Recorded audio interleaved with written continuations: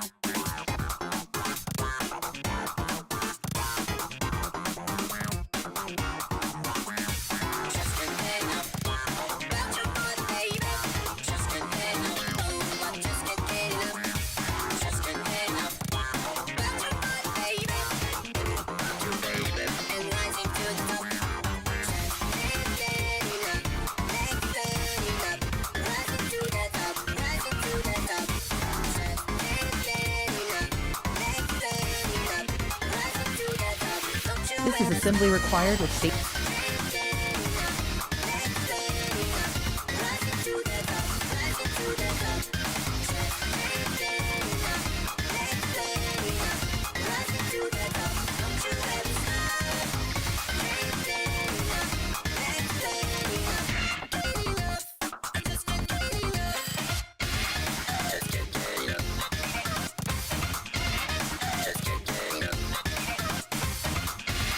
Just can't get enough.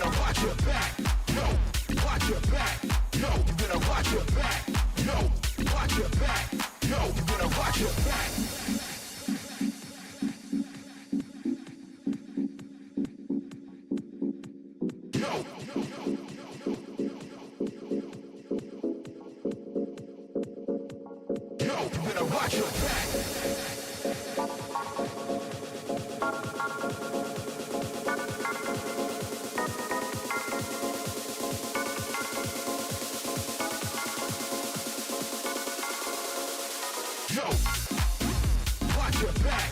Yo, you better watch your back. Yo, watch your back. Yo, you better watch your back. Yo, watch your back. Yo, you better watch your back. Yo, watch your back.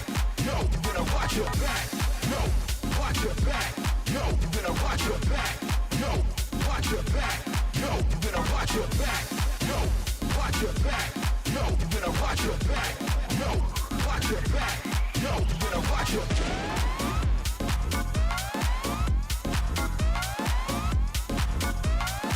You better watch your back.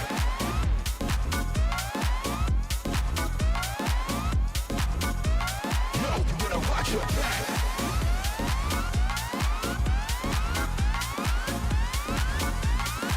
You better watch your back.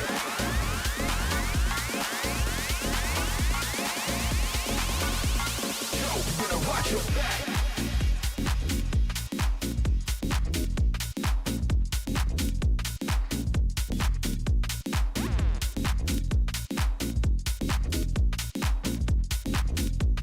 Yo, you better watch your back.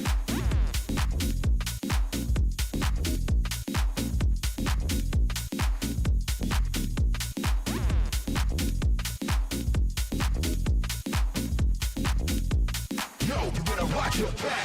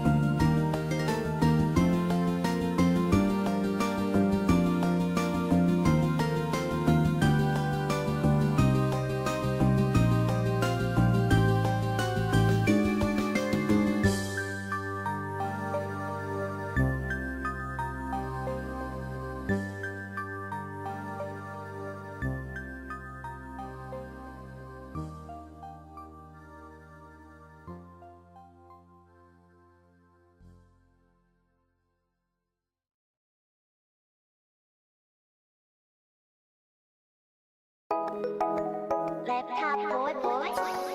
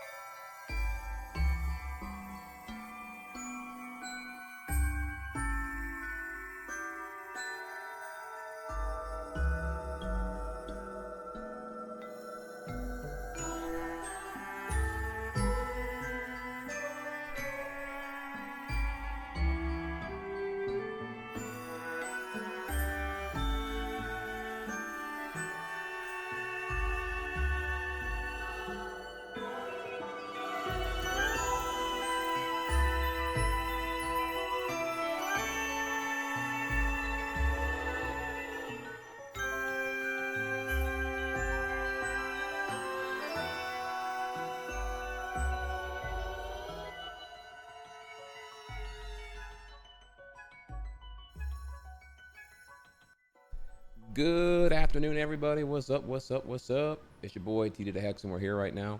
Let me get all up in this shit. What's up? All right, yeah. So we are slowly returning the full power, y'all. The YouTube IP ban is fixed. That feels pretty good. So now song request is back, and I can use my computer as normal, which is always a good thing. And I'm so happy to have y'all here right now. All right, well, let's get to it then. So, an effort to like get better at everything. Now that the elections calm down, well, now that I've like done my piece on the election, and my internet is also no longer bonkers with the YouTube outage and everything else here, investigating that. Again, I do apologize about it being a pretty sporadic, nearly 2 weeks. Didn't really see all that coming here, but it is what it is. Allow me to take a second here and break down what's popping today. Today. So you'll see here, I posted in the Discord if y'all are in there. I threw up a little schedule table thing, and you'll see here that today is the Yoshi Island TAS and controller surgery, and we are on time for a 1300 CST time right now, actually. Tomorrow I will be off. Tomorrow, my days off now are a bit more sporadic because I'm going to have my days off be whenever Venom is off, so we can enjoy time together and all that. I'm still going to get in here and hustle and all that shit. So today, Yoshi TAS and controller surgery. If you're curious about what I'm talking about here, it's the controller right here. We will talk about that in a second. So that came in from Amazon. Monday, we will be doing a deeper dive into Yoshi, depending on how surgery goes, and Mario Maker.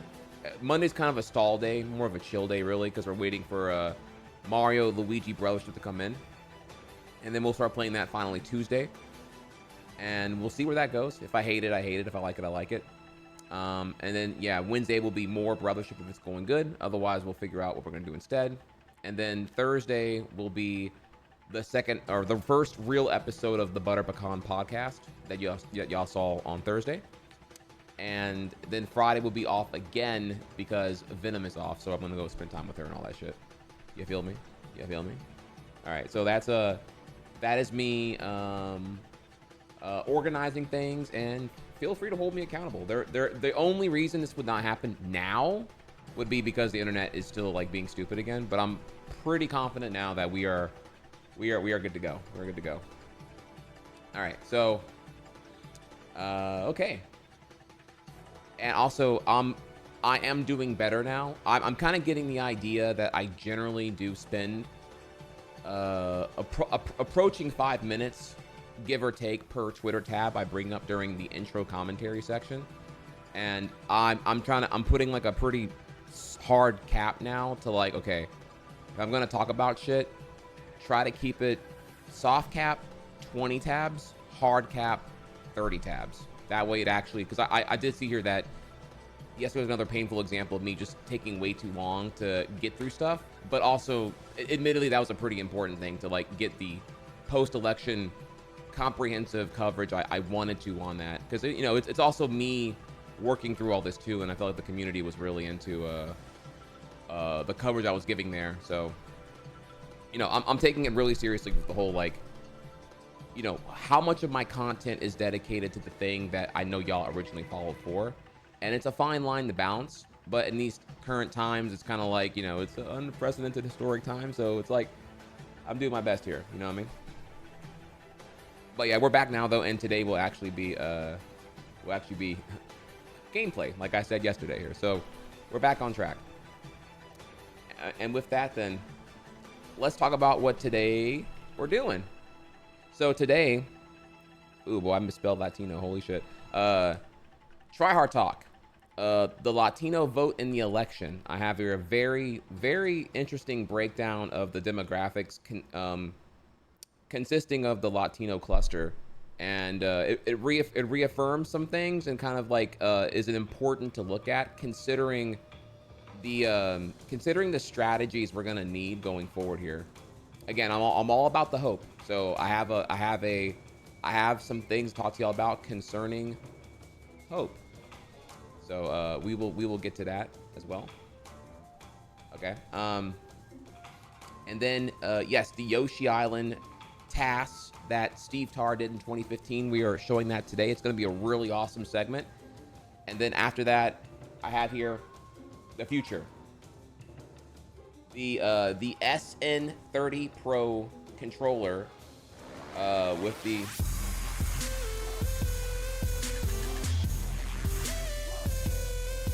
hell yeah, dude. What's up, LeBron Charge? I put hope in the BBL's Trilude. I put hope in the BBLs. An unboxing? Yeah, sure. I mean, it's not the most glorious thing here, but yeah, no, I haven't opened it yet. It just came in from Amazon. So this controller, it's not what you think it is here. You will see. But yeah, this might be the future of Yoshi Island speedrunning. We will find out finally today here. So that'll be big there. So big times ahead here in the realm of Yoshi. So thank you, Ninja Naruto, for the 79 months. Oh my fucking god. You are locking in. You're very close to the 6th year. Let me also remind you all, chat, that my next day off, which will be tomorrow, I will try to sneak in getting some of those currently the artist I have is they're waiting on me for commissioning officially the emotes. So we have 12 new emotes coming. Be really exciting. And let me think here, what else? Plus, concerning sub badges, that is something that I do wanna look into with because right now, again, sub badges are kind of like they have been unchanged now for like 5 years, and my initial solution was pretty lazy. I don't even think I have a new badge if you're beyond 6 years at this point, and a lot of y'all are already pushing past that now. So the Rainbow Yoshi badge, while it's cool and it's swag and it's gay as fuck, of course I do want to look into another idea to evolve it. And what sucks is, God, you ever remember that you had an idea but you forget what it was? Like you're remembering that you remembered, but you can't remember what it was. Really, really annoying. Because I remember I had this brilliant idea for the next evolution of the sub badge. It was during the subathon. It was like between like February and like May of this year. And I remember like, hey, somebody write that down.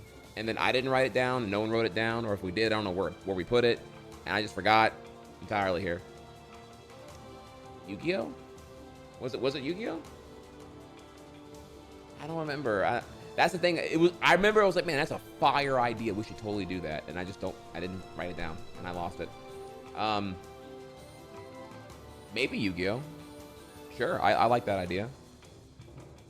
But what about Yu-Gi-Oh though? Was it like, I don't remember now. I just don't even I don't even have an idea of what the what it was at all. Like I have no like categorical inclination. I'm just like, and I could be even remembering this incorrectly. I'm like, I feel like I brought it up in chat during subathon, and then someone threw out a suggestion, and I was like, yo, that's we should totally do that. And when I'm not doing subathon, well, I'll happily something about a puzzle piece or something. Oh, the Millennium Puzzle. Ooh, okay. I'm going to write that down. For real. All right, okay. So, Yu-Gi-Oh! Millennium Puzzle, sub badge, question mark? Okay. Yeah, okay. Yes, it was this, and then it was like oh my god, okay. You're right. I remember it now. It was a try-hard silhouette with the Yami eye whenever the puzzle's assembled. Oh my god, yes. Oh my god, that's what it was. Try hard with the Yami eye. Oh my god. Okay, we're there. We're there. It was that. Okay, it was that. Chat, we did it. All right. That was the thing. Okay. Boom. Bam. All right. We will look into that. Clearly, we need drip, and the rainbow Yoshi is not enough here. I'd even go as far as say, even the multicolored Yoshis are kind of like they're indistinguishable. They're minuscule. Really, it should be like a green Yoshi, then like the golden Yoshi with like Super Saiyan aura or whatever, right? And then the rainbow Yoshi, because why not? You know, gay rainbows are powerful. And then like, so then beyond that should be like the next thing. So that's gonna be super sick here. Like I really want each year to really feel like a whole new fucking thing. So so yeah, if you're like let me think here. That means if you're a 4-year or older sub, I want to go out of my way to make sure that you feel super appreciated. And then from there we should probably find another concept, because then that'll be like the Millennium Puzzle, and then then I guess the Yami. I don't know. We'll have to figure out. I'll have to look into it here, but like we'll see. Like the Yoshi egg is cool. And it depends on, like, clearly the majority of my subs are not like gonna be like, they're not like in the pocket where they get to enjoy all this stuff here. So I gotta figure out what to do there. We'll see.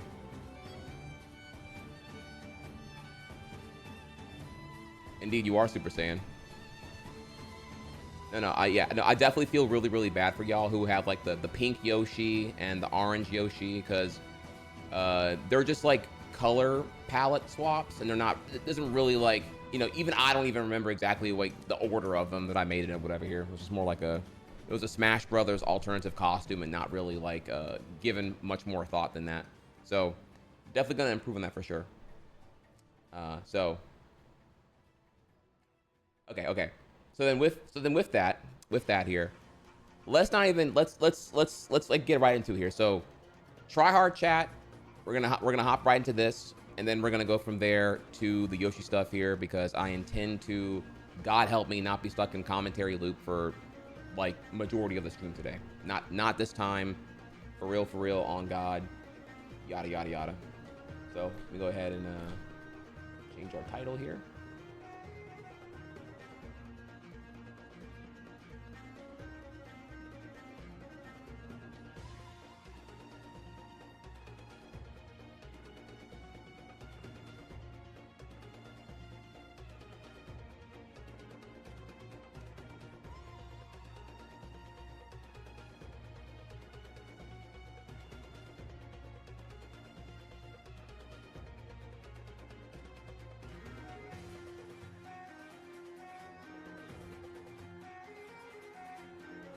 All right. Inspiring hope for 2026, 2028 election beyond. If you need inspiration, get in here. All right. Well, everyone, join me. Let's get it popping here, shall we? So we're gonna begin first with. I'm gonna go over here. We're gonna pop.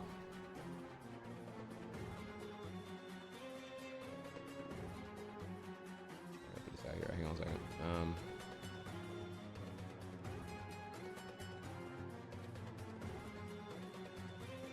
Sorry, I thought I knew where this was. Apparently, I do not.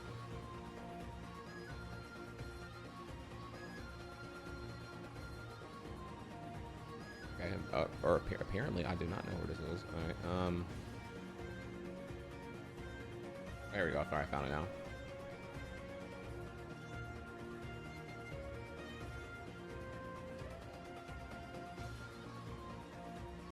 All right, so we're gonna begin first with checking out this segment from CNN. We have here Senator Jim Banks. I'm gonna show him here real quick. You can feel free to boom if you want to. So Senator Jim Banks is a guy who recently won election in very conservative and very red Indiana. Indiana, you may recall here, is the home state of Mike Pence. So he has been elected. I mean, it's all right here: husband, father, conservative. Da da da da. Okay, so yeah, he's Jim Banks, Republican senator. So we got to deal with him for 4 years, and we'll see where that goes. Generally, I don't know definitively here, but I'm going to assume here that his policies are abhorrent and probably really into any of the standard Republican stuff, or worse, into the Trump MAGA policies. Both are terrible all the way through here. Just kind of give you an idea of who he is. He went on CNN yesterday, and Dana Bash interviewed him here. I'm going to let this play because I'm going to let it play, and then when we come back, we will talk about like my commentary on what you're seeing here. Don't worry, this is not it's not a doomer segment. It's actually, I'm opening here with hope stuff because you're gonna see, maybe you'll see what's going on here. Maybe you won't, but I will break it down for you after we're done playing it. Republicans have now flipped 3 Senate seats with the potential of picking up another, setting themselves up to have at least 52 seats in the U.S. Senate. I'm joined now by one new member of that majority, Senator-elect Jim Banks of Indiana, who currently serves in the House. Congratulations, sir. Thank you so much for being here. Thank you. One of the top issues in your campaign was immigration and the border. What is the first thing that you want the president-elect to do? Well, I have no doubt. Donald Trump is going to be inaugurated on January 20th. He's going to hop in a car, drive down Pennsylvania Avenue, swing the door open of the Oval Office, and he's going to immediately sign executive orders to go back to the effective Trump policies like remain in Mexico, allow us again to build the wall at the southern border, and then end catch and release. And that's the perfect Trump formula to begin the process to secure the border. What's different about this time from last time is he's going to have backup in the Congress to support him to do it. And we will give him the funding that it takes to fully build the wall, to support our Border Patrol agents to do their important work. But it's going to start with those executive orders on day one.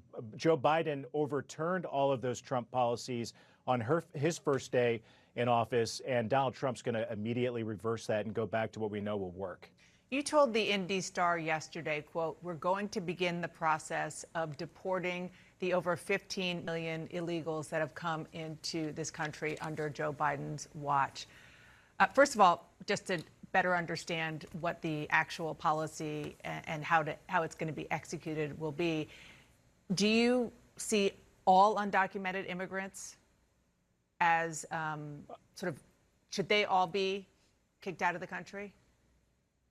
Well, some conservative estimates say that there are at least 15 million illegals who have come into the country on Joe Biden's watch. And it's my hope that we deport every single one of them that we can. And it starts with deporting violent criminals who are in the United States, who came here illegally, who have committed violent crimes. And I think once you do that, President Trump is committed to making that his first and top priority when it comes to mass deportation. And then also on top of that, increase the penalties on businesses who hire illegals in our country and take away the incentive for them to be here and for them to come here. And I think many of them will leave on their own. But the mass deportation plan needs to be an immediate focus of the House and the Senate. I believe when the dust settles, we're going to have a even bigger majority in the House, still a slim majority, but a bigger majority by a couple of seats in the House. And we'll have the ability to work together in both chambers to fund the mass deportation effort and give the president the backup that he needs to make it happen. So just to be clear, I know you say that it would be the people who are criminals first, but then ultimately every undocumented immigrant in this country, even those who perhaps are deemed by their neighbors as contributing to society, or perhaps those who are married to American citizens or legal immigrants. That's it? Children, adults, older people, they all should be gone? The American people spoke loud and clear on Tuesday. They gave this president and Republicans a mandate to do everything that we can. The goal should be to deport every illegal in this country that we can find. And as I said a moment ago, if you take away the incentive for them to come here in the first place by turning up the pressure on those who employ illegals, then you've taken away the incentive. They're going to go back to where they came from. So you start with the violent criminals. That Americans are counting on President Trump and Republicans to send them back to reduce violent crime in Hello, this fellow country. But I think tryhards, the goal try-fi. has to be, and the American people expect it to be, to deport those who came here illegally. And Give how them does that work? I mean, that's a huge undertaking. How does that even actually work realistically? no doubt about it. President Trump said yesterday that it could be costly, but the American people deserve it to do everything that we can forgive me, but to aside return from the sanity money, back to this country. The money is one thing, but I'm talking about like how does it work? If you just pick Indiana, for example, how do you want the federal government to go about finding people and physically getting them out of the country? I don't think this is that complicated. I spoke with a local sheriff in Indiana earlier today who's ready. Local law enforcement is ready to go to do what it takes to help with the mass deportation effort. But if you take away those incentives from business and put pressure on businesses who hire illegals in this country, then many of these, maybe most of those who are here illegally, are going to go back on their own. And that's what Donald Trump and Republicans in the House and the Senate are focused on. I think it begins with deporting violent criminals. It's not that hard to. Okay. I'm trying to hold in to not pause here. Understand so first off, Dana's actually pushing him. Okay, you're saying this insanely fucking radical thing where you just I guess vigilantes get assist cops and just hunting down illegals. Okay. Do you have some kind of database you're going to report to, or are you just going to throw them in containment camps and just figure out the paperwork later on? Are we talking about some kind of this seems really invasive and very expensive? Do you have the logistics understood here? I'm not even, and the thing is, her question's a softball because it's all, you're the one leaning forward, advocating and slobbing Trump's fucking knob on this whole thing here. We're not even asking you how will Congress do it. We're asking you yeah, you advocate for it. So what's your ballpark logistics of it? Oh, it'll be easy. Yeah, but how? How are you going to find who's illegal and who's not? How are you going to do all that here? Your Republican businesses run off this shit. They love cheap, low-cost immigration labor. What the fuck are you talking about? You're biting the hand that feeds you. You keep blaming illegals and immigrants, but they're the ones that are clearly keeping the labor low comparatively here, I would say. So what the fuck are you on right now? They're hardworking as all shit, and they do not commit crimes. Holy fucking shit, that is such a cap right there as well. Can you deliver any kind of substance on this crazy fucking thing you're proposing here? Because it sounds like just fucking Nazis busting down doors, and if you smell like a Jew, I don't care if you are or not one, off you go. Let's go. So, yeah, understand here, this is Looney Tune, wacky, dumb shit. And even Queen of Softball interviews Dana Bash is bro, I'm giving you the floor. You can just tell a lie right now and she wouldn't call it out. And you can't even do a lie because there's not even a plan. There's not even unironically, it is the concept of a plan, as Trump said at the debate. Okay, your plan is, yeah, we'll get it done. How? Oh, I don't know. It's easy. We'll get it done. Bro, so you know what this means here? This is when shit hits the fan hardcore, that in a way here, remember, this is a hope segment. In a way here, remember whenever Trump administration just was oh, we got to get rid of Obamacare. We got to get rid of Medicaid. We got to we're going to do a Republican healthcare plan. And then they just proceeded to not have one. They had years, plenty of years.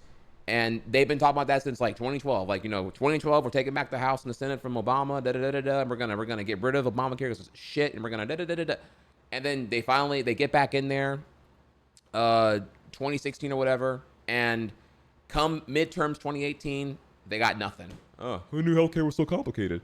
So, okay, we're talking about that level of incompetency. And what's going to be interesting here is that all the Trump voters are going to get pissed off because they're going to see their businesses decline bonuses or whatever because the cheap immigration labor will no longer be fruitful if they succeed on this year. So it's going to hurt the Trump voters in the bottom line. They're going to remain pissed off and whatnot.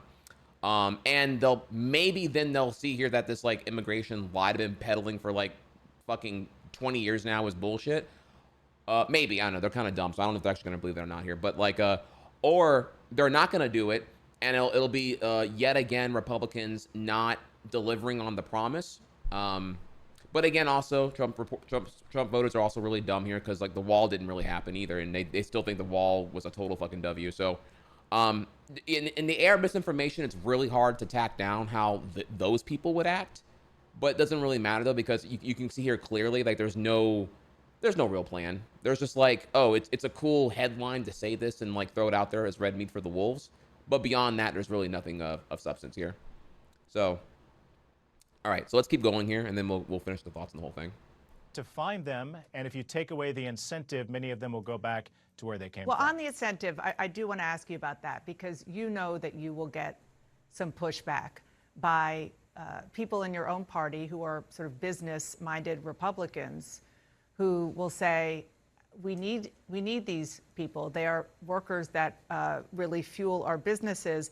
And then aside from business, just even taking agriculture as an example, I want to read a quote from Michael Marsh, President and CEO of the National Council of Agriculture Employees. He says, from an employer standpoint, you're very concerned when you hear somebody talk about deporting a significant amount of the existing workforce. What do you say to him and others who really do rely, even hospitality, who rely on these undocumented migrants? A mandate is a mandate, and the president winning the popular vote on Tuesday is a strong signal that this is what the American people, the public, expects us to do. And only Republicans who completely misread the moment, who don't understand what the mandate means, and I don't think there are very many of them left in Congress. It's a much different Congress makeup today than what it was in 2016 when President Trump was first elected. You don't have Republicans in the House and the Senate who will fight back against President Trump to do what the American people want him to do, to deport illegals and to secure the border. The American people are counting on us to do it, and that will be our focus. Before I let you go, the filibuster is something that you're going to have to contend with potentially now that you are going to be in the U.S. Senate, not a House thing. The Republicans, of course, don't have 60 votes and will not get 60 votes after all the dust settles. So as long as the filibuster does remain in place, Democrats will have the ability to block legislation. Do you want to keep the filibuster, or do you believe that the Republicans should consider? Oh my God.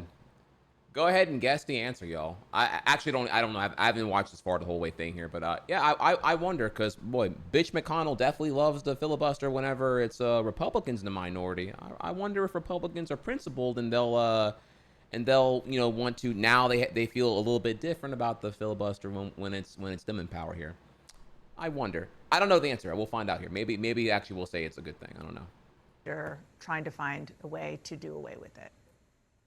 Well, remember, Democrats campaigned on doing away with the filibuster. Right. And so what do you think? The think? voters spoke loud and clear on Tuesday. We're likely to have 53, maybe 54 Republican senators. We don't need to do away with the filibuster. We should have at least 3 bites at the apple of a legislative process and maneuver called reconciliation, which will avoid the 60-vote rule. The Democrats used it to massively expand the federal government when they had both the House and the Senate in Joe Biden's first 2 years, and Republicans are already preparing the way to use reconciliation to do things like bring down the cost of groceries, to bring energy production back to the United States, and to undo the massive expansion of the federal government and federal spending. And that will bring down inflation in our country, and reconciliation is a way to do it, to allow for a simple majority vote in the United States Senate. So it sounds like you're saying, no, keep the filibuster in place.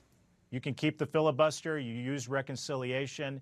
We could use it 3 times in 2 years because we have 3 opportunities to do it. And I think Republicans were ready to go. We've been preparing for this moment. That's a big difference between 2016 and 2024 as well. We're prepared. We're ready to go.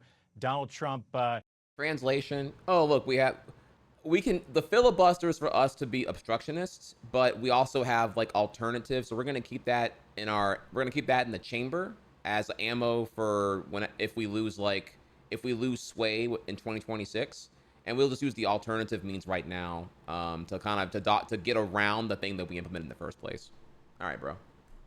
knew he was going to win on election day, and he knew it for a long time, and he's been preparing his team and Republicans in the Congress to get things done.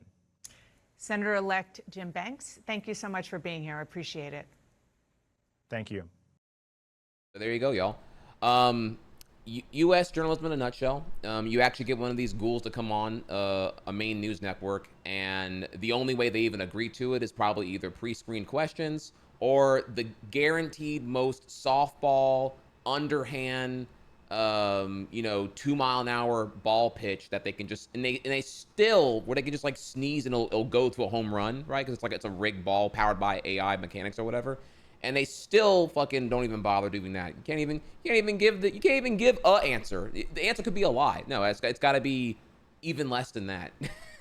So, okay, yeah, this was a very gross segment, but do see here that the baffling amounts of incompetence, and they don't even have a prepared lie to deliver to the public watching this thing right now.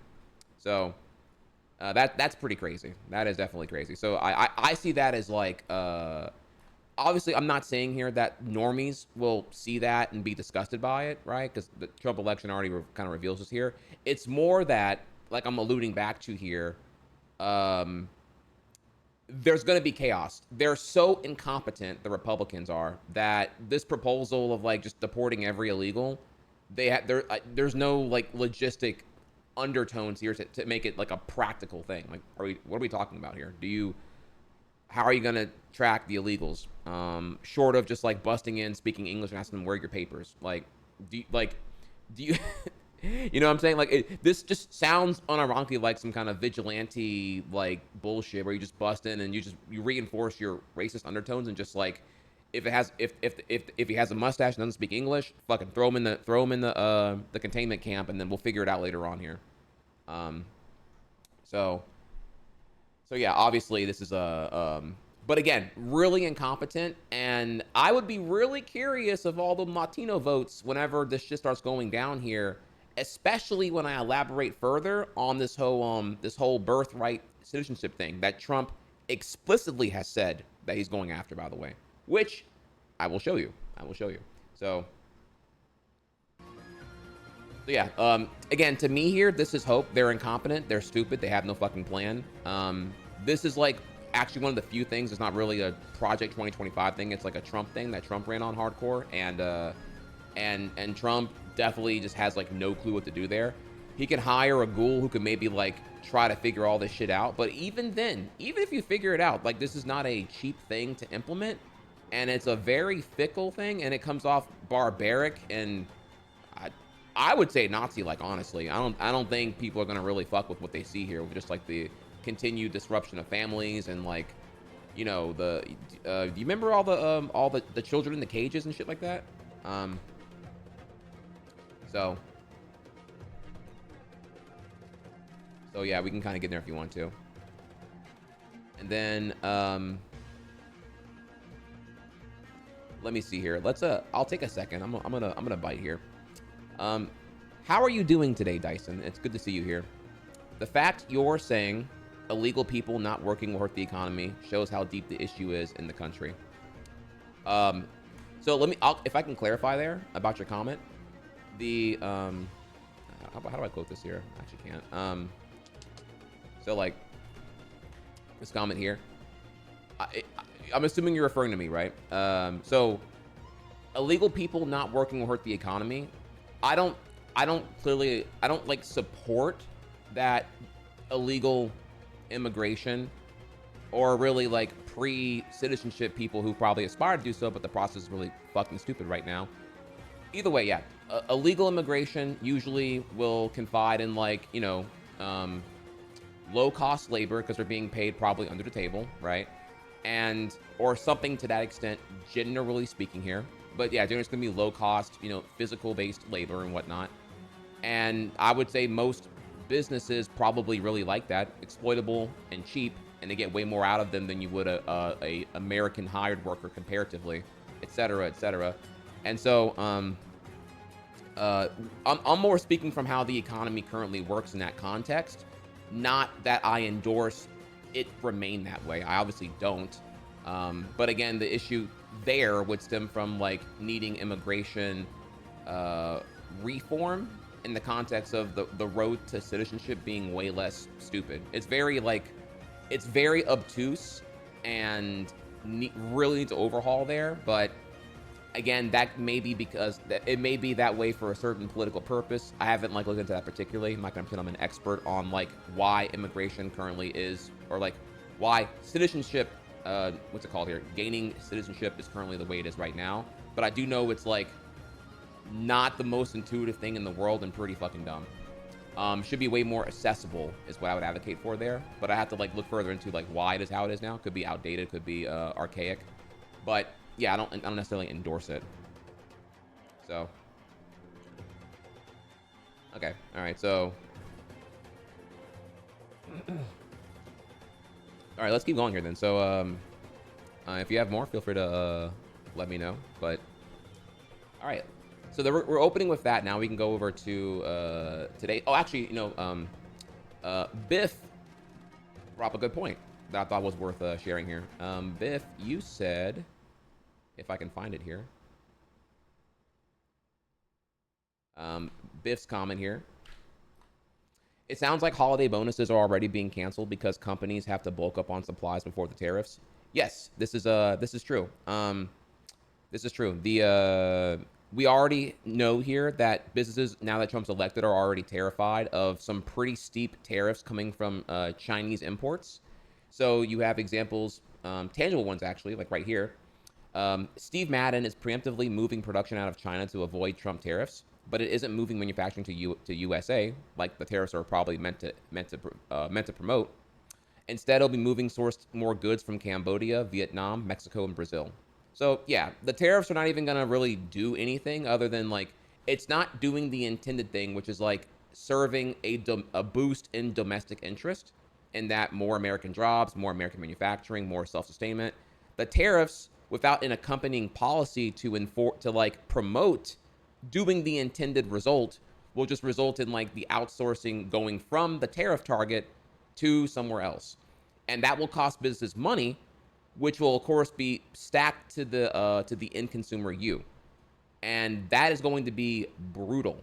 Trump has been attacking on China, specifically on tariffs, hardcore, explicitly, a shit ton of times. Potentially it's such a suicidal economic policy that perhaps lobbying efforts and literal oligarch billionaires who represent the Walton family for Walmart and Target or whatever else here may beg Trump to not do it, because so much manufacturing is done in China for USA shit that it would actually just fuck over American businesses, literally. But Trump may say, fuck you, you don't know any better, I know the best, I'm a king, whatever here, and go with it anyway. But either way, 100%, this will definitely result in higher prices for the end consumers in USA, 100%, no way around it. And particularly, an argument I would use here for normies, especially Twitch audiences and gamer bros, is like, are you ready for your video games to just cost more all around here? Like PC parts manufactured out of China,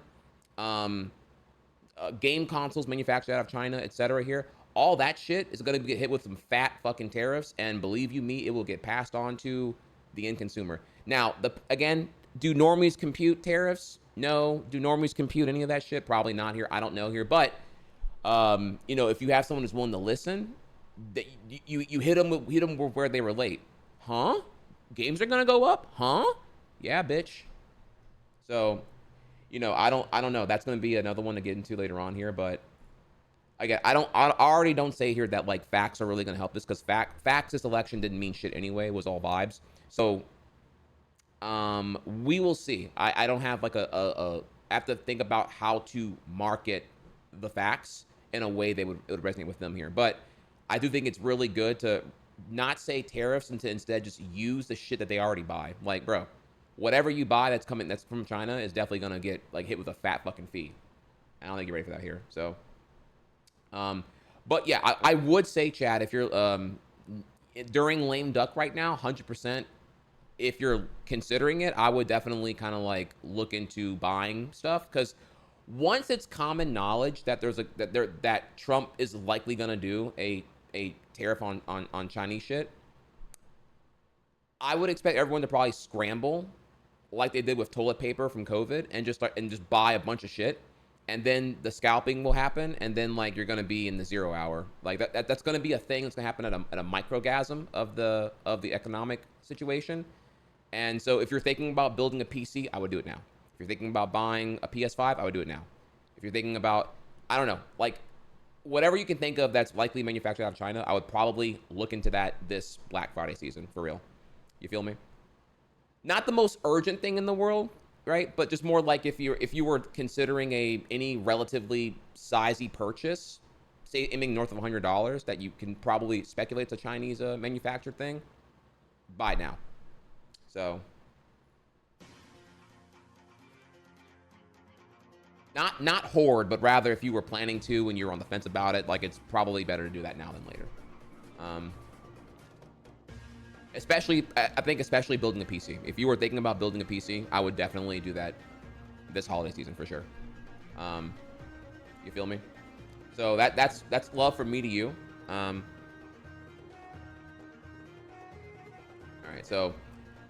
right, cool. Let's so then now that we open with that segment, let's get into things underway here. Okay. So next up, if you did not hear, Nancy Pelosi did a tell-all interview. I mean, dude, it's such a glaze fest here. Holy shit. The New York Times did an interview with Nancy Pelosi. This happened after the election, and she went ahead and delivered some raw here. This was this posted yesterday, I believe, or day before yesterday. It's long. I'm not gonna lie to you. I don't know if I feel like reading all this shit because there's a whole lot of shit here. Again, an effort to make my segments for political shit shorter, I would tell you to read it, and then you can come back here and we can call it all the bullshit if you want to. But for the sake of brevity and time, I'm dropping the link for you right now. Read it if you want to. But let's get into the parts that I want to talk about. Nancy Pelosi says of Bernie Sanders' critique of the party, Bernie Sanders has not won. I don't respect him saying the Democratic Party has abandoned the working class families. So you'll recall here, Bernie said this. Let's read the segment here. She took issue with comments this week from Senator Bernie Sanders, the independent progressive from Vermont, who suggested that Ms. Harris's defeat had come in part because Democrats were too focused on identity politics at the expense of economic concerns. Bernie Sanders has not won, Ms. Pelosi said. With all due respect, and I have a great deal of respect for him, of course you do, for what he stands for, but I don't respect him saying the Democratic Party has abandoned the working class families. She suggested that cultural issues were more to blame for Democrats' losses among the working class. Guns, God, and gays. That's the way they say it, she said. Guns, that's an issue. Gays, that's an issue. And now they're making the trans issue such an important issue in their priorities. And in certain communities, what they call God, what we call a woman's right to choose. Oh my God, bro. Okay, so obviously here, chat, this is like hyper stupid and very fucking wrong the whole way through here. We're talking about Nancy Pelosi, who is, you know, the House Speaker, the House Majority Speaker for Democrats, and has been for like decades now. Nancy Pelosi, who is the, I'll keep it a buck here, who is the most winning trader in the history of NASDAQ. This chick, I want to call her bitch, but goddamn, bro, I'm trying to be reserved right now. She is the most winningest trader on the stock market, I believe, in the history of its tracking ever. Like her trade on return is insane because she continually abuses insider trading. The policy's done and all that. Just to give you an idea, Nancy Pelosi's net worth is somewhere north of $130 million. Compare that to shit stains like Mitch McConnell, who has been the Republican Senate Majority Speaker, or whatever that's called here, the Senate Speaker. And he's been, you know, this guy has got a rap sheet of blatantly fucking over American people continuously, shitting on the labor class, shitting on unions. He is married to an Asian woman and supported a bill banning interracial marriage. This guy, I mean, he's been seen with the with Confederates and the KKK. Mitch McConnell is a vehemently gross individual who is excessively corrupt. Not news to y'all here, obviously, but his net worth, $35 million. Just to give you an idea of how ridiculous this woman really is here. So, AOC, Alexandria Ocasio-Cortez, she actually submitted legislation to bar insider trading in Congress, and Nancy shut that shit down. Like, oh no, we're Americans. We're allowed to practice free trade, and that's the American way. And she's very clearly pro corruption in the context of insider trading, and that alone is already like a no good. When you add in like the lobbying and everything else here, it's no wonder that most of Congress is gross with a 9% approval rating and totally sold out to corporate interest and whatnot. They're already paid like, $200,000 a year salaries each, but not enough for these fucking ghouls here. They still easily make, giga bank with, again, doing back-end favors and deals for corporations constantly. It's gross. So, so I'm not a fan of Nancy at all. Nancy, maybe at one point, like 20 years ago, when it was more of like a men's sport to be in political office, was maybe like a cool thing, whatever. But like where we are now, I mean, dude, she's been speaker for so long, and has been overstaying her welcome for comfortably since at least 10 years now. It's just been like clearly a decay and cyst on what could have been the proliferation of the Democratic Party, especially back in 2016. So I don't forgive her for like, being part of the whole thing with shitting on Bernie, because she's definitely part of both those attempts here, 2016 and 2019. She's not as relevant to Bernie being shunned in 2024's election, but that's a different story we can get to another time here. But her saying this, chat, this is already a for-profit media narrative being spun to all. They're already attacking progressives here. They are not holding back here. They're already going in on the offense that supporting trans, supporting gays, gender identity politics, which was not even close to a thing that Democrats ran here. Holy fucking shit. Lies, misplays, and pivoting blame to everything but themselves, what they're already doing. The fact this is a New York Times piece kind of already shows you, like, I'm hoping people have the IQ to see through the garbage here, but you're already seeing like a lot of shit to shovel through already. Remain intolerant of this garbage here until we hear new leadership at the Democratic point. Fuck them all the way through here. And this is exactly reinforcing here. Okay, I guess the dagger is not in the kidney enough here. We gotta go harder. So I ain't even got time for this, bro. This is bullshit all the way through here, 100%. I don't respect Bernie Sanders saying the Democratic Party has abandoned the working class. And Nancy Schiff's uncomfortably atop a Chay's lounge made of gold bars she got from doing money crimes. Anyway, I think it was the gays that what did it. Yeah, so throwing... This last paragraph is insulting. The middle paragraph is also insulting, and the whole thing is obviously incorrect here the whole way through. And we covered all this yesterday here, so nothing you didn't already know, right? So just kind of wanted to throw that in there for you. The other things, and again, I'm giving you the summary here. That way you don't have to, because I already read the whole thing, but you don't want to like. Again, we got to move on today. We have more shit to get to. The important thing to know here, actually, from this is that she doesn't just throw progressives under the bus and Bernie with a direct bullet there. She also reveals in the NYT interview that it wasn't her idea to have Biden run again. Biden went off the script and did not collaborate with the DNC, and Biden was the one who initiated that he was gonna run again. There was not a group meeting to consult over that decision. Pelosi was actually in favor of the conventional, hey, let's do a primary and let's vet the best person here. And in my opinion, yeah, she was definitely looking to get Gavin Newsom out of California to probably be the guy, because they got some stuff together for sure. But then Biden like kind of fucked over that operation by running and staying in and whatnot. And only at the behest of, from what I understand, Pelosi had to really tell Dr. Jill Biden, hey, you need to put a leash on your fucking husband because we are all going down hardcore right now. That debate was terrible, right? The Trump versus Biden, atrocious debate performance clearly here. And so it took Pelosi to do some like super backstage threats that included courting Jill Biden to tell Joe, honey, you gotta stop. You don't have it in you, bro. So, did Biden fuck us? To a degree, yes. If Biden had stuck with his word, as he said here, I'm gonna be a one-term president. I'm gonna be what we need right now to beat Trump in 2020. Which again, even that wasn't true. Remember, he was flailing in 5th place until the DNC elite consolidated behind him to just prop him up and get him across the finish line.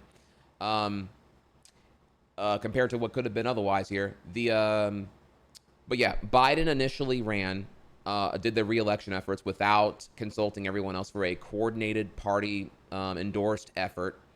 And then when Biden stepped out, Biden fucked over the party again here in the context that it was his decision to appoint VP Harris.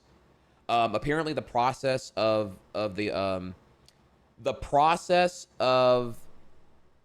because the Democratic National Convention hadn't yet happened, but Biden had already evaporated like comfortably like 9 months of what could have been like primary campaign season, leaving very, very little time for what could happen next year. You may recall here that he appointed Harris, and then Harris accepted the nomination at the DNC, at which point she was locked in. Biden did this as kind of like a fuck you, like, you know, again, if you read it here, if you get a chance, it's a lot to read through, but like Biden as a fuck you, like threw his VP in there and made her run, rather, I guess it's like an ego thing. I don't know exactly. I can't say why, but that's what he did. And that's what they were stuck with. Pelosi did not want Harris to run. She didn't believe Harris can actually do it. She wanted Gavin Newsom comparatively. That's my interpretation of the interview she says here. But yeah, Biden stayed in. Biden overstayed. It wasn't like a party-wide consultation. He when stepping out, he appointed Harris before the convention was to happen here, because they generally needed someone or whatever here. There was going to be a really thing, whatever. But I interpret it as he did it as like a fuck you to Pelosi at the very end here, and then they had to kind of roll with Harris at that point and make it happen. So yeah, very, very murky waters here, and in the whole way through, just shitty fucking leadership the whole way through. Let's keep in mind here that, again, like I said, if you go back to old hex here, I covered this in 2019, 2020. Harris was like an awful campaign. Harris got destroyed and was losing to Pete Buttigieg, Tulsi Gabbard, and everyone in between here. Kamala Harris was not spitting in the 2019 Democratic primary. And again, would she have actually even like won if she was a proper, like in a competitive field going into the 2024 primary, if there was one before just being appointed privately? Probably not, in my opinion, because again, she's already an unpopular VP as well. She has a lot of floundering she did here. She had initial surge of popularity when appointed. Again, I would say because like just it's more of the whiplash of how incompetent Joe was, and having someone who could, because Joe can't beat Trump, but Kamala could beat Trump. That was the perception at that time here. So yeah, her surge in popularity when she was appointed was a good thing, most certainly, no doubt. But again, the whole thing here is that it's all coming into play right now when you see here what happened on the back end and where we are now. So yeah, again, gonna really go in here. Read that when you get a chance. Read it only because you need to know how much fucking garbage is thrown out here the whole way through. Pretty cringe. All right. Next up here, I am not a frequenter of Pod Save America, but from what I understand, Pod Save America is one of the more bigger left-leaning podcasts. I have not consumed their stuff particularly. I don't even know if it's really good, but it is popular. So this though made waves that I wanted to talk about here. You'll see here, the Biden campaign apparently had internal polling that showed Donald Trump was going to win 400 electoral votes. at the same time that they were insisting he was a strong candidate. So let's listen in for a quick here, a little 2-minute clip, and then we'll continue. Joe Biden's decision to run for president again was a catastrophic mistake. It just was. And he and his inner circle, they refused to believe the polls. They refused to believe he was unpopular. They refused to acknowledge until very late that anyone could be upset about inflation. And they just kept telling us that his presidency was historic and it was the greatest economy ever. We just heard him again say that it's the greatest economy ever. Clearly, 70, 80% of voters don't believe that. They don't believe that about their own personal financial situation, but they just keep telling us that. And then after the debate, the Biden people told us that the polls were fine. And Biden was still the strongest candidate. They were privately telling reporters at the time that Kamala Harris couldn't win. So they were shivving Kamala Harris to reporters while they told everyone else, not a time for an open process, and his vice president can't win, so he's the strongest candidate. Then we find out, when the Biden campaign becomes the Harris campaign, that the Biden campaign's own internal polling, at the time when they were telling us he was the strongest candidate, showed that Donald Trump was going to win 400 electoral votes. That's what their own internal polling said. There were polls showing 80% of voters thought Joe Biden was too old to get a second term before the debate. And then we all watched the debate. And then in the last few weeks, Biden was campaigning, and he said, we need to lock Trump up. He created a controversy over whether Trump supporters were garbage. He said, the weird thing about slapping Trump on the ass. Like, his moments on the campaign trail weren't flawless either. You cannot. It's absurd. It's absurd. Trying to be generous here. I'm not. I'm done being generous. I want to stay for the record. I also think all the TV money ads should be.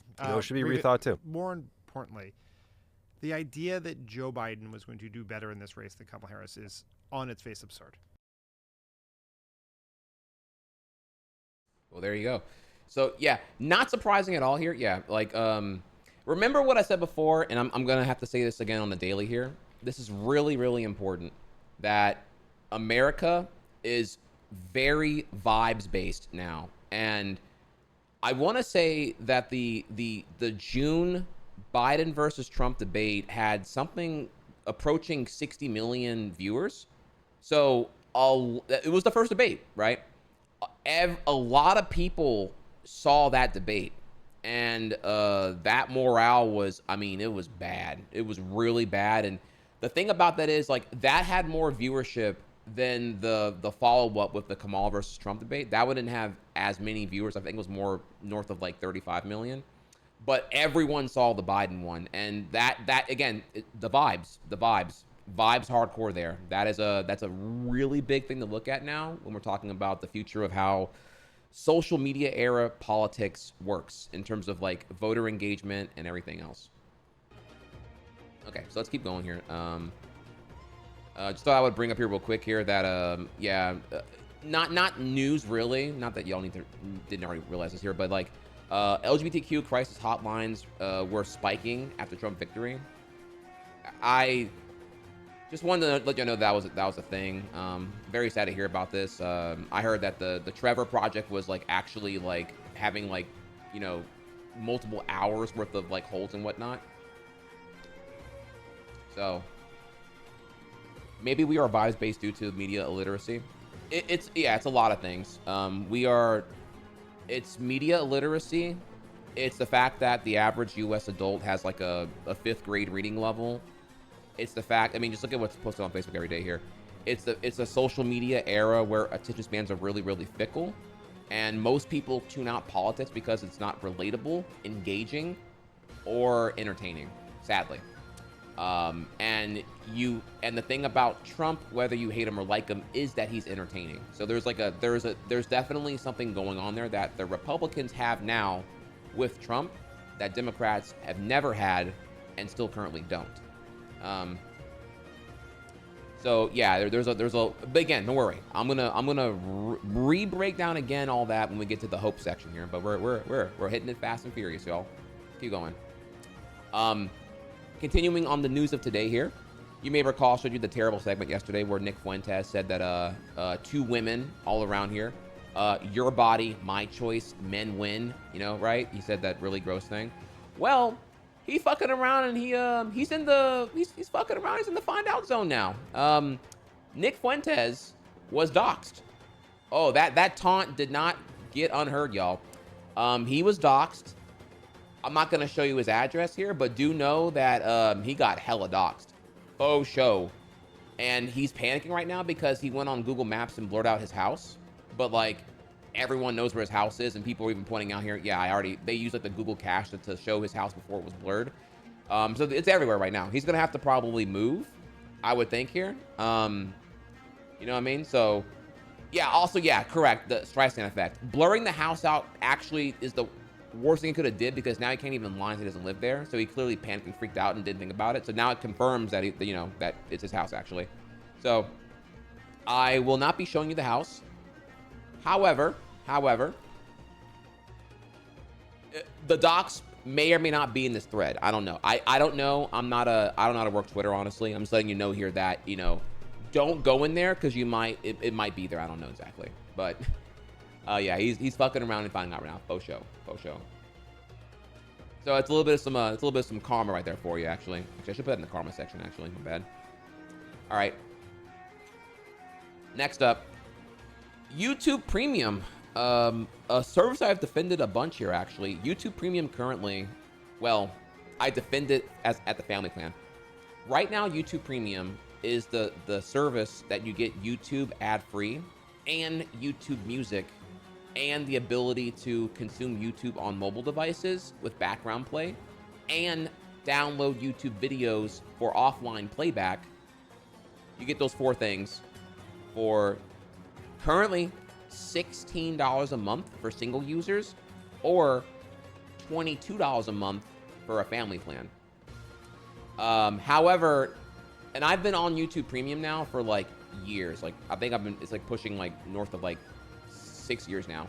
I've been pretty happy with it, but there's already a nasty spike of 60% happening internationally right now. For euros and elsewhere, it's jumping up from 25 to 40 US dollar equivalents in those markets. It has not happened yet in USA. I'm assuming they're testing this in the EU first, and then gonna maybe follow suit with something in the USA. So yeah, with that, it's looking like it's gonna be very, very painful. It's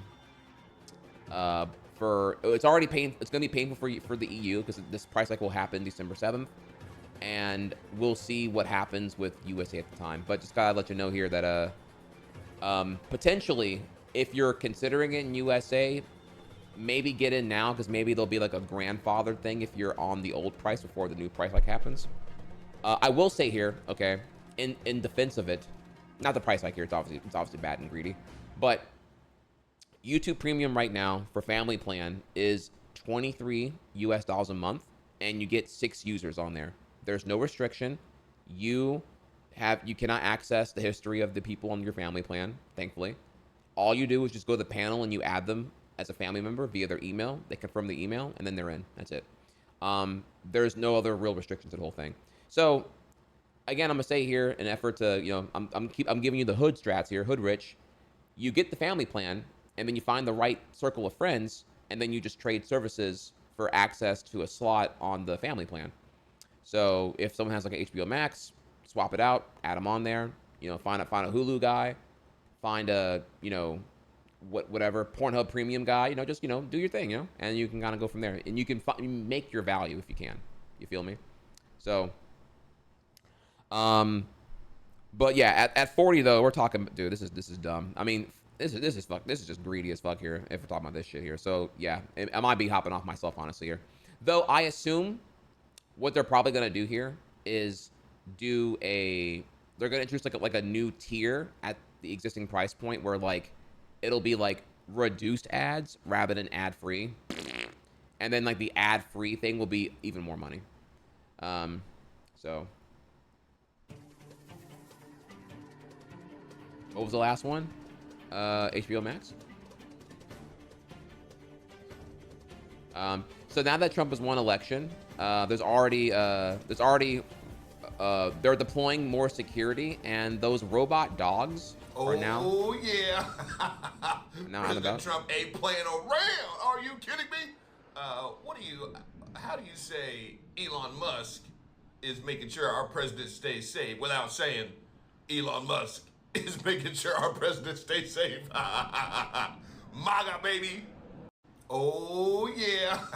Ignore the commentary, but yeah, they're beefing up security now and everything else. Just kind of to show you here that if anything here, the normalization of the surveillance dog robots is something here. I wonder what these things actually do. I don't know. I can't make out what the model is from here, but I'm wondering if, like, do these things have like a weapon on them? Like, is it like a flamethrower equipped dog? Does it have you know what I'm saying? Like, I'm wondering what the protocols are here. I admit. So.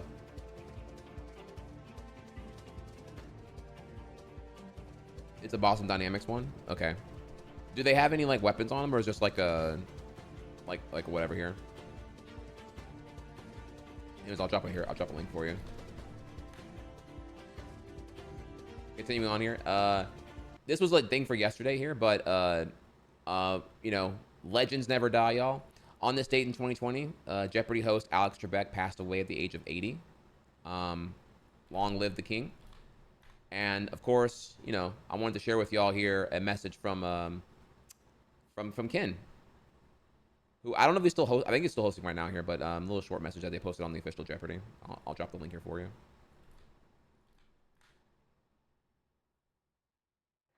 Today, on the anniversary of his passing, I've been thinking a lot about the last time I ever came here to watch him host. It was shortly before the pandemic, and he had announced his cancer diagnosis, and he actually asked if I would come backstage. And I was a little bit apprehensive about this. I'd never been to his dressing room, you know, as a contestant. You know, he wasn't feeling great that day. Often he would look and sound fantastic while doing the show, but he wasn't in the best shape backstage. But he greeted me warmly, and I asked how he was doing. And I was really touched by how emotional he was about the outpouring of love he was getting from Jeopardy fans. You would not believe just the tens of thousands of letters and notes and Afghans and emails and everything that poured in. And he went through and read everything. And he said, Ken, you know, most people don't get to hear the nice things about themselves because people don't say it till after they're gone. You know, they say those things at the funeral. He said, I got to hear all those things while I'm still here. And it was just sweet how genuinely thoughtful and grateful he was for that opportunity. It struck me then that maybe he had never thought much about how much he meant to people as kind of a light entertainer, a quiz show host. He didn't realize how important he was to people who watched Jeopardy. I remember giving him a hug, and maybe that was a mistake. I don't know if Alex was a hugger, but it was just nice to be able to see him and think about how he thought about his life that way. He didn't realize what he meant to us, which was everything. Oh man, y'all already know here. I was we were all going through it. I did some coverage of when Trebek passed from Jeopardy and all that.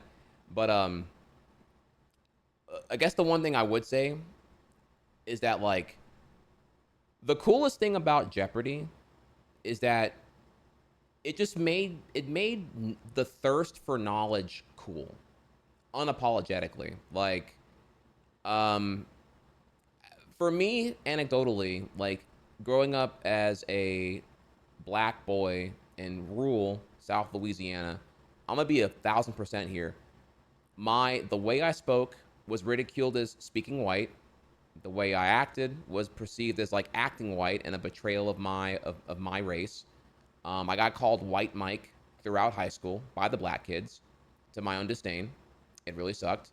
It made me really insecure. It made me at war with the things I enjoyed, because I'm like, I don't, the classic thing. It's so fucking dumb now, because now, like, anime is mainstream as fuck and everything else. Here now, it's like we're at social media era where, like, all hobbies are like have their own niches and you can find people regardless of race without. But back when it was a painfully analog experience to find people that are into what you're into, and in something as like painfully tribal as like high school social hierarchy.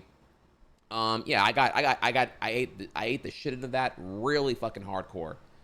Never dealt with that when I was in Florida, when I was in Orlando, but then when I moved to Louisiana, oh my God, the whiplash and the culture was insane. And the thing about Jeopardy the likes of maybe Jeopardy and for a younger audience reading Rainbow, just making knowledge and the thirst of it and the curiosity and the imagination of the whole thing cool and like accessible and entertaining, I love. I mean, you're not gonna. There's a reason you can see it within me hardcore here. You know, when we were watching Blue's Clues as adults, yeah, I can't help it. I cried every episode. Actually, I would watch Blue's Clues and I'm like, man, why is this? You know, we were watching this in what 2021, I want to say, or 2022.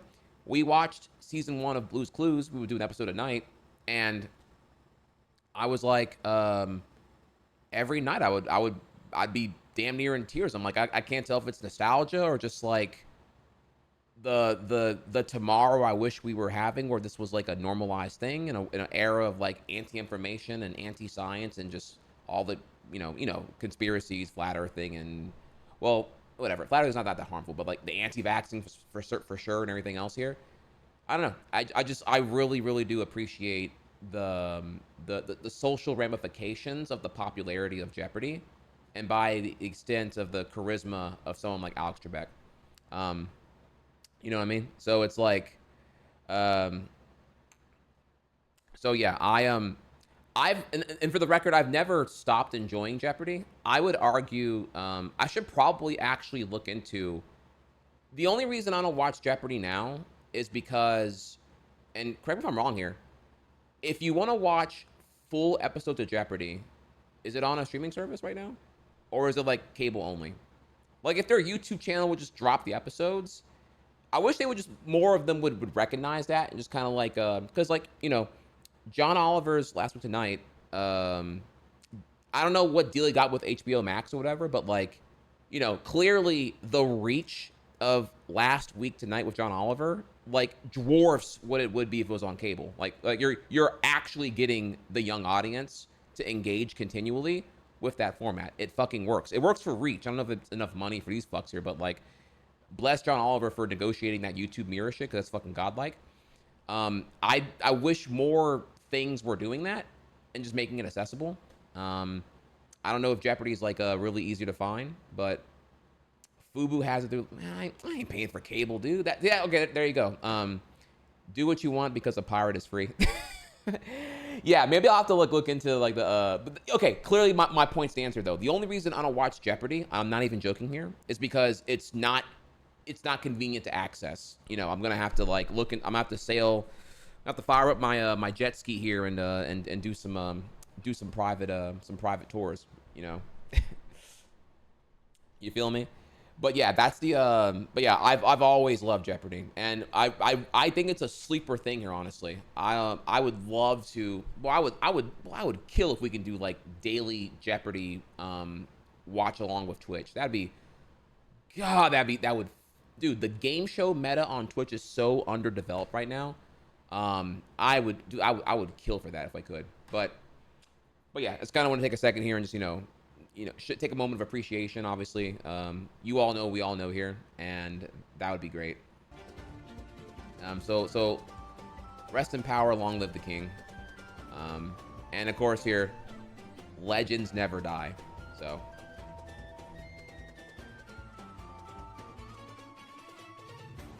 what he meant to us, which was. I'm going to Richard actually. I know where Richard at. Okay, all right. All right, so yeah, thank you for listening on that one. All right, let me see here. So now we are, all right, cool. We covered all of that. Man, we're going fast too. I'm so proud. Next in news, our last news topic of today's date, particularly here. Astrobot has officially sold 1.5 million copies, y'all. That's really, really good. So Astrobot, keep any game that is a PS5 exclusive. I worry that poor sales due to the hardware paywall will mean that they'll misinterpret the game as bad. So I do think that Gunnar Blade is a really good game. I think Gunnar Blade is gonna like make bank whenever it can get off PS5 and go to PC finally. And Astrobot is another game that it's like one of the best Sony releases in a hot minute. Universally acclaimed, and even I enjoyed what I did play of it. And simultaneously, it is It's another situation where I worry that it's it may be doomed to stay on PS5 only because it's so intrinsic to the PlayStation brand that it might feel a bit weird that's going to be on PC. Hopefully not the case though. But yeah, it did. Even all that aside here, it is proving successful, which is great. Oh no, yeah, I'm referring to Stellar Blade, not Xenoblade. I didn't think about Gunnar Blade in that context. Yeah, we'll see though. Okay, all right, and we can close this group. All right.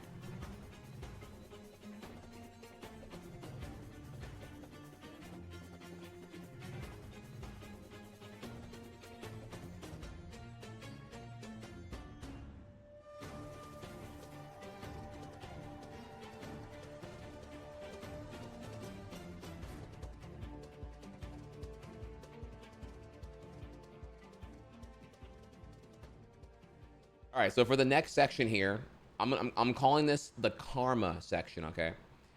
This may be a reoccurring section, but in karma, we're looking at, it's a little bit petty, but I'm also a petty bitch here.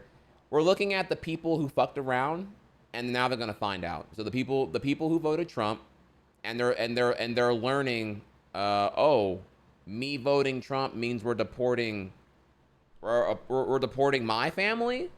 No, well, hang on, wait. They haven't gotten their papers yet. Oh, well, honey, that don't matter. Well, wait, but they had a daughter here, and the daughter's American. Oh, honey, they're taking that away too. Huh? Wait, they're gonna revoke birthright citizenship? That's what they're saying. No way. So look, if it helps you get through the day here, then we will be a petty bitch, and I will show you what's popping. So let's begin. I got 5 tabs for you here. Y'all have no idea the rupture that is happening in Latino families right now. It's crazy to hear the stories of men voting for Trump, even if their parents are undocumented because of the economy. Ladies telling me they will never speak to their brothers again, etc. So sad.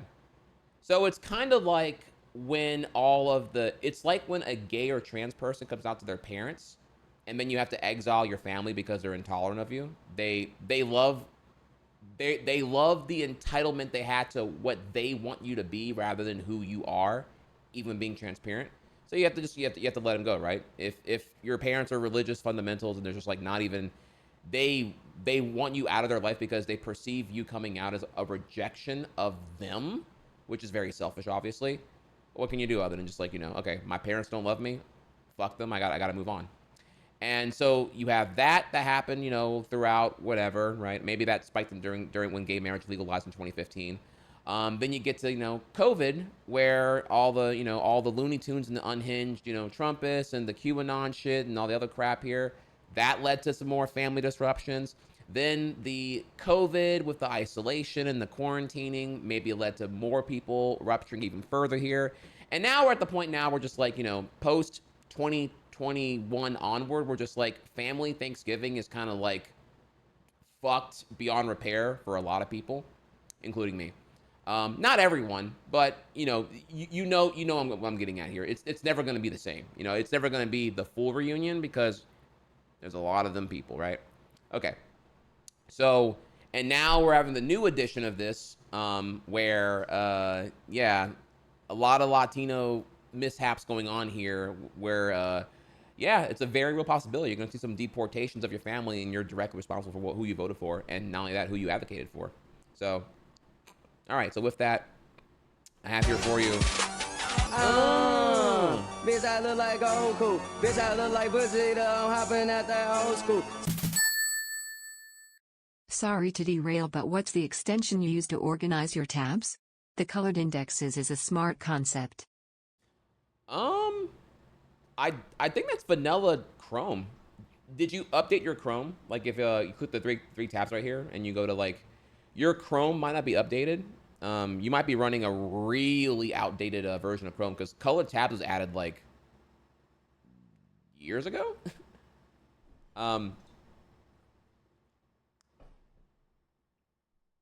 Yeah, you just like right click and you go to like add to group, and then you just kind of like do your whole thing right here and whatnot.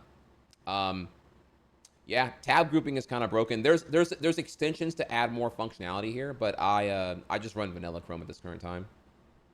So most most browsers have tab grouping, as well as probably some kind of like tab custom tab titles, tab colors. Opera goes further and has like there's like this thing called session bars or whatever, and it like shows a timeline of when you added that, when you opened up that tab, so you can kind of see like if you're in the flow state, you can kind of like see like when you click a link within a tab, it goes from the top line to the second line, and if you start clicking shit here, it adds another line down, and you can kind of do that. So like you know, for example, right, you Google search Pornhub, and then you click the big booty Latinas, right? And that group is busting. So then you click like 10 videos in the big booty Latinas, right? And so those 10 tabs now are on the third line, but the second line is the BBL, and the first line was the Pornhub. So, you know what I mean? What? Chat, what? Okay, all right, cool. All right, so speaking of speaking of big booty Latinas here, let's go ahead and get into this shit. You're a Mexican American. Yes. What do you think about Trump's border policy? I love it. I love it. I'm 100% for it. Do you know anybody that can cross the border without applying for green card? Oh yes. Unfortunately, I have family members that Yeah. did. Cousins, nephews, nieces. Because those people might be deported if Donald Trump wins. That's okay. That's okay. How long have they been here for? Years, like 20, some like 30 years. And so you think the members of your own family who've been here for 30 years should be deported? Yeah. Yes. I mean, they can be deported, but they can also apply to come back again to the United States, but do it the right way. How do you think they would feel about you saying that? Oh, they would be very angry. They are angry at me right now. They don't talk to me because I support Trump. It's lovely to meet you. Thank you so much. To meet you Faith. too. Thank you for what you're doing. Thank you. Okay. We've been making these films for a long time, and I don't think I've ever heard anybody say that. And it just shows to you how polarized this issue has become and how far to the right this party has gone. Yeah, y'all, just they can just reapply. Bro, you're talking about deporting them and throwing them back to Mexico with all their possessions and current housing. Do you know how ridiculously expensive and logistically a nightmare that is to deal with here? Like, is the legal way actually difficult? In short, yes. It is a cumbersome, needlessly complex, long process that generally costs money and takes time, which is something that most people probably lack. You're probably busy working to stay afloat, and it takes time to go to the immigration's office and apply, get approved. I don't even know how non-English friendly the whole thing really fucking is. You know, if it's, I'm going to assume here the language barrier will be a massive hurdle to even like to get through. But yeah, I have, from the little I've looked into it, the process is really, it's very dire, due for an overhaul. And the fixation on the legals is just like it's just a red herring by Republicans. But in reality, the economy benefits from immigration. Businesses, Republican-leaning businesses at that too, by the way, here, love cheap illegal labor all the way through. So they love illegals, honestly. I don't know what the fuck they're even getting at right now here. So yeah, you can make both an economic argument in their favor that they like what they have right now here, but simultaneously, logistically, it's also like, well, if you just, you know, immigration has been universally a good thing for economic models. You don't want to be Russia, and you don't want to be like Russia with a declining population, and you don't want to be like Japan, where you have like, you know, a dire problem from a lack of birth rates. Both are showing here a lack of immigration, which is why both of those are like in kind of a rut right now. Aside from other reasons here, but both, like the point there being more so that pro-immigration is a great economic policy, and you can reinforce that because you can look at where all the GDP is being produced from in this country, and it comes from overwhelmingly blue cities where all the immigrants are hanging out at. It's not red states, it's the blue cities that are also in red states as well, but also blue states as well too.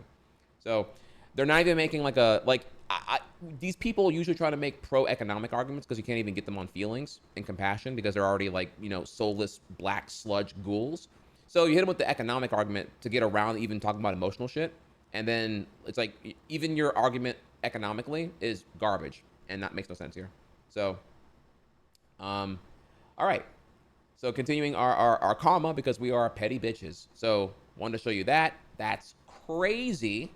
And yeah, that, what are we getting at here? Okay. Well, seeing things like this, we can go into the next thing. Remember last Thursday when I mentioned on the Butter Pecan podcast pilot that, like, you know, if you're woke, you know. And the whole thing is, these motherfuckers don't understand here. They think that they're excluded from this shit when the whole thing is racism and whiteness is a social construct. It's not built from like logic here. And I go back here because I mentioned then, I'm like, y'all are forgetting that Irish people, they were initially the white N-words. The Irish were only included in the white demographic in terms of like upholding white supremacy whenever blacks were coming into their communities, and then then the white people were getting outnumbered, and then the Irish went from being the white N-words to being lumped in with the whites now just to outnumber the black people, and then they also just kind of like backstabbed in that context and didn't really advocate for the betterment. Italians as well here. So yeah, so in the 1920s, when black people started living in the bottoms in Columbus, my Irish great-grandmother and her family suddenly counted as whites instead of Irish to white people. She moved out of the bottoms into a nice neighborhood, and then she became terribly racist. Yeah, that there's something to be said here about this, actually, because the immigrants who are granted citizenship seem to do this thing where they cut the bridge after they cross it, and then just kind of like, you know, they think they're in on the whole thing here. There's just like predatory exclusion by those who are accepted with a grasp of power, and I don't get it. It's very baffling here because it's like you know where you came from, but then you just like shun those who are coming after you. Really fucking gross, but yeah, very much to the point I'm getting at here. And that in a nutshell is going to explain when we get to the Latino vote later on. That's the segment coming up here, actually. So, okay, so we talk about that one. And this is important to note here because Trump has vowed to end birthright citizenship for children of immigrants. Okay, so as of now, as you all know, or maybe you don't know, but I'll let you know anyway here. Trump has said explicitly, this is not a Project 2025 thing. This is actually a more direct Trump thing. Trump's really keen on the wall and really keen on shitting on immigrants constantly here, even though it's a good economic thing. He has said he wants to end birthright citizenship. What does that mean? That means when two people come to America and then have a child that's born in America, the child will be American. And then because logistically we look out for our Americans here, the American-born child who is an American citizen will therefore default and grant the two parents,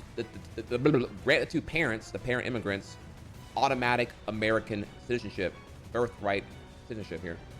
So, okay. So understand here that ending birthright citizenship means that one of two things happens whenever you are an immigrant who birthed an American child here. That means either A, you need to promptly apply for citizenship to stay in here, which again, easier said than done. It's not a fun process here. It's very complicated. And we're talking about like slamming those offices harder than unemployment offices were during COVID, with some kind of crazy ass deadline or whatever here. Or B, if Trump's methodology would be like super aggro, they would just round them up and just fucking kick them out anyway. Like, because obviously the ones who are birthright citizens, their papers are really easy to find out. Like they're hella, unlike an illegal immigrant, the paper trail is really good there, and it'll be really documented. So it won't be hard to find those who were granted it from this point and just round them up and get them out of here. Or like you round them up and you throw them in the nearest containment base and then tell them, hey, you have one of two options here.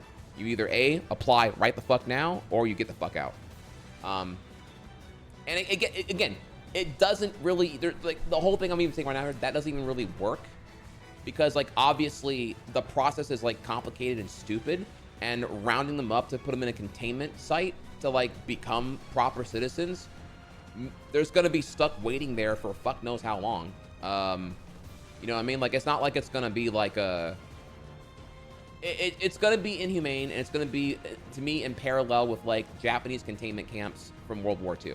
It's just blatantly racist, dehumanizing, gross, costs a lot of money, and not really getting anything done, and also cost the economy because they're not going to be working. They're going to be stuck at a fucking campsite, guarded like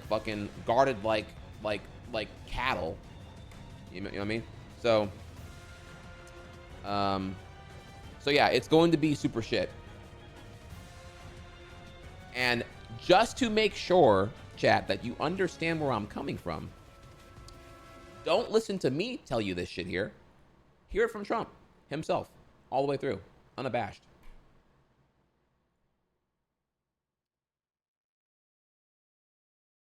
Joe Biden has launched an illegal foreign invasion of our country, allowing a record number of illegal aliens to storm across our borders. From all over the world they came. Under Biden's current policies, even though these millions of illegal border crossers have entered the country unlawfully, all of their future children will become automatic U.S. citizens. Can you imagine? They'll be eligible for welfare, taxpayer-funded health care, the right to vote, chain migration, and countless other government benefits, many of which will also profit the illegal alien parents. This policy is a reward for breaking the laws of the United States and is obviously a magnet helping draw the flood of illegals across our borders. They come by the millions and millions and millions. They come from mental institutions. They come from jails, prisoners, some of the toughest, meanest people you'll ever see. The United States is among the only countries in the world that says that even if neither parent is a citizen nor even lawfully in the country, their future children are automatic citizens the moment the parents trespass onto our soil. As has been laid out by many scholars, this current policy is based on a historical myth and a willful misinterpretation of the law by the open borders advocates. There aren't that many of them around. It's amazing. Who wants this? Who wants to have prisoners coming into our country? Who wants to have people who are very sick coming into our country? People from mental institutions coming into our country? And come they will. They're coming by the thousands, by the tens of thousands. As part of my plan to secure the border on day one of my new term in office, I will sign an executive order making clear to federal agencies that under the correct interpretation of the law, going forward, the future children of illegal aliens will not receive automatic U.S. citizenship. It's things like this that bring millions of people to our country, and they enter our country illegally. My policy will choke off a major incentive for continued illegal immigration, deter more migrants from coming, and encourage many of the aliens Joe Biden has unlawfully let into our country to go back to their home countries. They must go back. Nobody could afford this. Nobody could do this. And even morally, it's so wrong. My order will also end their unfair practice known as birth tourism, where hundreds of thousands of people from all over the planet squat in hotels for their last few weeks of pregnancy to illegitimately and illegally obtain U.S. citizenship for the child, often to later exploit chain migration to... Will one economist please tell him about that? Just, oh my God, dude. It's like, what he's saying is like morally abhorrent, but economically what he's saying is equally as stupid. Holy fuck. To jump the line and get green cards for themselves and their family members. It's a practice that's so horrible and so egregious, but we let it go forward.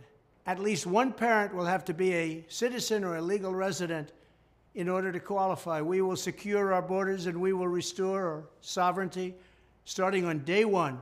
Our country will be great again. Our country will be a country again. We'll have borders, we'll have proper education, and we'll put America first. Thank you. There you go, y'all. I would believe him. He's been pretty adamant about that for a while now. I'm dropping the link here for you. All right, well, that's our karma we're still getting to here, right? All right, well, that, again, it's going to be terrible.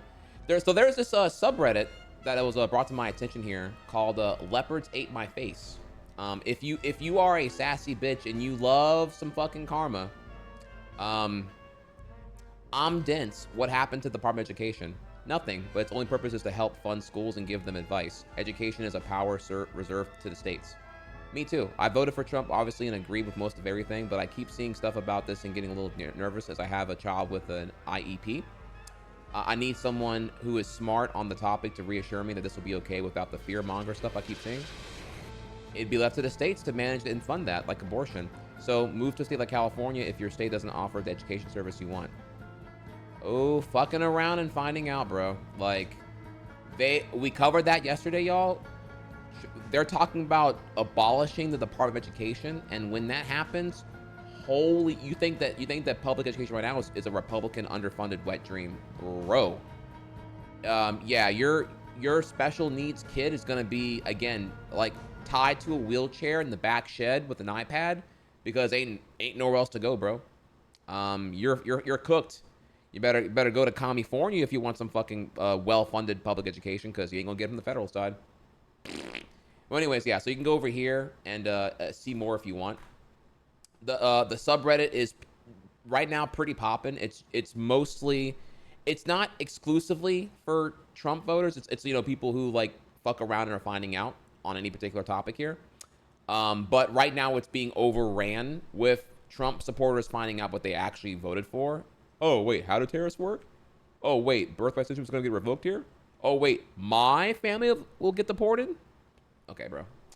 So, and then we have, this is a 4chan one, so take it with a grain of salt here. This could be just like a simulated ship post of trolls trolling trolls. But regardless, though, this situation has definitely happened before here.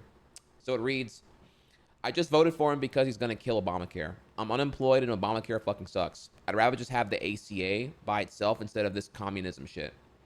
Obamacare is the ACA. It is literally keeping you alive, retard. You voted to take away your health care.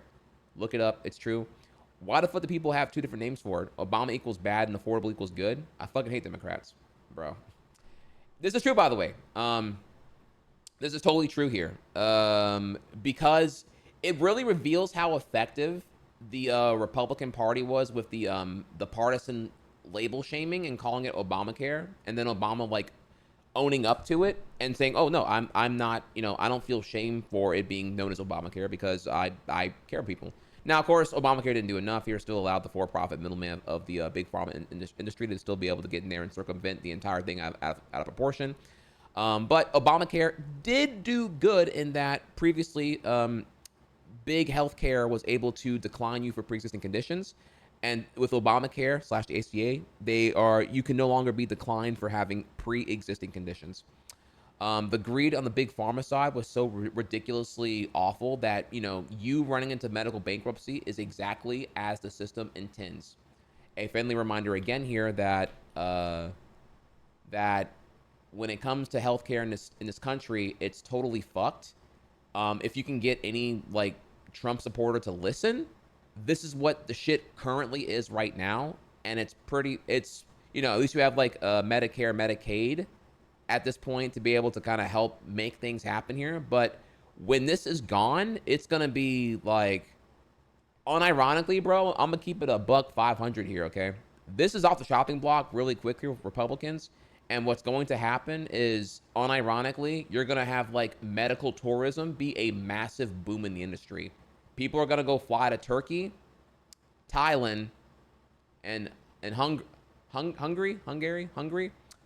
forget the name of the country here. They're going to be going over there for medical care because it will like there will be no other option. Like it will be virtually in Mexico. It will be unaffordable here.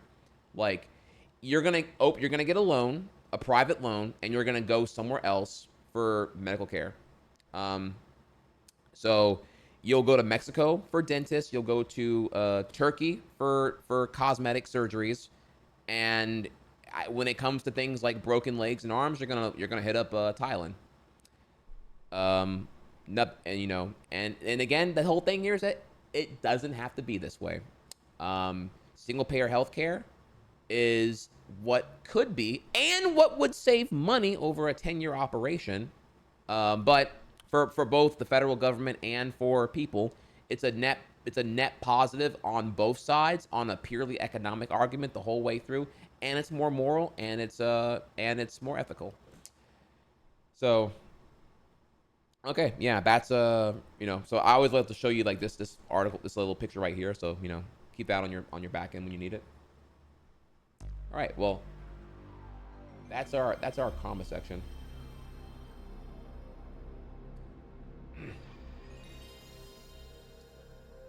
Single payer healthcare in a country where 150 million people is just an obscene idea. I'm sorry, man.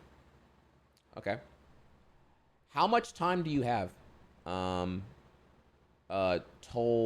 Tolstoy. How much time do you have here? Are you willing to engage in this further, or do you want to just say that and then I just say, okay, well, I disagree and we move on? I'll tell you what here. I will say I disagree, and then you can tell me whether or not you want me to engage with your comment or not, and we can kind of go from there. I'll await your reply.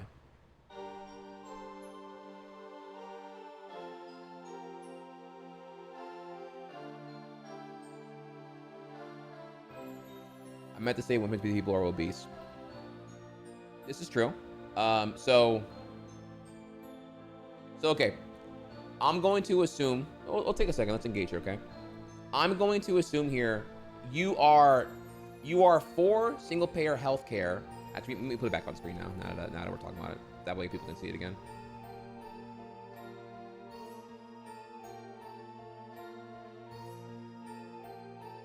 All right. I'm going to assume here that you are for single payer healthcare, but your concern is the risk pool of 150, your number, out of the 340 million Americans are obese. Okay, so your concern seems to be the opening point that there's too much risk assessment in the total populace of Americans to be covered by single payer healthcare to be able to make the system work here, right? So, what does that term mean? I'm sorry. Which term here? You'd have to. We need full sentences here at this point because we're engaging in some stuff here. So generally here, there's a couple ways you can look at this, right? First is that generally a healthier population would benefit with not needing as much care. So you can say here, we can still amend that situation with like a new health overhaul.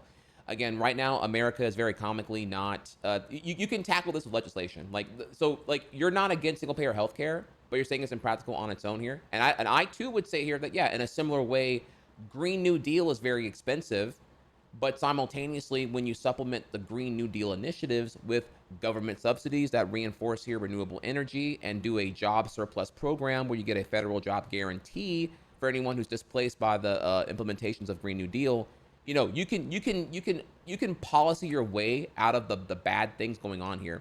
In this case here, single payer healthcare right now, or the system as is right now here, your risk pool concerns are not that problematic to me, because if everyone's paying into it the whole way through, yeah, it'll be expensive as an upfront operation, but currently right now, the administrative cost to operate our current healthcare system, combined with the fact that you have so many for-profit middlemen that want their share, that just kind of like drive up the cost of ultimately delivering the care, leads to so many what's the word here, negative pockets of revenue that are ineffective anyway, that in your context here, you could simply say that there's going to be, I mean, again, this all goes back to logistics, right?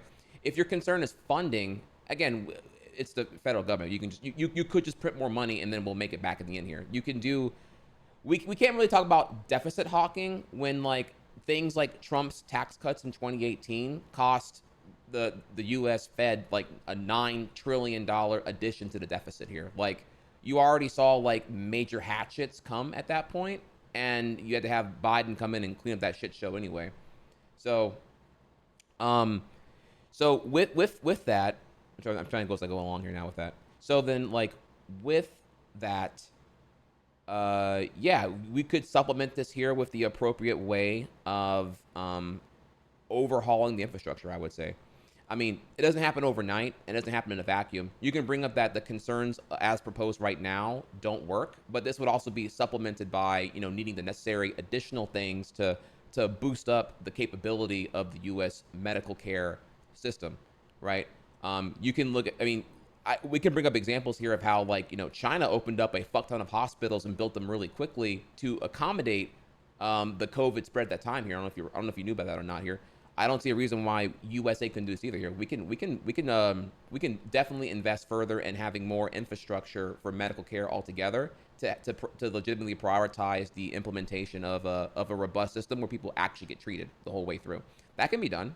They just choose not to do it here. That can 100% be done all the way through.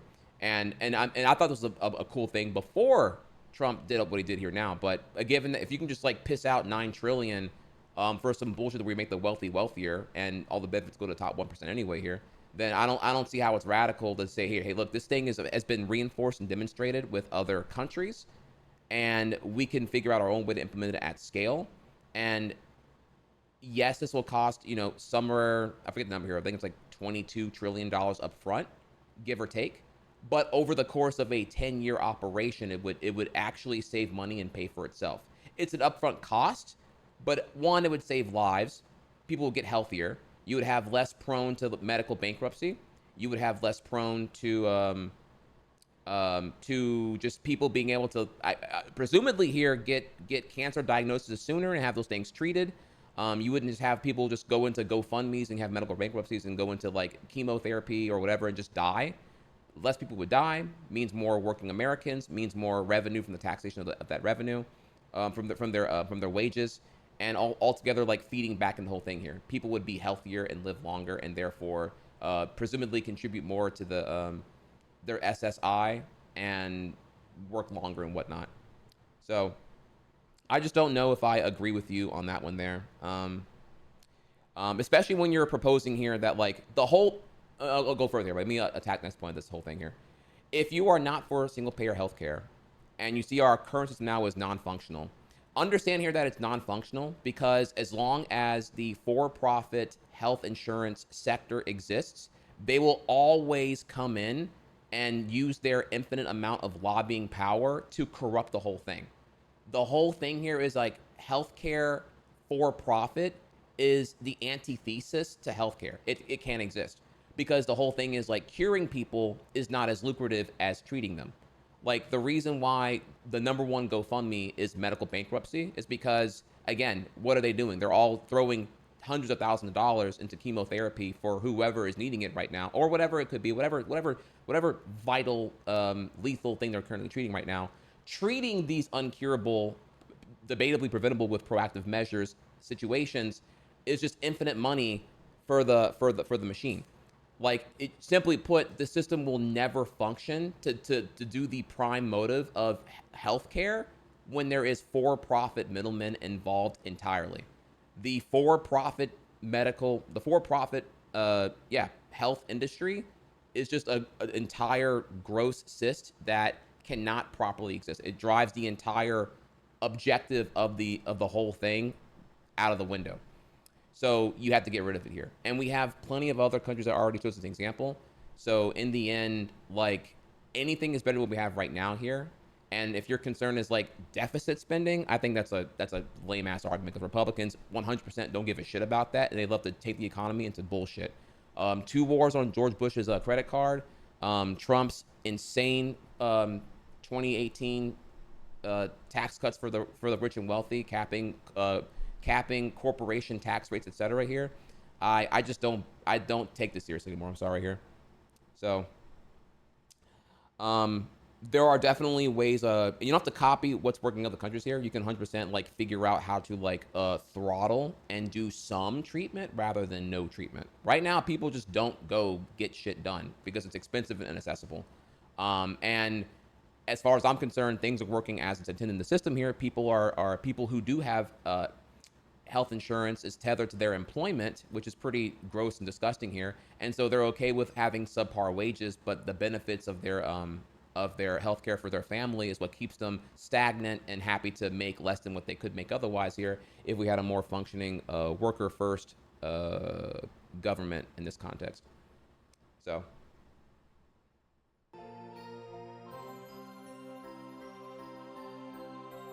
All right.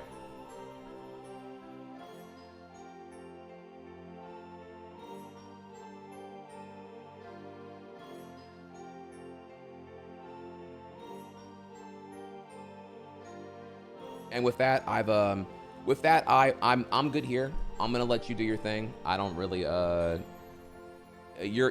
deficit hawking is just not an argument I'm gonna take seriously anymore. So we'll move on now.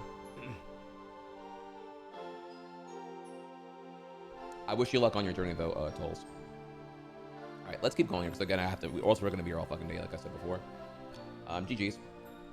So next up here, so this is a U.S. rep, a Republican from Kentucky, Thomas Massey. I don't know who this guy is here, but he's a pretty big deal, 1 million followers here. So Thomas Massey from Kentucky. I don't know if he's like, I don't know his political whatever here. I don't know if he's like a pronoun papa. Oh, maybe he's actually based. I don't know actually.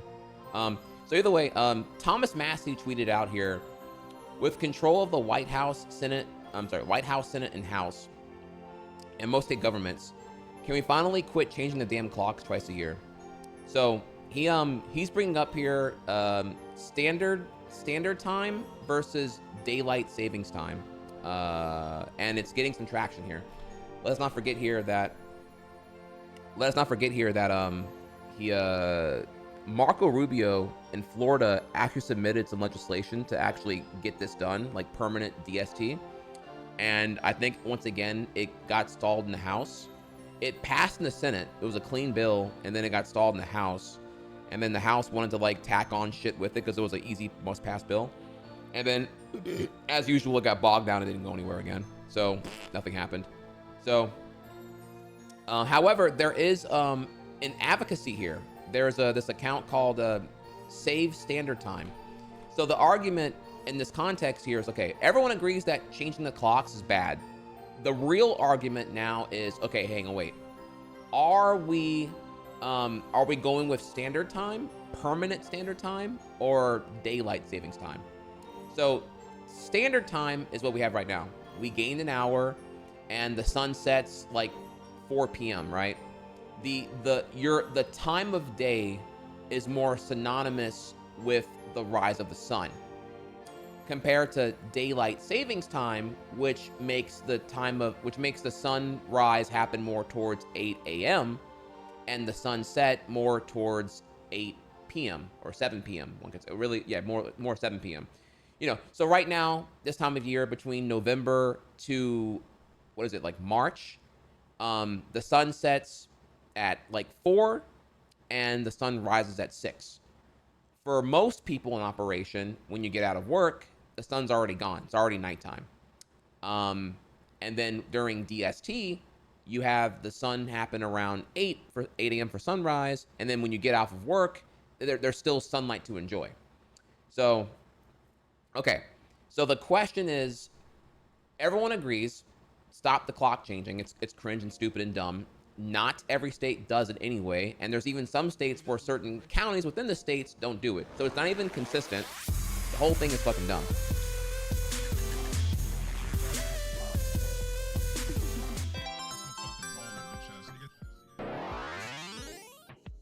Yo, Nix, welcome back, my boy Nix. Now I'm here to tell you, now that I've presented the arguments, let me tell you where I stand this way, right? So I agree, the clock changing is dumb. I already revealed to y'all previously here, the clocks changing is not, it's not a farmer thing. That's just some bullshit, like misinformation garbage here. It's never been about farming or agriculture. It actually is the result of corporate lobbying. The clocks changing originally came from, in its most recent inception, it was two things. It was the golfing industry lobbying to have lobbying to bring it back, because whenever the clocks change to DST, there was a I guess some kind of like calculation done here that the new abundance of sunlight drove up golfing participation. So like it kind of fostered the have and the have not, where golfing seasons were now like, more on the daylight thing. That happened in the 80s, if I recall correctly. And then more recently, the implementation of standard time, where we gain an hour, but then the sun rises like, mega earlier, right? The 6 a.m. sunrise, the thing we're doing right now, November through thing. Originally, this was actually in October. The whole you gain an hour, it used to be the weekend before Halloween. But then the candy industry lobbied Congress to just take permanent standard time and just move it to the weekend after Halloween, because they wanted more daylight to be present for Halloween, which would result in more candy sales. So I tell you that because this is just, I'm revealing to you how arbitrary and stupid the whole thing really is. So now you know it used to lose the hour, or I'm sorry, used to gain the hour before Halloween. Now it's after Halloween. It's the first weekend in November now. So now you get an idea of how really fucking dumb the whole thing really is. And with that here, I may have a moderately centrist take here.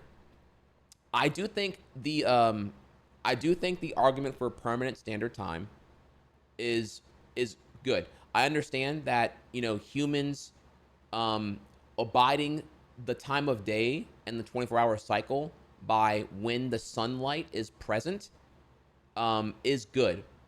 I totally agree that, humans should be exposed to the sunlight. It should not be this like thing where like you're stuck in your windowed prison all day at work and then you get out and there's no sunlight. It's depressing as fuck.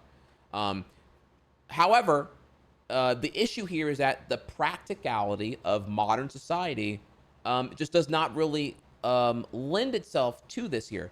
The thing is, like, even if we go with permanent standard time and the conventional work hours are 9 to 5 p.m. or 9 to 5, you have your morning rush and you have your evening rush to commute to and from your job. So given where bank hours are and given where we've been in society for like comfortably, 70 plus years now, and the fact that like the work from home revolution was rejected by businesses, they are totally okay with less productive workers being in their worker occupied real estate commercial offices for the arbitrary surplus value of them being used over more productive workers here, means that humans are still stuck with this like brutally arbitrary 9 to 5 workday.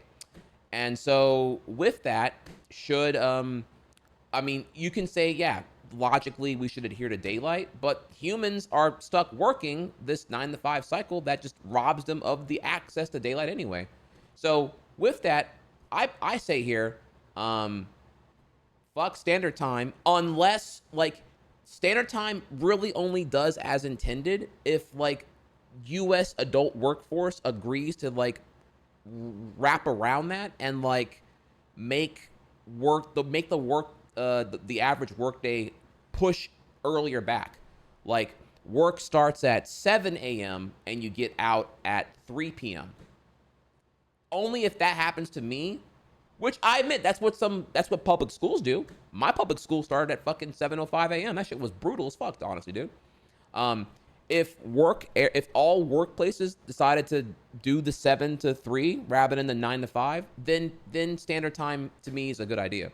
But given that just if you do standard time, it's just all year long, no one has daylight. Yeah, it's pretty fucking cringe. So that's my argument anyway here. I would personally, I'd go with DST because I just don't see the conditions of the logic by standard time ever really being a thing. These businesses don't fucking give a shit. They're not gonna fucking care. So, I would have to hear otherwise here. I don't. Maybe there's more to hear right now, but I will say either way, I'm clearly team. Let's stop changing the clocks here. But what side are you on? Comes down to, I guess, like, you know, hearing the arguments. With that, I'd love to hear your arguments. Actually, I don't know if I cook there. I might need to learn more about this. And there might be some international complications too. You're not wrong about that.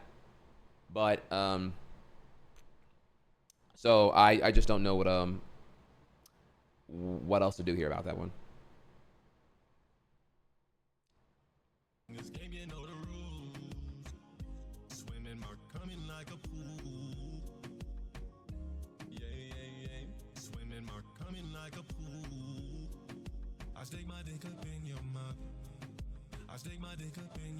Well, all right, there we go then. So, I mean, either way though, this is just an argument about A versus B. In the end here, it means nothing until we see like Congress move forward and like clean this shit up here, which I don't know.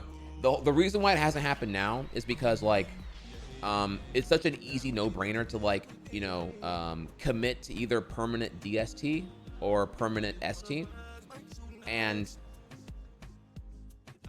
Congress on both sides always want to take that bill and like bloat it up with shit, and then it never goes anywhere.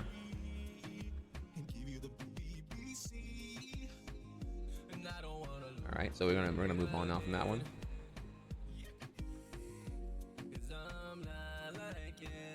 All right, so next up here we have let's talk about the Latino vote. So the Latino vote, this chart's been going around a bunch here, which is accurate, right? You know, the ballot, the general election by race, white men, a quarter voted for Biden, and then 3/4 voted for Trump. White women followed suit here. You know, shout outs to white women for whatever. Like, I get why this is fucking crazy, right? But we already covered, like, you know, the disconnect here between facts and reality at this time. White women voting against their own rights, that's crazy. Black men and black women firmly in solidarity with the cause. Though, again, definitely something going on there with the, though actually, no, I'm just saying here. Black men didn't really change much here in the context of voting Democrat here. This is the same percentage as Biden as well. But however, what changed the most is definitely Latino men and Latino women. Latino men, this is like something like 25 percentage points swayed towards Trump's gain, which is a pretty shocking and telling here. These are the two here that definitely had Biden in 2020 and definitely had Bernie in 2016, and as well as the primary in 2019 as well. So here we have, but now we have it broken down further by origin and heritage. So the Latino vote is actually 38.5 million Mexican Americans, 5.5 million Puerto Ricans, and 2.6 million Cuban Americans. So here's Mexico, Puerto Rico, Cuba, Central America, South America, and other. And the big thing here you can see, this is not necessarily new. Cubans have been pretty hardcore Republican for a while now. Again, like Fanatic was saying here, maybe because when they were fleeing Cuba, and they just kind of like interpret that they interpret Republicans as like anti-fascist or I'm sorry, anti-communist, I should say here actually. So they're really into that on the label front here.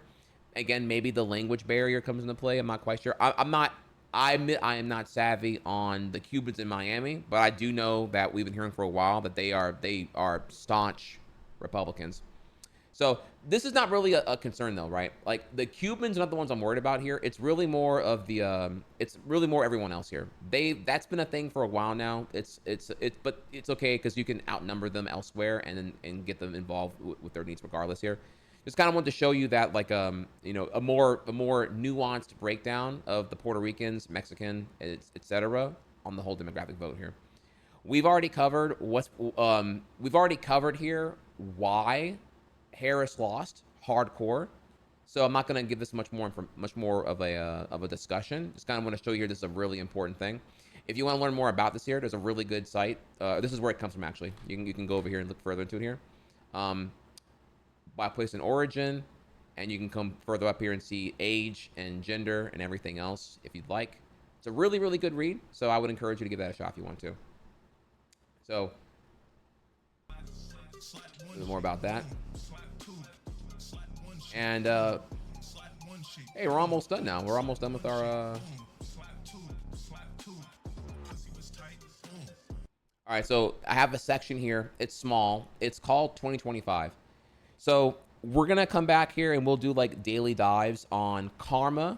That is Trump voters who are finding out what they actually voted for with these Trump policies and how it's going to fuck them over. So we'll have the karma sections. We'll have 2025, which is a section dedicated to, you know, definitive tangibles that will be coming next year and what we can do to prepare for it. And then finally, we have, of course, you know, my favorite section, the hope section. I will also bring you reasons to have hope for a better tomorrow. So I have that for you as well. So, okay, with that, this is what's definitive here. Ben Carson wrote the housing plan under Project 2025. You may recall, if you don't know, this guy, this loser, Ben Carson, he was the head of the Housing and Urban Development Department. And if you're wondering what that is, the Housing and Urban Development Department is what they're dedicated to generally is managing and regulating the housing markets and also, again, the urban development in cities and whatnot. City planners have to like adhere to like HUD protocol.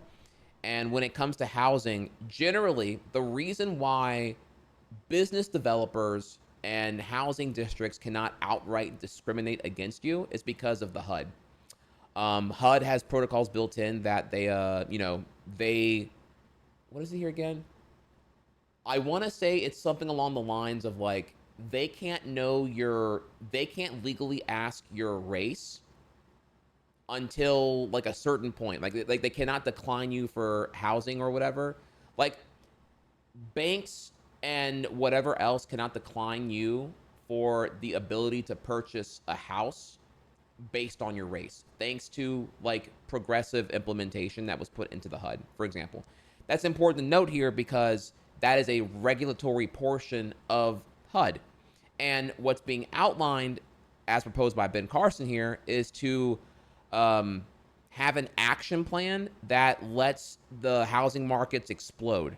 And what they mean by that is deregulation. And what they mean by that is bad stuff here. So right now, Blackstone, the private equity firm, and a few others here, they have been on a buying spree. They already bought a shit ton of housing properties near an Amazon packaging fulfillment center near, I believe, Chattanooga, Tennessee. Meaning that all the Amazon workers who are moving to that facility that opened up fairly recently, Blackstone made the calculation to just buy up all the property there during COVID and quarantine. They were literally paying over asking price for anyone who was selling their properties, their houses, and they effectively own a permanent money generator, and that if you are living anywhere near that Amazon facility that will be employing tens of thousands, you're gonna have to like rent from one of the houses nearby there. And because they can just, the rent will supplement the mortgages, etc. here, it's an infinite money-making scheme that landlords can only dream of, honestly. And so what's happening here is increasingly the American dream in its own way of the yard and the picket fence. Well, that's becoming increasingly inaccessible because, you know, you have private equity firms able to just gobble up properties by the fuck ton. And that's when you hear about this whole situation now where you have these like TikTok landlords who own, not even joking here, if not thousands of houses, tens of thousands of properties. It's insane. And it's further exacerbated by the crisis that's being reinforced here from the short stay boom bust cycles of converting long-term tenant stay apartments into boom bust Airbnb rentals. And those Airbnb rentals that are happening all throughout like South Florida and whatnot and other tourist destinations, they don't even operate with having them be occupied all month long. They only have to like have one tenant book 1 week of the month for it to be a net profit. That's how scathing and greedy they all are. You have these houses that and apartments and townhouses that used to be permanent long-term residences that are now empty more than they're occupied, but it's all just, you know, this is what the landlord thing's all about here. So with that, yes, what they're going to do here, I'm telling you, prepare for it now. What they're going to do here is they're going to deregulate the HUD. So that way more, technically, yes, more discrimination would now be able to happen, but the deregulation would also more relevantly mean that private equity commercial interest will be able to just like buy up housing way more. And the very few are going to get like hyper rich. And for the majority, it'll mean housing will just get increasingly less accessible. It's not really good. It's not even good for the economy in this context. It's really fucking bad. And one would argue it would just leverage things worse. This is further exacerbated by the fact that like property taxes are what currently funds school districts. So in that context, I mean, if a private equity like owns all the housing and is paying all the property taxes, I don't know what kind of complication that could mean there for the schools, but we're already seeing that they're going to chop up the Department of Education anyway. So I don't even know where we even begin with like how that would look, but the answer is very, very, very, very bad. So I want to just kind of like show you this here and let you know to buckle up and get ready. In my opinion, not financial advice here. In my opinion, if I were y'all, would I buy a house now? No, it's just a volatile time. It's going to be a volatile market. I don't really know what to say. The answer is get in a time machine and buy a house before COVID. But yeah, I don't know. It'll get worse before it gets better, unless you have money. That's all I can really say in confidence here. So, all right. Well, that's I know that it's pretty bad there, but yeah, the 2025 tabs will be they're going to be bad.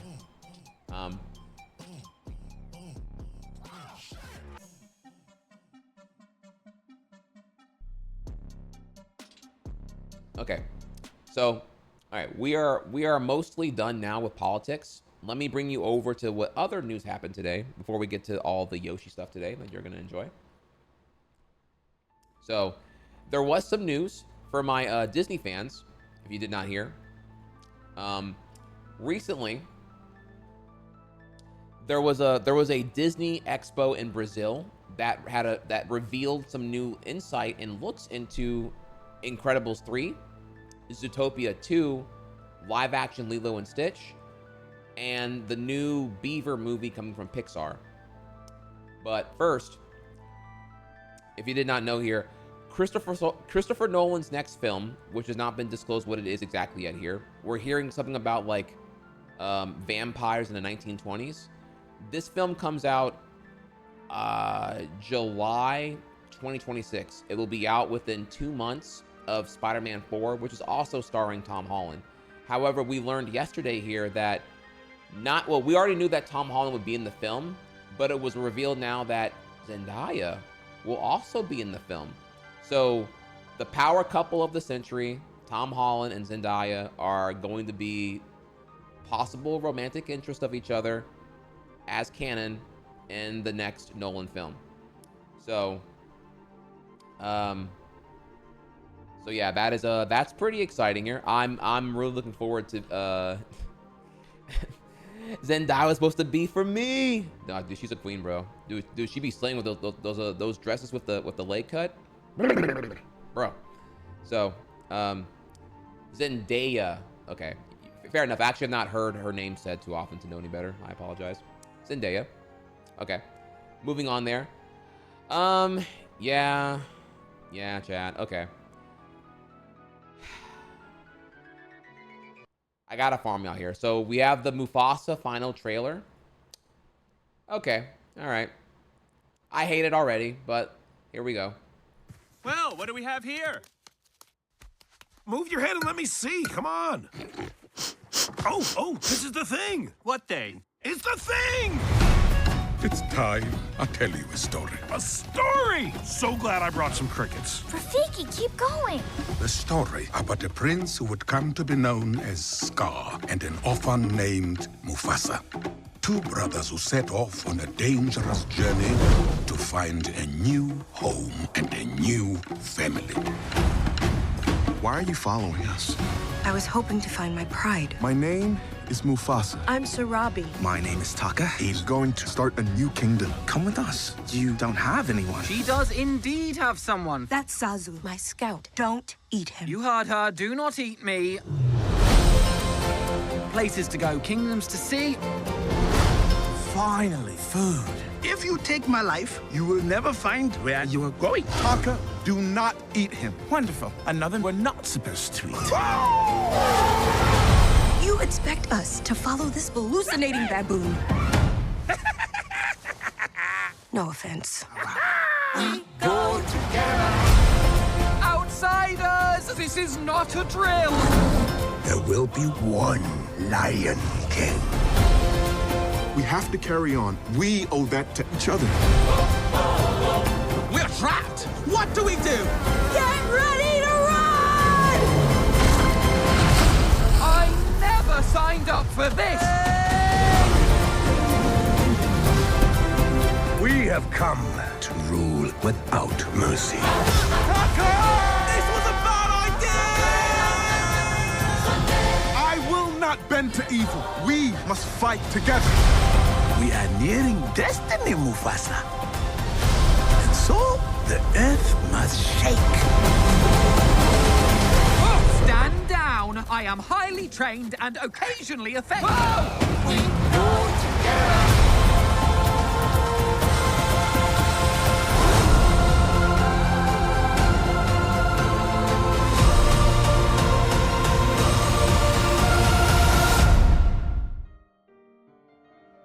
All right, yeah, that looks terrible all the way through here. I think, okay, so aside from that, it looks atrocious in terms of art direction, and it has all the same problems of the obsessive photorealism, not leaving any capability for a stylized look that will allow expression. So there's a massive disconnect between the voice acting you're hearing and the animals just looking stoic. Aside from that, in terms of the story, a prequel with Mufasa that no one really asked for, that is also changing kind of the implications of how we know Scar came to be. One would argue here that a prequel to Mufasa could work in the context that you're really giving development to Mufasa, to Scar. Mufasa's a pretty linear thing, right? He's going to become King of Pride Rock, whatever here, but like, what's up with Scar? Why is Scar, why does he look different? Why is he the outcast? Why is he in charge of the boneyard? What happened there? And Scar just, I mean, this just doesn't really seem like we're changing the backstory. Now it's like, you know, he's misunderstood, and you know, he's a good guy, and I don't know. It just looks like shit. Looks uninspired. I don't really care at all, and you think there'd be way more like with the whole Scar thing going on, and it's just whatever the fuck this is here. So it looks terrible, and I hope on God here that Sonic 3 destroys this in box office, because Sonic the Movie 3 and Mufasa are on the same day, so it's going to be a really I'd argue here, I really want to see, is there going to be a betting market on that?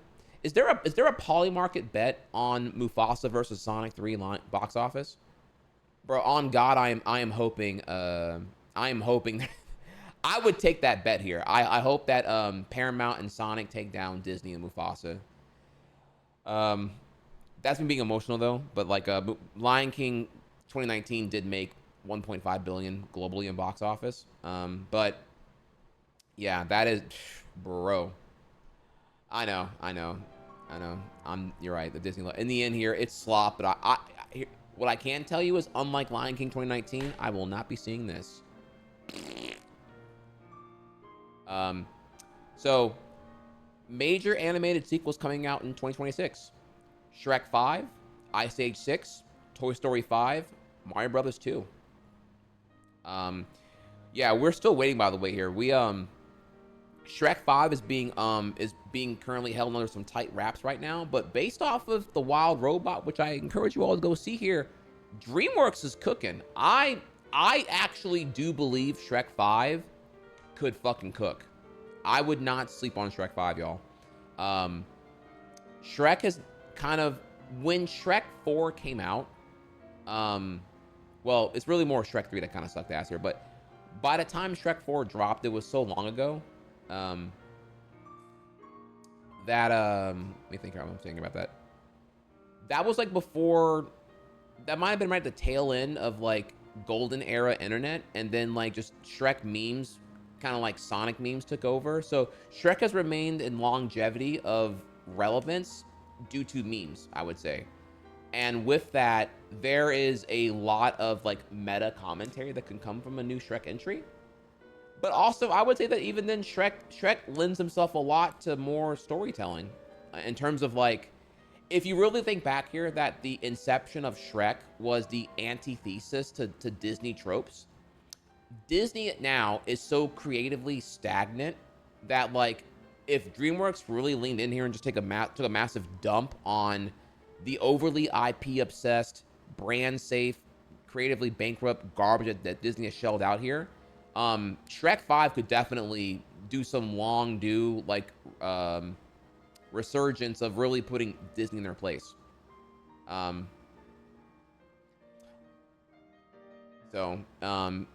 dude, you could do a lot here. You can do so many things here. Shrek was an attempt to parody all of the happily, or really subvert the expectations of the tropes of the happily ever after Disney princess thing with their stories and always all that shit here. Shrek was not cute, rude, inconsiderate, selfish, stubborn, and all the character traits that Disney aims to not be. The movie itself was completely made at the behest of like Jeffrey Katzenberg rebelling against Disney, actually. And it went on to then give a giant middle finger to Disney by having Shrek 1 win the Academy Award for Best Animated Picture, snubbing Monsters, Inc. Did it deserve that award? I mean, Monsters, Inc. I mean, that's kind of another story there, but you know, it was a very contestful year for animation, I would say. But either way, Disney, who usually just gets awarded the animation Oscar, had to hold that L that year. So in Shrek, we trust. And I say here that a Shrek 5 movie could definitely be good. I'm not saying, I'm not guaranteeing it'll be good. We don't know the writing of it yet or whatever else here. But IMO, there's a decade and a half of Disney being shit. Not a full decade and a half. I mean, there is the most recent decade, for the most part, has been some blunders, I would say here. Wish, and help me out here. What else here? Wreck-It Ralph 2, Wish, what else? Frozen 2 was fucking terrible. Goddamn, bro. I don't even remember them here. Can we include Pixar here? Lightyear, no one saw because it just conceptually was garbage. I thought Luca was really boring. I don't know. You know, I can't even remember them. I'm trying to remember them. I think I forgot them here. Soul is a fine film. It's more, I have a black man argument over why I'm not as enthusiastic for Soul, but that's like more, if you want to hear my thoughts on Soul, do know it's a very personal opinion. I wouldn't call Soul an objectively bad film, but I am disappointed with what Soul does in terms of having a black protagonist.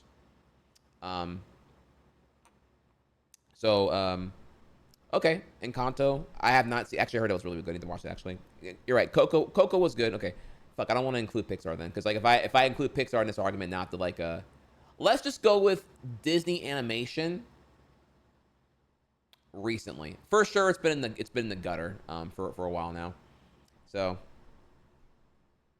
Okay, all right. So yeah, if you want to know more about this here, actually, Discussing Film has the entire release dates for all of the 2025 and onward films. That there was particularly 2026, and Damn. Fast and Furious 11, The Hunt for Golem. There's a Highlander film. Aang the Last Airbender. Scream 7. Pixar's Hoppers, which is the beaver film. Talk about in a second here. Oh, there's a Cat in the Hat animated film coming out in 2026. Mario Brothers 2. Live action Street Fighter. Okay. Another Exorcist film. Steven Spielberg film. Avengers Doomsday is dropping then. Mario Brothers 2 dropping in April 3rd that year.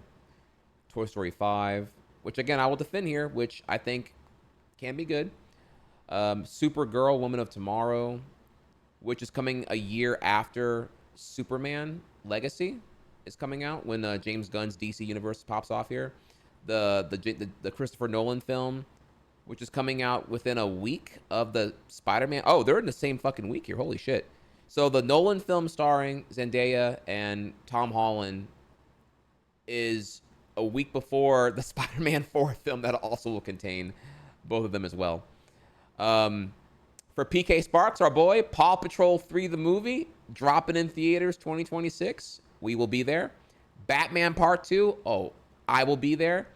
TMNT Mutant Mayhem sequel, I will be there. Jordan Peele film, I will be there. Yo, I'm dude, damn. October, I'm eating good. Boom, boom, boom. All right, yo, I'm in there, bro. Ooh. So, and then let's see here. Beyond that, I love how Avatar 5 is still a 2031 thing. That's fucking crazy. Frozen 3 in 2027. Some Star Wars film. This is starring Daisy Ridley, right? If I recall correctly, she's actually back. Minions 3. And yeah, okay, cool. So more about that. Oh, this is actually in the wrong section here. Okay, we're just gonna move on past that one there. So here's a picture again of that Pixar, the first Pixar original series called what's it called again? Win or Lose.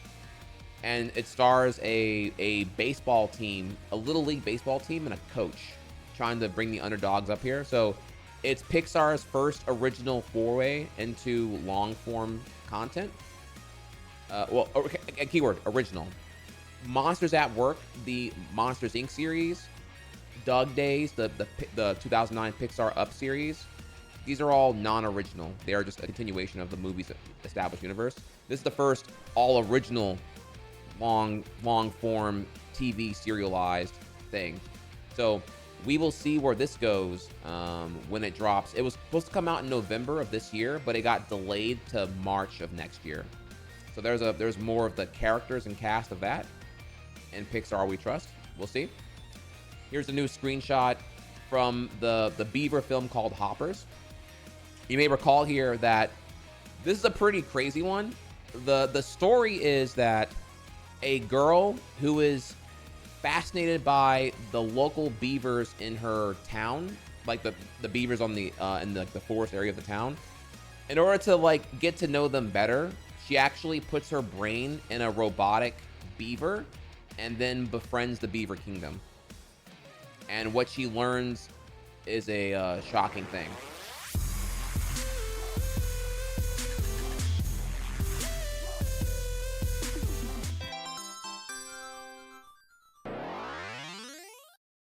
ASMR land, welcome back.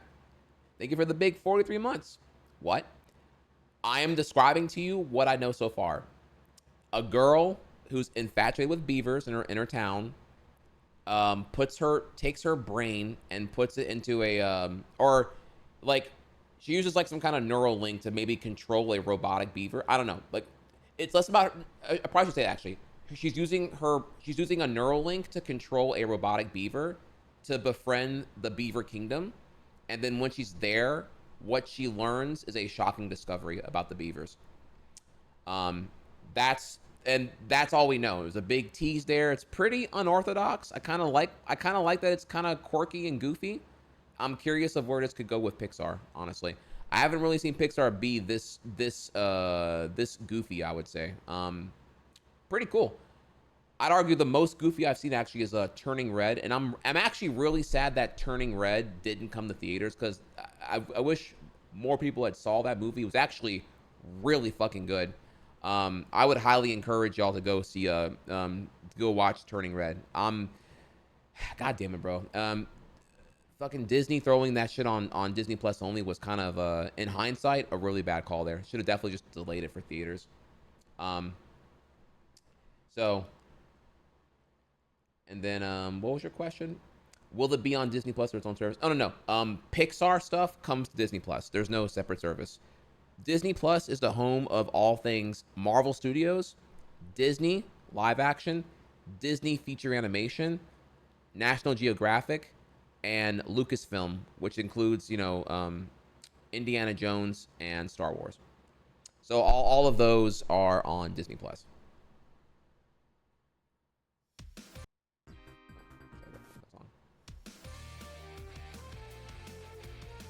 A confirmation again here that Incredibles 3 is in development right now, and the script is currently being written by Brad Bird, who's returning to write and direct. So we'll see. Again, sad to say here, I was not the biggest fan of Incredibles 2, but that does not mean that Incredibles 3 couldn't be good. We will wait and see what happens here. Again, it can go in a million directions. I argue that there's so many options here. It's kind of daunting. You know, do Vash and Violet grow older? Or are we gonna do more with like Bob and Helen? You know, again, there are so many options here. It's tough to even narrow down like what I would want, other than a good movie.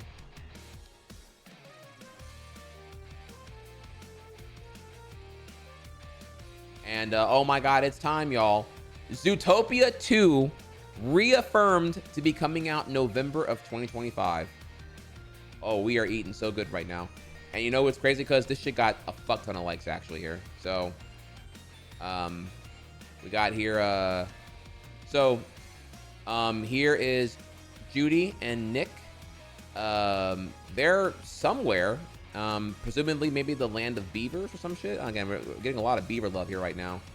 So, whatever they're looking at here, they are shocked by it, whatever it is. So here's Nibbles the beaver in Zootopia 2, not to be confused with the beavers in the Pixar movie. The beavers here, you know, of course, remember they're anthropomorphic and they are clothed and they have a modern society where they you know, they use things that are catered to their animalistic tendencies and all that. And Gary the snake. So, furries in chat, we're eating good right now because damn, this is gonna be crazy. I'm saying we as a streamer, I'm including y'all, that way y'all feel more inclusive here. Okay, so where's Gary's clothes? Gary's a nudist, so don't insult him. Okay, it's his choice. All right, and again, notice here 83,000 likes and 83,001 likes now. Zootopia 2, I mean, popping up. People are ready, which is nuts too, by the way, because Zootopia 2 is coming out November next year, and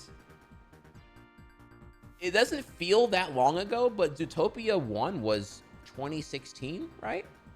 So Zootopia 2 is coming 9 years later, dude.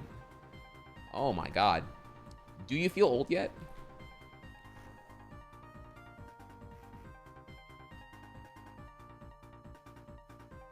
Continuing on here.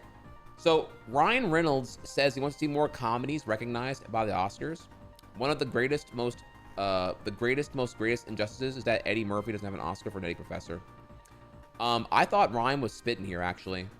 In hindsight now that we're at this age of like comedy depravity, where I guess like the culture wars have gotten so ridiculous that effectively comedies are now like a riskier thing to a riskier endeavor to approve of now. And I am sad though that I didn't know that Eddie Murphy never got an Oscar, which is unfortunate because Again, I have tremendous respect for Eddie Murphy because he's as far as I know, he's the first black man to be able to headline and solo star in a major Hollywood promoted film. Period. That's gonna sound crazy here, but if you look back before Eddie Murphy and before Beverly Hills Cop and 48 Hours,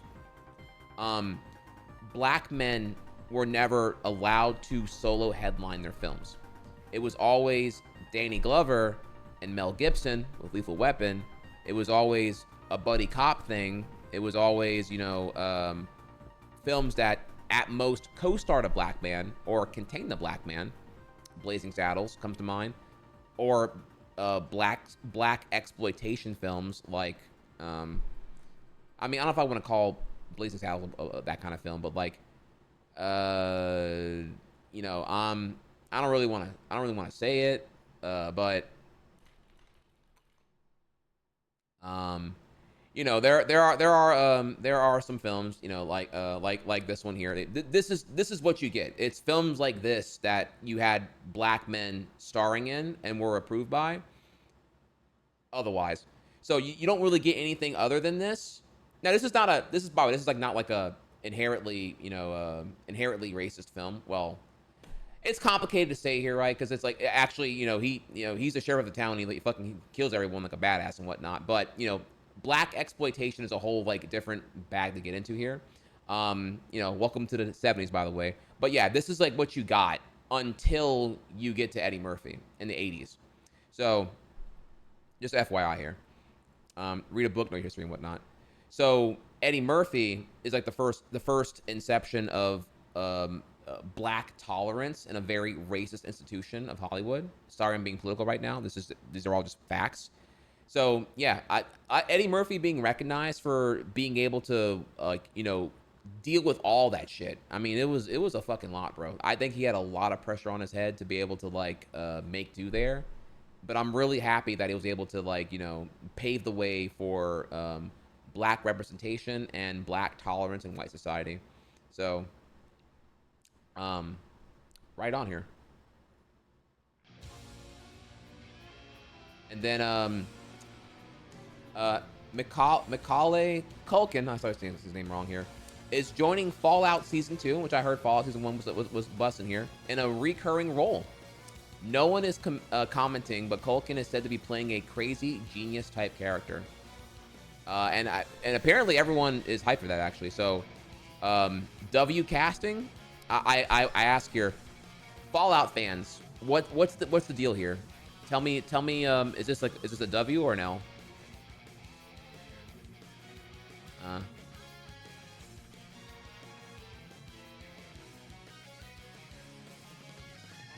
Correct, yeah. AKA the Home Alone kid, yes. Sorry, I should have clarified there.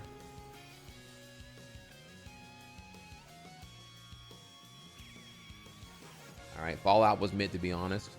Damn, that's not what I saw. Everyone was saying that it was good and it was like loaded in really potent Easter eggs, which is like pretty awesome.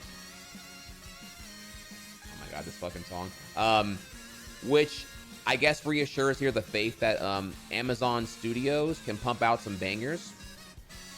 Which reminder again here that the God of War live action series is already greenlit and in development right now by the same studio that's making the Fallout show. So we got that right there. Let's keep going here, y'all. All right. So GTA 6, in case you did not know, GTA 6 it was tentatively releasing for fall 2025.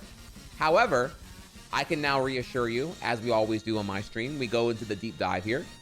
If we go over to Take-Two's quarterly earnings, I'm here to reassure you, if you dive into this shit literally, as I'll link here for you right now, Take-Two's quarterly earnings PDF here, available to all shareholders and also public to counteract any falsehoods here. You will see right here that in their pipeline details for fiscal year 25 to 27, in their immersive core portfolio package, contrasting from their mobile and everything else here, they GTA 6 is still officially dictated as launching fall of calendar 2025. And this shareholder thing happened literally yesterday. So that is them confidently saying to shareholders that there's no delay. We're still on track for fall 2025. So I don't know.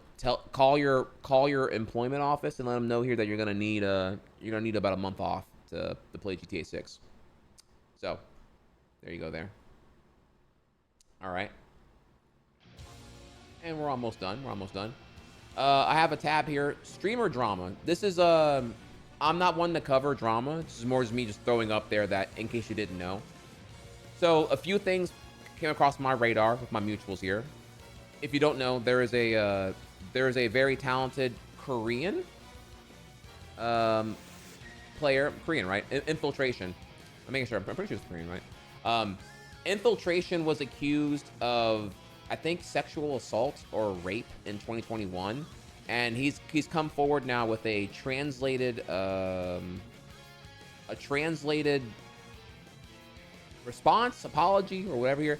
I haven't had a chance to watch this yet, so I'm not sure, but I just want you to know that this is in case you were aware of that and you're in the FGC and you missed out on it here. That was this did you can now, in case you missed it, this is on the thing now. So yeah, I don't have any commentary on it. I didn't really keep tabs on this shit here. I'm just kind of bringing up that did make some waves that were outside of my circle. So there's that. However, what is in my circle here, I got to call out here. So NYC Furby has been a friend of mine for a while. And you may recall here that Nick Fuentes has been in the news recently for saying some pretty gross shit about, we control your bodies and blatantly second-class citizen type shit and very exclusionary and awful. And NYC Furby donates to Nick Fuentes under the moniker FGC Groiper and sends a super chat to him about transgenders taking over the fighting game community. Uh-oh. I was like, no way. I actually did not believe this until the accompanying clip was shown. FG Groiper sent $5. Arturo Sanchez from the NYC fighting game community just said you're the best political commentator on the internet. Let's go. Our community was ruined by insane troons and blacks, but many of us are secret chuds. Did you ever like any fighting games, Nick? No, just the WWE ones. I like SmackDown versus Raw. SmackDown versus Raw 2007, 2008, 2009, 2010. Those are my favorite fighting games. But no, I never played like a UFC game. But that's awesome. W. FG Groiper sent $5. Arturo Sanchez from the NYC fighting game. Oh, even those. I was gonna say here. No, I was gonna say, how do we know that's him, right? He literally throws his name in this shit, dude. Best political commentator on the internet. Let's go. Our community was ruined by insane troons and blacks, but many of us are secret chuds. Did you ever like any fighting games? Brother, you can't. The blacks, brother, you can't. Oh man, dude. Listen, I'm not offended because I'm used to this shit. It's just I'm disappointed because holy fuck, bro. Like, dude, it's oh my god, dude, it's crazy. If you go over to his thing, dude, it's I mean, he's getting on falls like crazy right now, but he said that and he's just me reading all the hate comments like blah and everything else here, and he I forgot what else it says here. He says some other shit too, but like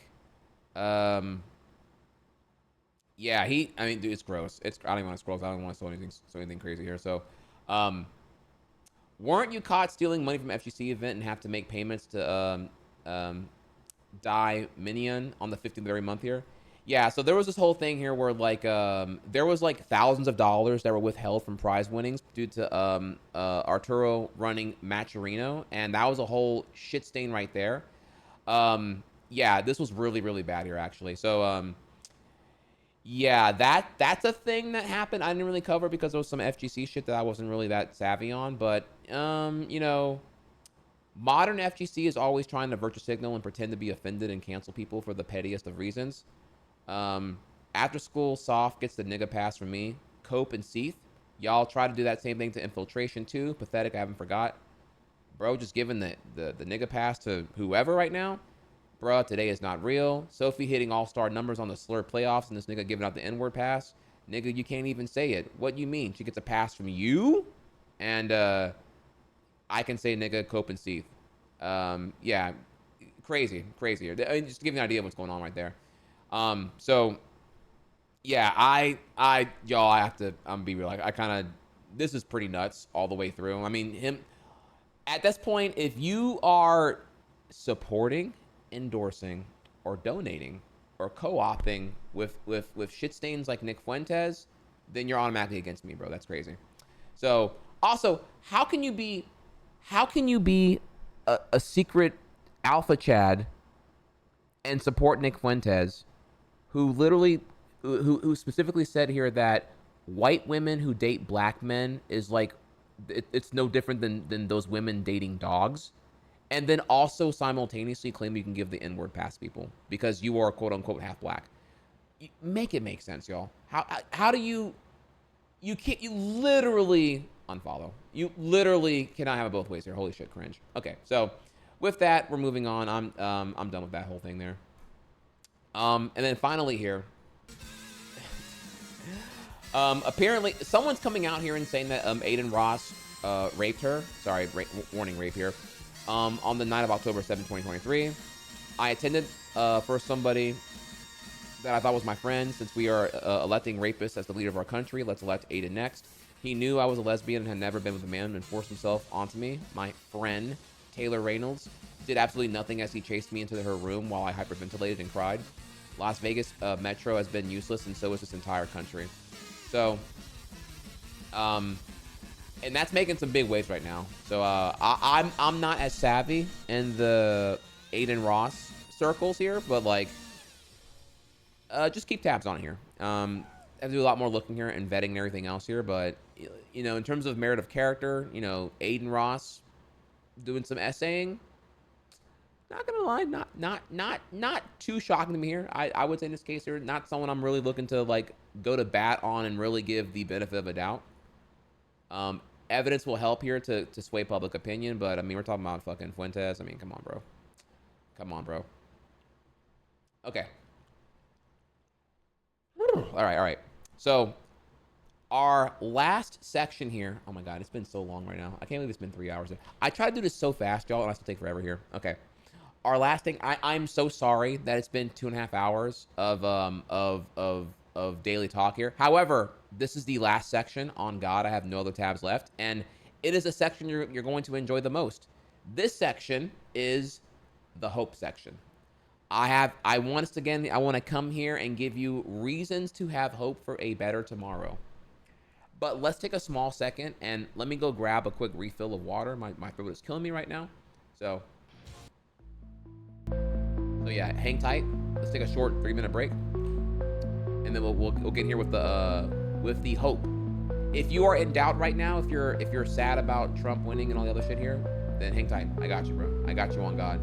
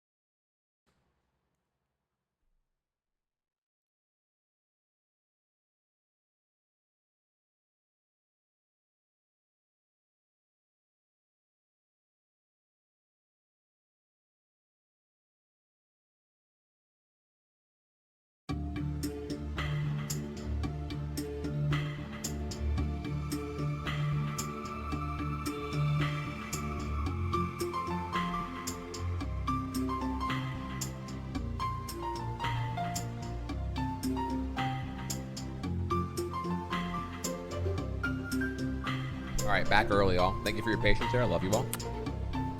And that was also, you know, ads are a necessary evil, but also spam the ads during the break. That way the content is not interrupted here. I do think it's really important to hear the hope section. I would not even do coverage of post-election stuff if I don't have a hope section to drive it all together here. So I think a big reason why y'all stay around is because I'm really fighting the doomer narrative, the doom spiraling that you're probably seeing on social media right now. And I'm reinforcing here where the solutions are and all that stuff there.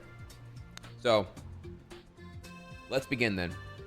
To deconstruct here what we do now that we have Trump for the next 4 years and a Republican-led Senate and possibly a Republican-led House is you have to recognize first why Kamala Harris lost in 2024.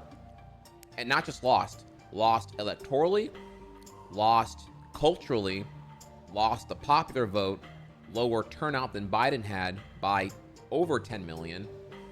Unconditional failure the whole way through. The failure everyone acknowledges. The why she failed is what everyone is like fucking playing blame and boarding all their consultants on the Titanic and letting it fall down and whatnot. Okay, so with that, in terms of hope, my perspective on this is here that despite Trump effectively promising everything that would not fix the economy or the culture and putting blame on things that are irrelevant entirely, even when consulted with substance, even on a pro-economic argument, not even a pro-moral argument. In the end here, it's simply put here that the between 2020 and now, the proliferation and the dominance of the manosphere podcasting and the perception that Trump is the economy fix guy in the absence of the substance that we're saying otherwise here has led to the fact that it's safe to conclude here, Americans don't vote based off of policy substance. They are too fickle and low attention span to do this here. They are low information, non-substance, vibes-based, fickle attention span country. And with that, not only that, you have to acknowledge that, know that, and you have to meet them where they are. You don't have to, going to your conventional, like, debates and your conventional, like, campaign ads, these are not what influences how people are perceiving their values being addressed. You have to meet them where they are. And with that here, obviously, y'all know here that the podcast sphere of crypto bros, passport bros, the Andrew Tates, the Jordan Petersons, the Daily Wires, the Steven Crowders, the Ben Shapiros, the Candace Owens, the Hodge twins, they're all mega, Tucker Carlson, they're all mega popular, and they're all in the right-wing infosphere, either spreading full-blown propaganda, lies, or just, Republican apologist garbage anyway. And there's no equivalent of this on the left. And that's definitely a problem, and that explains definitively here why the 18 to 30-year-old male demographic has swayed intensely towards Trump this election. So, also include here that, Americans, they don't know civics, they don't know economics, they don't know taxes, they don't know policy, and they don't know marginal tax rates. There's way more we can include there, but the point there being is that, like, given that they feel very confidently about what they know very little about here, you're not going to be able to just throw them the contrary of facts and have them say, oh, okay, you're right. Now I admit I'm wrong about everything here. Now I'll support progressive policy. No, it doesn't work that way. So what you have to do here is you have to understand here that they have been duped deliberately with their low information throttles, and they have been socially engineered to be this way. The average Fox News watcher is blaming immigrants for why they can't afford shit, when in reality is very clearly that, corporate greed and billionaires are disposing lots of money into propaganda and lobbying to ensure that the average worker and purchaser have no consumer rights, have no worker rights, and get fucked over. And they do even better by blaming immigrants and the myth of immigration welfare queens. And by God, the white voter is very happy to open their wallet, donate to Trump, and proliferate shitting on immigrants here, even though it's like literally not the case at all, right? So facts do not be caring about their feelings, do not be caring about facts all the way through here. So what we got to do here is, my strategy here is that you have to let them hear what they think they want, but it be actually what they need and make it entertaining. You have to tell them what they want to hear, but then in the substance, you're actually promising, you know, subsidized free college, or a subsidized college, or tuition-free college, legalize marijuana nationwide here, paid time off by law, maternity leave off by law, sick leave off by law, higher minimum wage, even shit like universal basic income, single payer healthcare, Medicare for all. All of these things, when given the substance of policy and not integrated and ingrained in the partisan labels of it being a Democratic policy or a Republican policy or a Harris campaign promise or a Trump campaign promise, Americans overwhelmingly do choose left-leaning progressive policy when the labels and the stigmas aren't present. That's important to note. This is all the hope right here, okay? All right, so join me. So in September of 2024, The Guardian had an article here where they actually ran a study and they asked everyone, they asked some undecided voters at that time here, how do you feel about these particular policies here? Federal ban on price gouging groceries here, which Harris promised, Trump never did. Eliminating tax Social Security benefits, which Trump promised, Harris didn't. Expanding child tax credit for middle and low income families, Harris promised it. Tax breaks for new small businesses, Harris promised that. Increasing the tax rate on long-term capital gains and for those earning over $1 million, Harris promised that.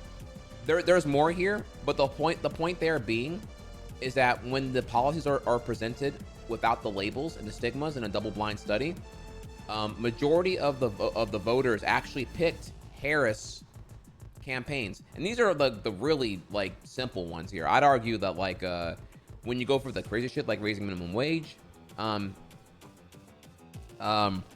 know, it goes way crazy here. So it's important to understand here that in this case, the policy is not what's at fault. It's the stigma of the partisan labels.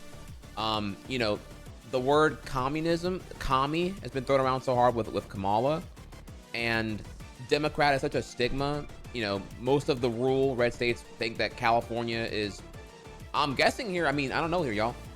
I'm just gonna assume here that the average like rural voter out in Utah thinks that unironically prisoners are getting transgender bottom reassignment surgeries for free on taxpayer money in California. I don't know what they're thinking here. Maybe it goes that far. Maybe it's as simple as they think that Trump is actually the economy fix guy. I don't know, but either way, the point there is the vibes were that Trump being the economy guy was meeting their needs because they're not satisfied with how things currently are now. Biden didn't promise enough. The vibes weren't there. Trump is promising a bunch of things here, and the spectacle of that, like, I guess, revolution is what draws them in. It's like YouTube. You got to clickbait them. You gotta. It's got to be punchy and all the way there here.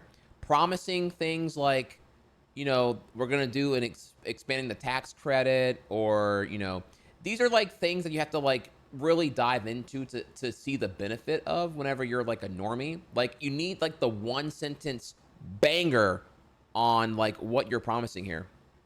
You know, again, don't call it universal basic income. I'm going to give everybody $1,000 a month. Like, you know, if you're tired of like being broke or whatever, right? When you say expanded child tax credit, you know, don't say what it is. Tell them what that will do for them. I'm going to give you $6,000 more every year to get y'all out of poverty and to help take care of your child. Elect me.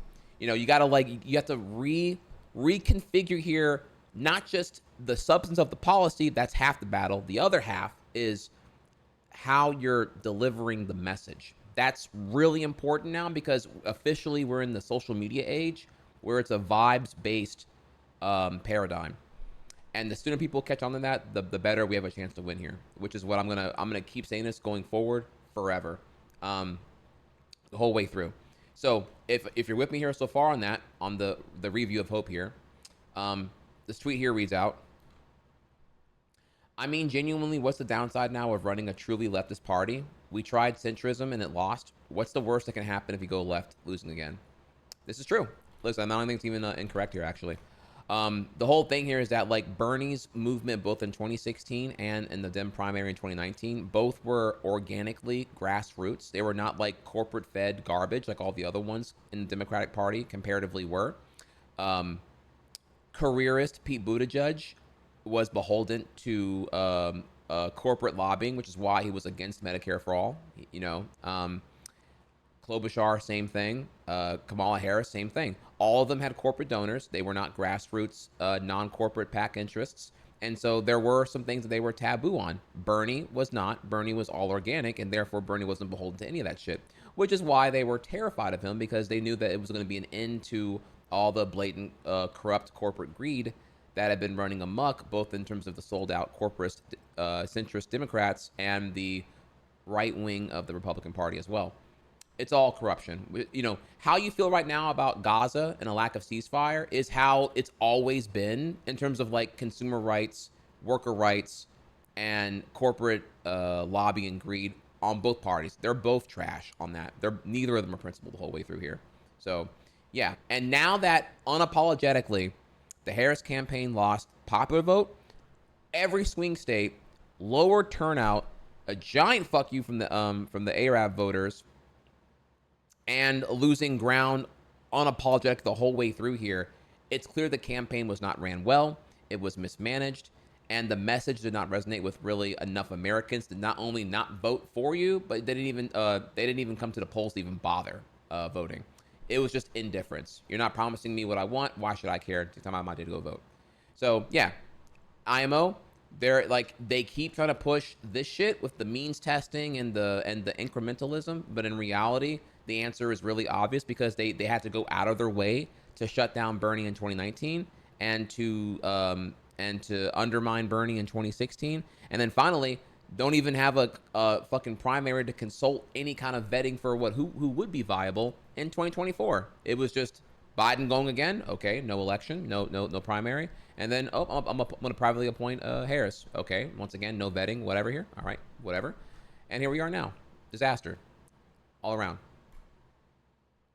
And with that, what I'm saying here, too, by the way, is that the next part of my thing here, if you go back to my my command about America, notice here that I say the quote there, let them hear what they think they want, but it actually be what they need, and make it entertaining. That's really important. It being entertaining is why people who were not MAGA cult became MAGA cult. Because MAGA cult, as it formed here, slowly spread further and further of consuming the free time and the cultural values of the people who were pre-MAGA, or the people who are MAGA now. They used to have other interests, right?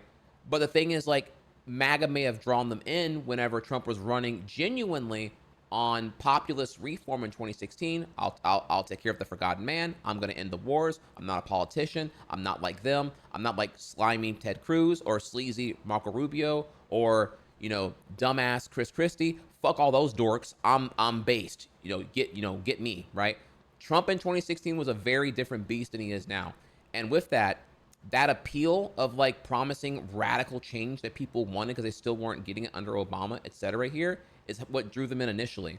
But Trump being a chaotic figure who is continuously entertaining, for better for worse, entertaining for awful reasons, entertaining for racist reasons, whatever it may be here, it draws them in and it keeps them going. So if we're agreeing here on my notion that America is a low information, attention span fickled, vibes-based populace, because we're in the social media age now here, you need someone who is entertaining. You can't have these decorum-oriented Democrats that just like don't really, no one's watching their shit the whole way through here. And this is me also agreeing into the critique here of Bernie. Bernie is so policy substantive that he wants to just nerd out on Medicare for all. But again, the problem there is that just people don't tune in. And also, the more details you deliver on M4A about, and the minute you admit here that you're increasing taxes, they take that out of context and they clip farm it hardcore here. Don't give them the ammo. You have to play the game. These motherfuckers, the American people are already victim to social engineering by algorithms, by a 24/7 news for profit news stations, and propaganda arms and wings out the fucking wazoo. This is not me saying we do evil. They already do we can't, you can't win. Facts didn't fucking matter this election the whole fucking way through here. That's painfully evident. They're gonna find out here when they find out what the fuck a tariff is, right? So in that end, you need someone who's entertaining. You need the most effective surrogate that can deliver the right message. But in the end, the policy is what you gotta do here, right? So with that, I wanted to kind of take a second here and show you more. I've commented already here about Stephen Smith. I've commented about Jon Stewart. I think Stephen Smith's a likelier person than Jon Stewart in terms of who actually would take up that mantle and whatnot. But let's keep going here. Let's look at the other ones here, right? We have Gavin Newsom, who is probably one of the strongest ones, who probably is looking at doing something in 2028, actually. Let's be totally real here. But yeah, let's hear him real quick, actually. I have two segments here from with him. I'm the only guy here that's a border state governor. All right, it's a little bit low. I'm the only guy here that's a border state governor. You're trolling folks and trying to find migrants to play political games to try to get some news and attention so you can out-Trump Trump. And by the way, how's that going for you, Ron? You're down 41 points in your own home state. I'm the only guy here that's a border state governor. You're trolling folks and trying to find migrants to play political games to try to get some news and attention so you can out-Trump Trump. And by the way, how's that going for you, Ron? You're down 41 points in your own home state. I'm the only bars. Let's not forget here that Stinky Meatball Ron definitely had a terrible campaign in Florida, and believe you me, goddamn did he piss off Trump. I bet you Trump's going to be really petty and definitely try to get Ron DeSantis out of Florida governorship whenever he's in the White House. But yeah, let's not forget here that the Republican primary is full of like gross, horrible people, and Ron was definitely one of them, and his campaign failed horribly. Okay, so we go from there to the next one here. Again, just keep in mind here, like not just what's being said, but the style, the clapbacks and everything else here. time. Let me just. I do have a follow-up question. Ron, I'm happy that you continue to talk. Let's talk a little bit about Bidenomics, because I'm happy to take that on right now as well. And I think it's a fair point. You're a big supporter of it. I appreciate you acknowledging 14 million jobs, 10 times more than the last 3 Republican presidents combined. Because he had 815,000 manufacturing the jobs were because of the COVID lockdowns. Are you kidding me? 3.9% unemployment. As he continues to talk over me, I'll talk to the American people. 3.9% unemployment, the lowest black unemployment in American history, the lowest unemployment for Hispanics in American history, the lowest unemployment for women in 70 years, the lowest black poverty rates in history. That's this administration's agenda. And by the way, as you smile and smirk over there, you should know this, the American people. Here's a guy who celebrated Bidenomics just this week, celebrating $28 million that came into your state because of the CHIPS and Science Act, one of the most significant economic plans since FDR. I'm proud of the work Biden and Harris have done. Would you like to respond? And Bro, it's less about what he said and more the vibe. The clapbacks, Ron DeStinky kind of being quiet and being in his little corner, and the total domination here. That's what people want, bro. People want to have the popcorn bucket. They want to be doing this. You need someone who does that. That's what you need here. And the thing about this is, and this is kind of the uncomfortable truth, okay? What I'm trying to say right now is that, like, this is why Tim Walz don't have the dog in him. I love Tim Walz, I really do, but I don't know if you take for a second, right? If you hypothetically had like maybe like Tim Waltz be the head of the ticket, would it have been enough to deal with like Trump, who, let's be honest here, would just lie harder and promise more? That's kind of the problem. It's like, I don't know. I don't know if you can deal with the lies per minute was insane. Trump unaccountably fucking flailed in that debate versus Harris.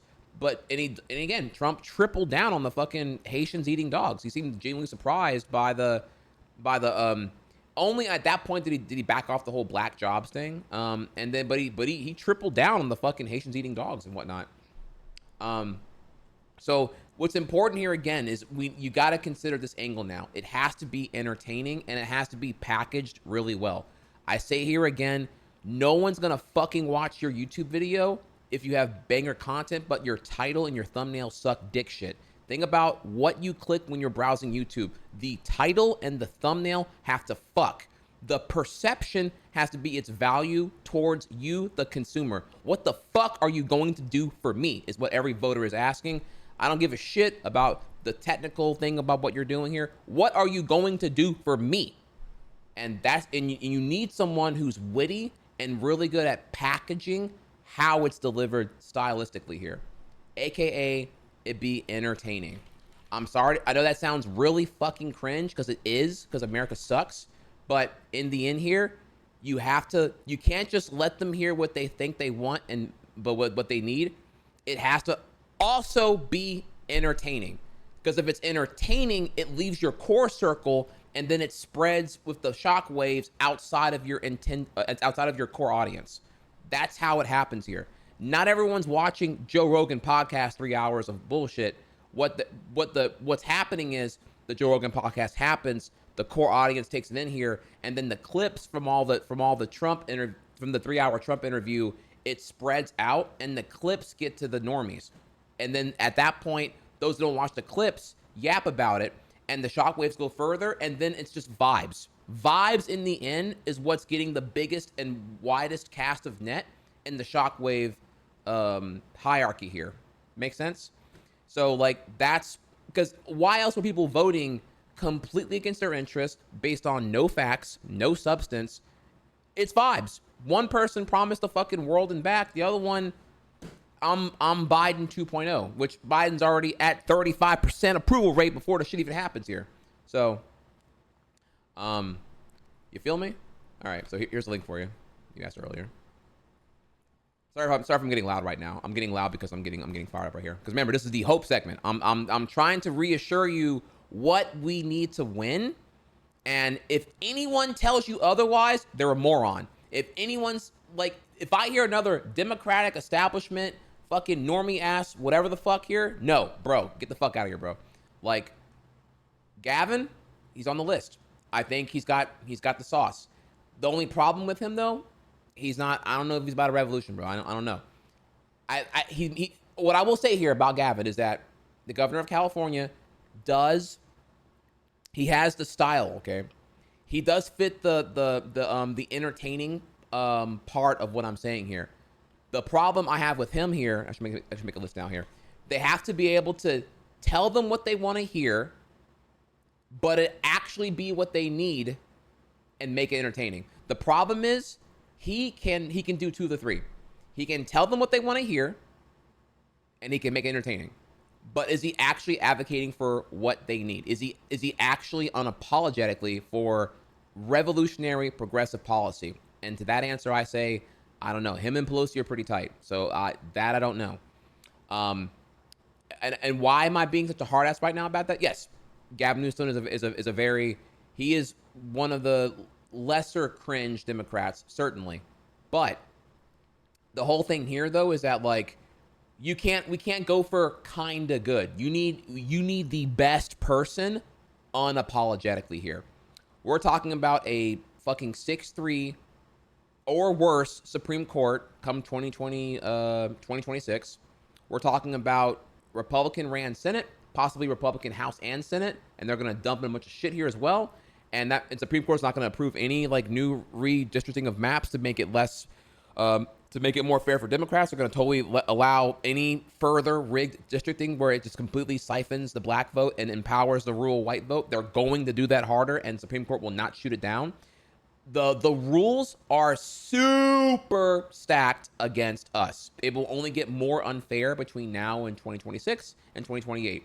So therefore, you can't go for what's kind of good for today's standard. You need to go for not the moon, fucking Pluto, bitch. You got to go all the way up there. You need Bernie 2.0 with the young charisma and swag in there. You feel me? That's the only way. Like it's got to be so fucking good. It makes all these Trump drones actually open up an eye and be like, okay, damn, I want that. You have to exceed their expectations and blow them away all the way through here. They're so jaded with what they're even asking for now that we have to kind of get in there and revolutionize. It has to be that. It has to be a revolution and nothing else, and nothing short here. The rules will be so stacked now that it's going to need that. On God, any Democratic strategist that's trying to talk to Pelosi, cringe, fire them. Again, I say here, until I see leadership change here, fuck them all the way through, bro. They are not serious. On God, they are not serious. Okay? All right, cool. So let's move on then. All right. More hope. I want to hear Ryan Grimm's a really great reporter here. He talks about some really good insight here. I want to remember this is going to be a complaint segment, but this is all about hope here in this case. Listen to what he has to say about how people were perceiving certain fees and how the Harris campaign tackled it here. It's important to note what to do and what to not do here. Ryan, Harris had a different timetable than most nominees. She had basically 3 months to campaign after Biden dropped out of the race or stepped out of the race in July. Did she do enough to distinguish herself? Clearly not. Democrats chose the one person who had the hardest time distancing herself from the number one because she was the number two. That was a choice. They chose her. Once they chose her, Biden even told her and said publicly, I understand that she's going to be critical at times of what we did and she's going to present her own path forward. She decided not to do it. One of the things that people were so frustrated about when it came to the 2021 price hikes was the price of Ubers and Lyfts. Yeah. It takes a chunk out of people. The only thing she could do is go after corporate greed. She starts doing that. Then she is told by Tony West, her brother-in-law, not to do that anymore. Tony West is the top lawyer for Uber. It's absurd. Yeah. And that's the Democratic Party. And they set themselves up to fail. I'm even wondering when Tony West went into the ballot, did he even vote for her? Oh, wow. Now, he probably did because he'd like to see her in the White House because then he's in the Oval Office all the time. But he was actively sabotaging her campaign, whether he knew it or not. And the problem with Democrats is that they have those people in their inner circle and they listen to them. The only way that she could argue that she was going to do something different than Biden was that she was going to go after corporate greed and get prices down. She started doing it and then stopped. Or Gaza, or I mean, she could do that too. There are several issues that she could. Like, what else could I separate myself on? Well, is there anything where his approval rating is like 20? Like, oh, yeah, his handling of Israel-Palestine, Gaza. Right. I mean, it seemed like an interesting intervention. Right. There you go. So yeah, I mean, I don't have to really give commentary there. You get the idea, right? Isn't that just crazy? Isn't that just crazy? That's crazy. That's crazy. Tony West, top lawyer for Uber, and that's where we are, y'all. This is the power of corporate lobbying. Let's not forget here, these corporations, bro, they are completely immoral. Chiff, remind me again here. Proposition whatever, the one where every Uber driver would have to get paid a minimum wage going forward, guaranteed by law if they work a certain amount of hours a week or whatever. There was a proposition that was done to pay Uber drivers in California a living wage because right now they're completely exploited by Uber nonstop here. And Uber went on to oh my God, I think it was like $170 million in lobbying. They spent bank to deliberately make the proposition as confusing as possible to vote for. And in the end, they won. I'm assuming people were just didn't know how to vote no to stop the what were they saying, yo? They were like, the propaganda was like, vote no on Prop 22 unless you something. I forgot what they were promising here, but like, yeah. In the end, people didn't even know how to. Because again, the whole thing here, again, Americans have a 5th grade reading level, and so when they go to the booth and they see there's like this fucking jargon word salad that's like a Yu-Gi-Oh card effect here, yeah, people don't know what the fuck they're doing. You can be your own manager. Vote Prop 20. Yeah, oh yeah, no, it was crazy. It wasn't, by the way, it wasn't Uber saying to the public here, whatever, right? It was a bunch of like vague, anonymous marketing props that were like not coming from the Uber point of view, but rather like, you know, coming from a pro-business. Hey, you're your own boss. You're your own destiny. You're your own, like, yeah. You don't want to be like held, you know, you're starting a business tomorrow and you don't want to have all these icky regulations holding you down, right? Like you want a meritocracy to unfold here. Be your own destiny, you know, vote no on Prop 22. So yeah, in the end, it got so diluted that people, you know, vibes. Oh, okay. Yeah. I'm pro-business, therefore I vote no on Prop 22. So yeah, it fucking gross. And in the end here, the question is, who's lobbying on the behalf of the American people? The answer is no one. So these corporations that are already too big to fail have infinite money to throw at their legal team to fucking, you know, do propaganda and everything else here. And you get to that. Bada bing, bada boom. Yeah, money in politics, bro, it's crazy. All right. Nina Turner, I agree here. A leftist Joe Rogan would not have been able to run cover for inflation in 2021. Price gouging and genocide. This is completely true here. This is correct. The narrative right now is correct in that you need the vacancy of leftist populism in the social media spheres is true. Again, we talk about Daily Wire, we talk about PragerU, we talk about Candace Owens and Tucker Carlson, etc. Here, all of these network crypto bros and all that here. All of those run for the right-wing proliferation, right? Comparatively, the left-wing social media space sphere is severely underdeveloped, and it's not even close. Democrats are painfully old school, and they're nowhere near influencing the youth to be engaged, sadly. And the thing about Joe Rogan, who's probably the biggest component of the whole thing here now, is that... yeah, a leftist Joe Rogan who's principled or even just like genuine and sincere, which is important here. The whole thing here is that the reason that these influencers are so effective and much more so and relevant than before.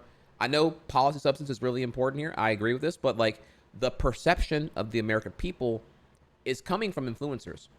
Tucker Carlson, Joe Rogan, Candace Owens, Ben Shapiro, etc. The reason why the influencers are so powerful now is because they are perceived as authentic, sincere, genuine, and therefore relatable.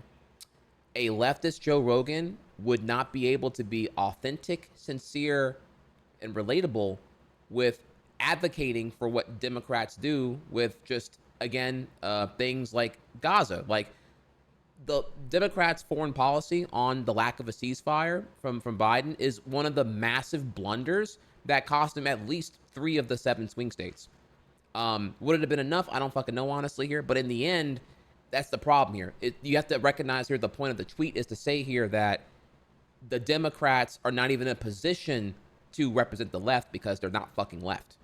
So, like, you can't even if you had a theoretical like 13 million subscriber giga YouTuber Joe Rogan for left, what's he gonna do? Talk about the fucking Democrats? He can't, because their policies are Republican light. Honestly, here it's not representative of the values and the populist demands of the right or the values of the left. So it's like the Democrats are not in position to take this seriously, which is why you have to gut the leadership from the top down unapologetically, or kick them to the fucking side and prop up something else entirely. We have nothing to lose right now, so like, why not give it a shot? Is what I'm getting here. That's the hopium again here. If they are not serious, get rid of them, bro. You do not play apologist with Nancy Pelosi or Chuck Schumer or any of them, bro. They're all, dude, leadership, they gotta go. They gotta go, bro. Drop them, nuke them, bro, all the way through here. All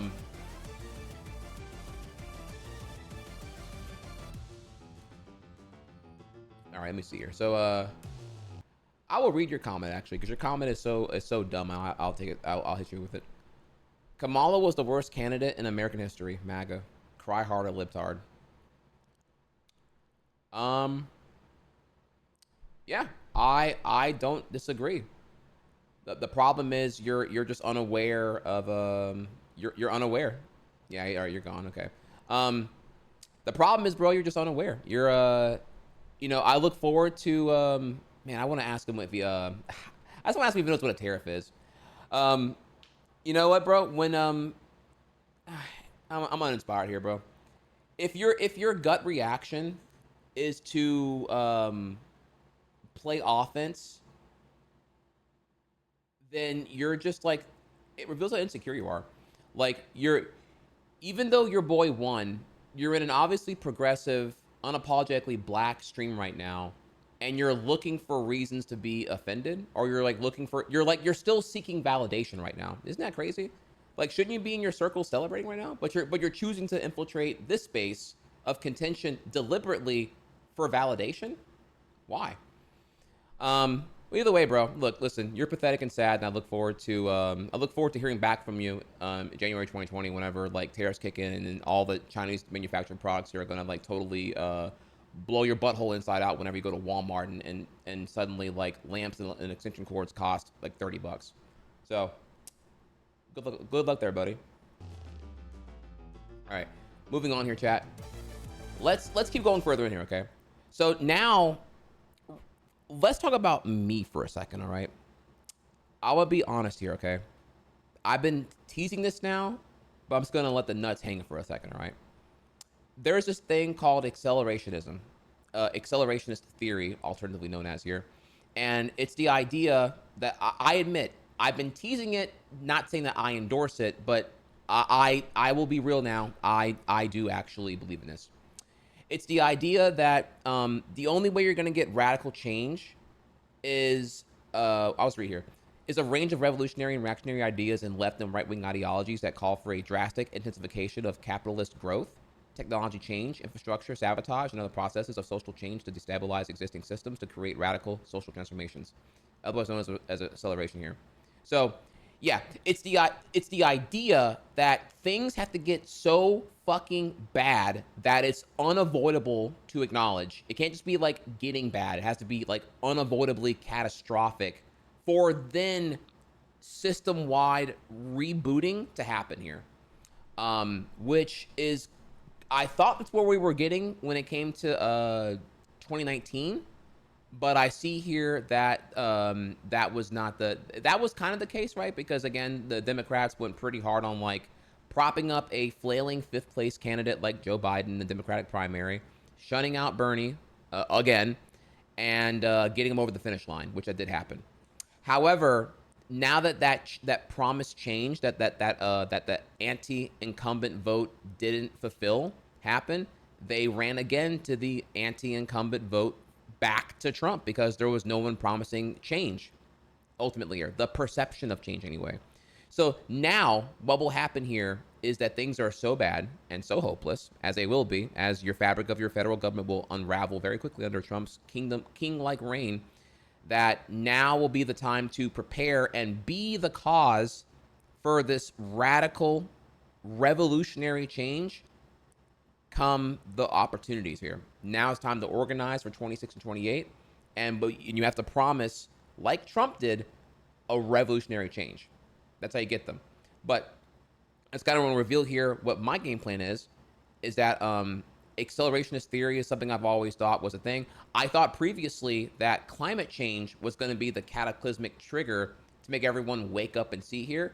But unfortunately, again, the problem here with me, young Hex in 2019 versus down here, the problem is that America is so low information and non-substance that even just talking points like, oh, well, you called it global warming and now it's climate change. Okay, buddy. Your goalpost moving much? Like just that alone will get people to disengage here. So like people are so stupid, they don't even know what we're talking about. And in the end here, climate change was not even on the radar. That's kind of, imagine climate change being the biggest worry in 2019 in terms of like environmental destabilization and the lobbying endlessly by the big oil companies and whatnot, to in 2024, Kamala is pro drilling, pro fracking, and we're not even talking about Green New Deal or climate change at all here. None of that. It's just completely, nope, too divisive, want to win over Republicans, can't do it. Got to be a moderate. Okay, bro. A moderate about an uninhabitable planet that we live on right now. Okay, pretty fucking dumb. Whatever. So yeah, in the end here, accelerationist theory is going to be the idea that things have to get really, really bad before everyone wakes up and really pays attention here. So whereas before, the idea of a revolution was always going to be shunned off by resistance liberals and the Democrat affiliated. Now that we're at the worst point, the catastrophe here was the Harris election. No popular vote, all swing states lost, the entire country swing rightward minus like one state, literally. An entire demographic lost the Latino vote to Republicans. Yeah, it's failure in an unprecedented manner. Meaning that the whole system is now ripe for like really having a candid convo about like, yeah, you don't work. You don't work in any way. You don't work at all. You raised $1 billion and lost, and then just lost catastrophically compared to last election. No, you don't work. You don't work. So all this is to me ammunition to lock in here for the obvious answer, which is promising the optics in parallel of what Trump promises. Trump promises a revolution, and the opposing party or the opposing whatever here needs to be also a revolution. We cannot promise mundane milquetoast things like a tax credit or whatever here. It's got to be razzle dazzle big shit. You know what I mean? Like again, when I say things like single payer healthcare, subsidized college, and increased minimum wage, you gotta take these things here and make them even punchier titles. You gotta really, we're gonna have a worker revolution. We are gonna, like, when you bring up things like paid time off by law, or paid vacation time off by law, or paid sick leave off by law, maternity leave off by law, like whatever you want to call, like that's me saying it verbatim, but we would make it a punchier title coming from a figure that could make it an entertaining thing to understand and grasp, that will make the vibes for the American people gel with it. You know what I mean? Okay, so now you're with me here on that one. Again, in our hope here, people are already upset. Here is this is in Chicago. All that system stands for! All that system stands for! All that system stands for! All that system stands for! So what's important here is to see here, people are pissed off, and at the same time, this could be the core base of the revolution for tomorrow. So we're not starting from zero. There's a lot of people who are already anti-Trump, but they're anti-Trump without a cause. So you need to organize and build up the cause that could become a party, and then the cause unites behind the party, and then the party, at minimum, gives a lot of pressure to Democrats to either fix their shit or just abolish them entirely. These are all like really, really, really lofty, ambitious goals, but every attempted revolution will be. And unlike then to now, the big thing here, unlike then to now, there's nothing left to lose. There's nothing really left to be had here. Majority in the House, or will be the House probably, and the Senate, and the executive branch, and a rogue judicial Supreme Court justices are all Republican controlled. And so there's nothing left to lose. Like, fuck all the people who are trying to like like still like hold the Democrats in place here. No, they're fucking garbage, bro. You gotta like, you can. This is when you can come in with a fucking revolution, reinforced by what you saw with the United Workers Auto Union and whatnot. There are plenty of seeds of hope to look into when you listen to the organization here. Okay, so I believe it can happen. I'm not saying it's going to happen, but I believe with dedication and organization, the minute that I hear what's popping here, I will let you know whether I like it or I don't, and I will put my all into it myself. I'm not just spitting from the back of a desk. The minute that things are happening, I will let you know, and I'll let you know how I am going to be personally involved. So, so here's another person here, right? Leftists need to grapple with this. American voters are not actually sensitive. The American voters are not actually sensitive to the macroeconomic conditions. They're sensitive to the moral narratives around the economy. Yeah, and this is true here. This is very, very true. So the public opinion of the U.S. economy, even though it definitely did get better after Biden's various implementations to tackle what was going on there, this is true. Biden's economy was better than when we were in COVID and everything else here. But at the same time here, the important thing to note is that Democrats perceive the Bidenomics as better, Republicans seen it as worse. However, the problem there is Democrats are a smaller base than Republicans. There's not as many enthusiastic Democrats here because again they run away from their base and whatnot. So even though this number is indicative of the approval percentages, it's not indicative of the totals to each respective party. And they can also flip too. They can become Democratic if you if you appease them and change the vibes here. But yeah, it's very important to note here that the moral narratives of the economy are vibes based. So then this guy comes in here. I'm completely out of patience at this point. I've been watching people with no knowledge or finance, economics, polling, statistics, or even basic math posting screenshots they picked up scrolling in MSNBC, New York Times, making up complete bullshit to lecture the left. So he goes on to talk about consumer price indexes and this and that here and all that here. So I'm gonna be real. This guy is throwing in a bunch of super substance. This guy is throwing in a lot of substance over and facts over the whole thing here to deter the idea that he's attacking effectively here that the moral narrative is incorrect here and that look at all the definitive quantifiable imperial stats here that reinforces here. The problem here is that here's the problem, right? No one's reading all this shit. The whole thing here is you can say this and you can be correct. The facts and the substance don't matter. That's the whole point. The majority of America are normies.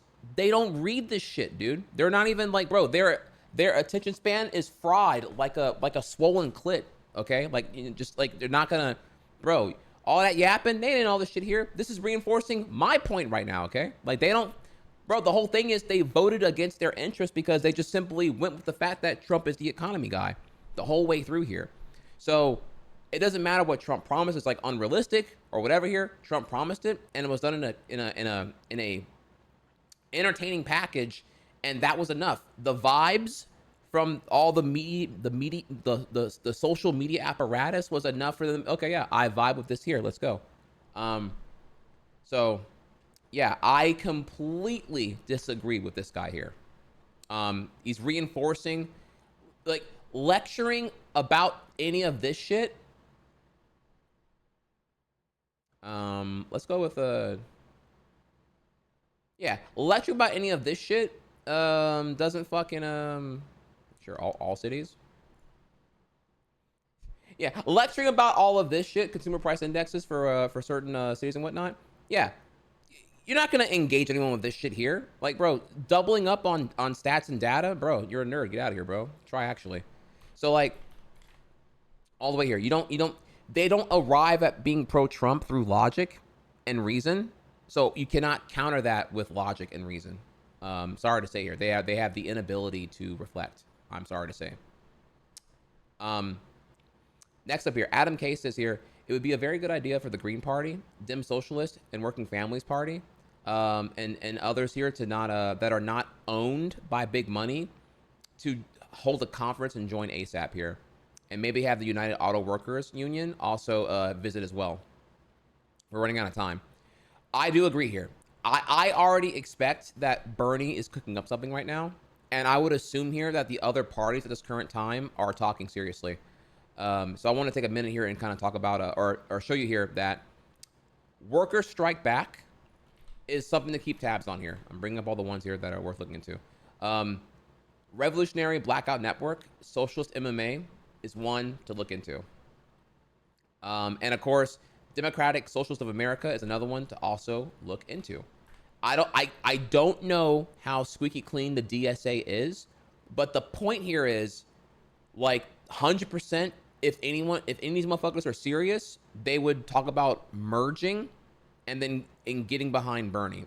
In my head, it's like, okay, look, none of you people, sorry, I didn't say fucks. None of you people, lovingly, have any path towards a party of influence at your current size. But if all of you like merge together right now and got behind like Bernie, who's already being openly critical of Democrats right now, he's like one of the only ones being correct in the assessment here that Democrats fail because they abandoned the working class. There may be a chance. There may be a chance here. You know what I'm saying? Now, why do I bring up Bernie? I bring up Bernie because Bernie is still really, really popular, and he has the pedestal, and people would listen. Right now, there's no overarching narrative for why the Harris campaign failed. There's just a lot of blame going around right now, and finger pointing, and crying. There's not really like solutions are not currently happening in the narrative right now. It's a lot of just like it's a lot of crying and finger pointing. So Bernie appropriately is like, hey, look, here's why you lost. So and then people, and you got Nancy Pelosi already shitting on him on New York Times here. So it's pathetic and cringe all the way through here. So they're already like pivoting and not even agreeing why they lost. So that's important to note. And the revolution tomorrow, you have to come all the way. You got to go balls deep, y'all. So now to answer your question here, do you think Bernie will run next election? No, we need Bernie to remain senator. Plus, also Bernie's getting pretty up there. I think this will probably be Bernie's last term right now. So no, and that's okay. I don't even think Bernie's the best option that I'm talking about here. Remember again here, what we need right now. You need someone who will let them hear what they want. Or I'm sorry. Let me say it again here. You need someone who will let them hear what they think they want, but it actually be what they need and make it entertaining. Bernie does, honestly, 1.5 of those 3. Bernie will provide them what they actually need, but he won't make it entertaining like it needs to be in a modern standard, and he won't exactly tell them what they want to hear. He's too honest, and he kind of goes a little too substantive on policy, which opens up the attack on like, oh, you want to raise taxes. Oh, you want to raise taxes. You want to raise taxes, which is technically true, but it's for your taxation to actually work for you rather than like against you. So, but yeah, we'll if you want me to, I'll take another day and I'll focus on like what Bernie, why Bernie should not run. Maybe if you want to hear that, try hard in chat, help a brother out here, hit this sub goal real quick here, and we can kind of go from there. That would be I'd be happy to give y'all that segment here. It's not an attack on Bernie. It's more like it's reaffirming what I'm perceiving as the strategy you need to win, to actually win in America.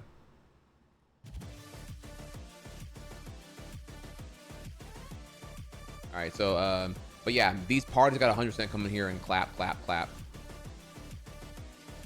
More in our hope section here. So here's an example of a summary of what you can tell Trump supporters whenever it comes down to whenever they're going through the karma and they're like, oh my God, what happened here?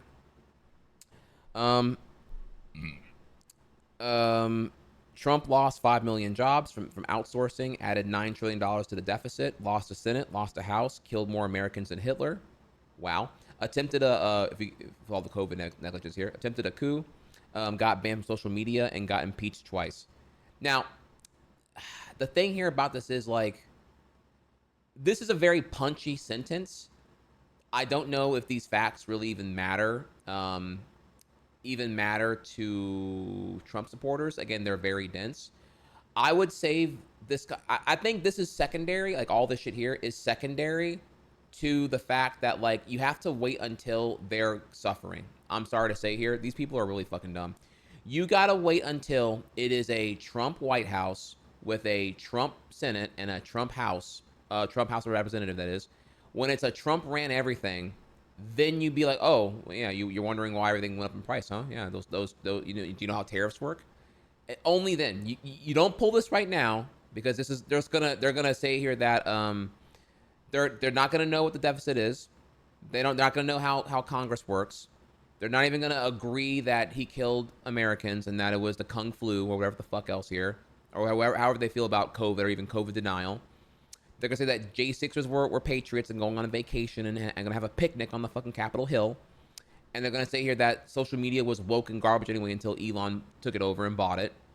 And that this was all just a petty thing by a power grab by Democrats here.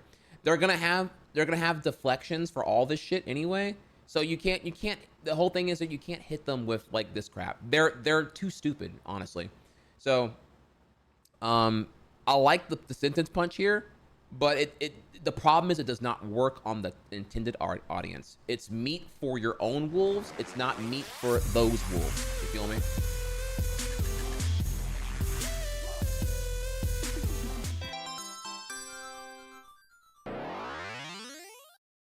Yo, Zombie Fredo, thank you for the Prime sub.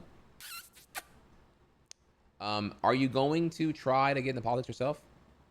You mean like a political run? No, I mean, no. That would. Do you want me to never stream ever again? I enjoy streaming. I would like stability in my society so I can cover politics less. But sadly, we are just not there right now. So I cover it as often as I need to relative to like keeping my my community informed and whatnot.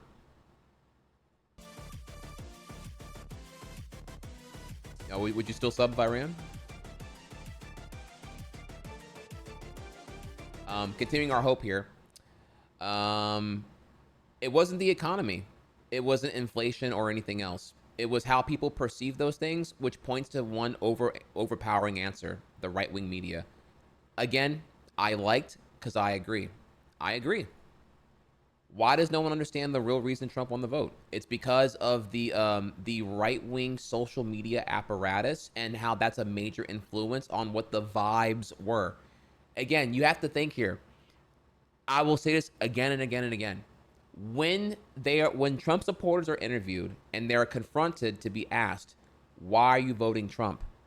The number one answer I am seeing is because he's going to fix the economy. Then you ask them, okay, you're not incorrect. Okay, that's your assessment. How? How is he going to fix the economy? This is where most Trump supporters fall apart and like, I don't know, I just feel like he's going to do it. Then the cult turns on because that's how they arrive at that. Oh, the vibe was good and that was enough for me to say I'm in. That's it. And the problem here is that's how most Americans vote. They are low information, non-substance, fickle attention span people who don't know civics. So the vibe is what got them there. And that's the important part to understand here. The vibe. That's how he won. Which is why I'm saying continuously here we have to fight with the vibe. You have to fight the vibe with a counter vibe.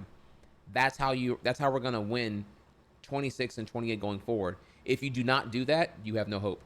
You cannot fight politically in the old methodology of pre-social media when we are painfully in the post-social media world.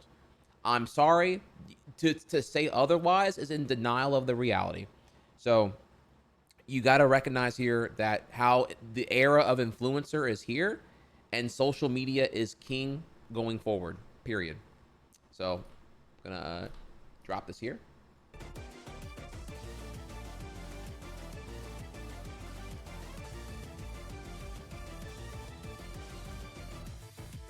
All right, so then Kyle Clancy tweets out here.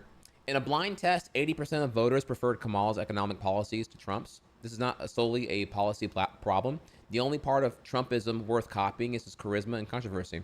His policies are trash. Imagine a bold Democratic Party with a spine, unapologetically urging for universal programs, but with an arrogant asshole leading the charge. That's the formula. Don't listen to the idiots who are screaming Dems should go right on the border. They already did. Or that they should throw trans people under the bus, which they already are, by the way. Nancy Pelosi. So Kyle's totally correct here. Totally correct here. Yeah. You have to hit them with punchy clickbait. Again, it's not just that you are supporting a child tax care credit. You have to take that, what it is verbatim here, and your market angle is, what will it do for me? What will you do for me? Period. Like I said before here, it's not about like that your iPhone charger does 20 watts, okay? You don't market it like that. You say here that this charger does your phone 400% faster. You know, these are, notice how the top one says what it does verbatim, and the bottom one is catering to what will it do for you, the potential consumer. You have to take every policy that is like technically a progressive policy, and you have to like market it in the framing that's independent of the partisan label trap, and is punchy and resonates with them on a hyper anecdotal level. What will you do for me?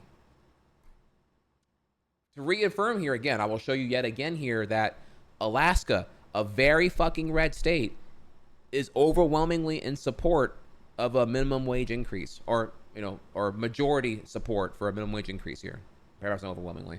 And so what I'm saying here is that these populist progressive policies, this when independent, when it's a direct ballot initiative, it does win easily. And so that tells you that they are going to be down with the revolution if the revolution is marketed with the vibe that they fuck with. It's got to be entertaining. It's got to be genuine. It's got to be sincere, etc. Here, I'm popping in here with the hope right now. Okay. A tweet from a while back here that I had. I feel like enough people don't talk about how families in Alaska get thousands of dollars every year from a collective social wealth fund. In case you didn't know, and another day I would love to go in deeper here with y'all, but in case you didn't know, that is a thing. Alaska has a permanent fund. It's a fund that operates as a sovereign wealth fund with a portion of oil and mining revenues deposited into it each year. These funds are then invested into a diversified portfolio, generating returns that contribute to the fund's growth. In the autumn of every year since the first payout in 1980, 4 decades ago, every citizen, adult and child, received their dividend payments as co-beneficiaries of the common good that is Alaska's mineral wealth. The permanent fund has grown to over $64 billion in size, and annual payouts typically range from $1,000 to $2,000 per person every year. In 2021, it was $1,100, meaning a family of 4 received $4,400 plus. The largest dividend ever paid was during Republican Sarah Palin's governorship in 2008, where every Alaskan enjoyed a windfall of $3,269. Are you seeing it here right now? Okay, so very Republican Alaska has effectively the simulation or the simulated endpoint of universal basic income. And I'm assuming here they perceive it as like in a vibes thing, probably that it's like, oh, okay, this is like, this is because of Republicans in the party or whatever here, right? I don't even know actually here. But the point is that like you're seeing here the reinforcement that building a social safety net for your people to alleviate from being in poverty is really fucking good. Now, I'm not going to pretend I'm savvy on the hardships that being an Alaskan resident pertains to, but what I do see here is that like this is a very underknown fact. I'll drop a link here for you real quick here. And notice here that like I would argue this is pretty socialism, but it doesn't have the socialism, social media label stigma. You feel me? So notice how they probably fucking love this shit if I'm being real right now. And I even think I understand here in operation, like, yeah, the people who are on that land should probably have a say or have some kind of like return involved with this, right? So like, I'm reinforcing here examples that make I'm giving y'all data for what I'm advocating for is not risky at all. Marketing for a revolution and using tactical verbiage and marketing angles with a charismatic delivery from a very hardcore vetted person who's entertaining is the least risky thing you can do. I'm gonna keep beating in here that populist policy resonates regardless of party affiliation. I'm gonna beat in here that we already have examples of icky socialism that already work. These motherfuckers are on, these retirees are on Social Security income and they voted away.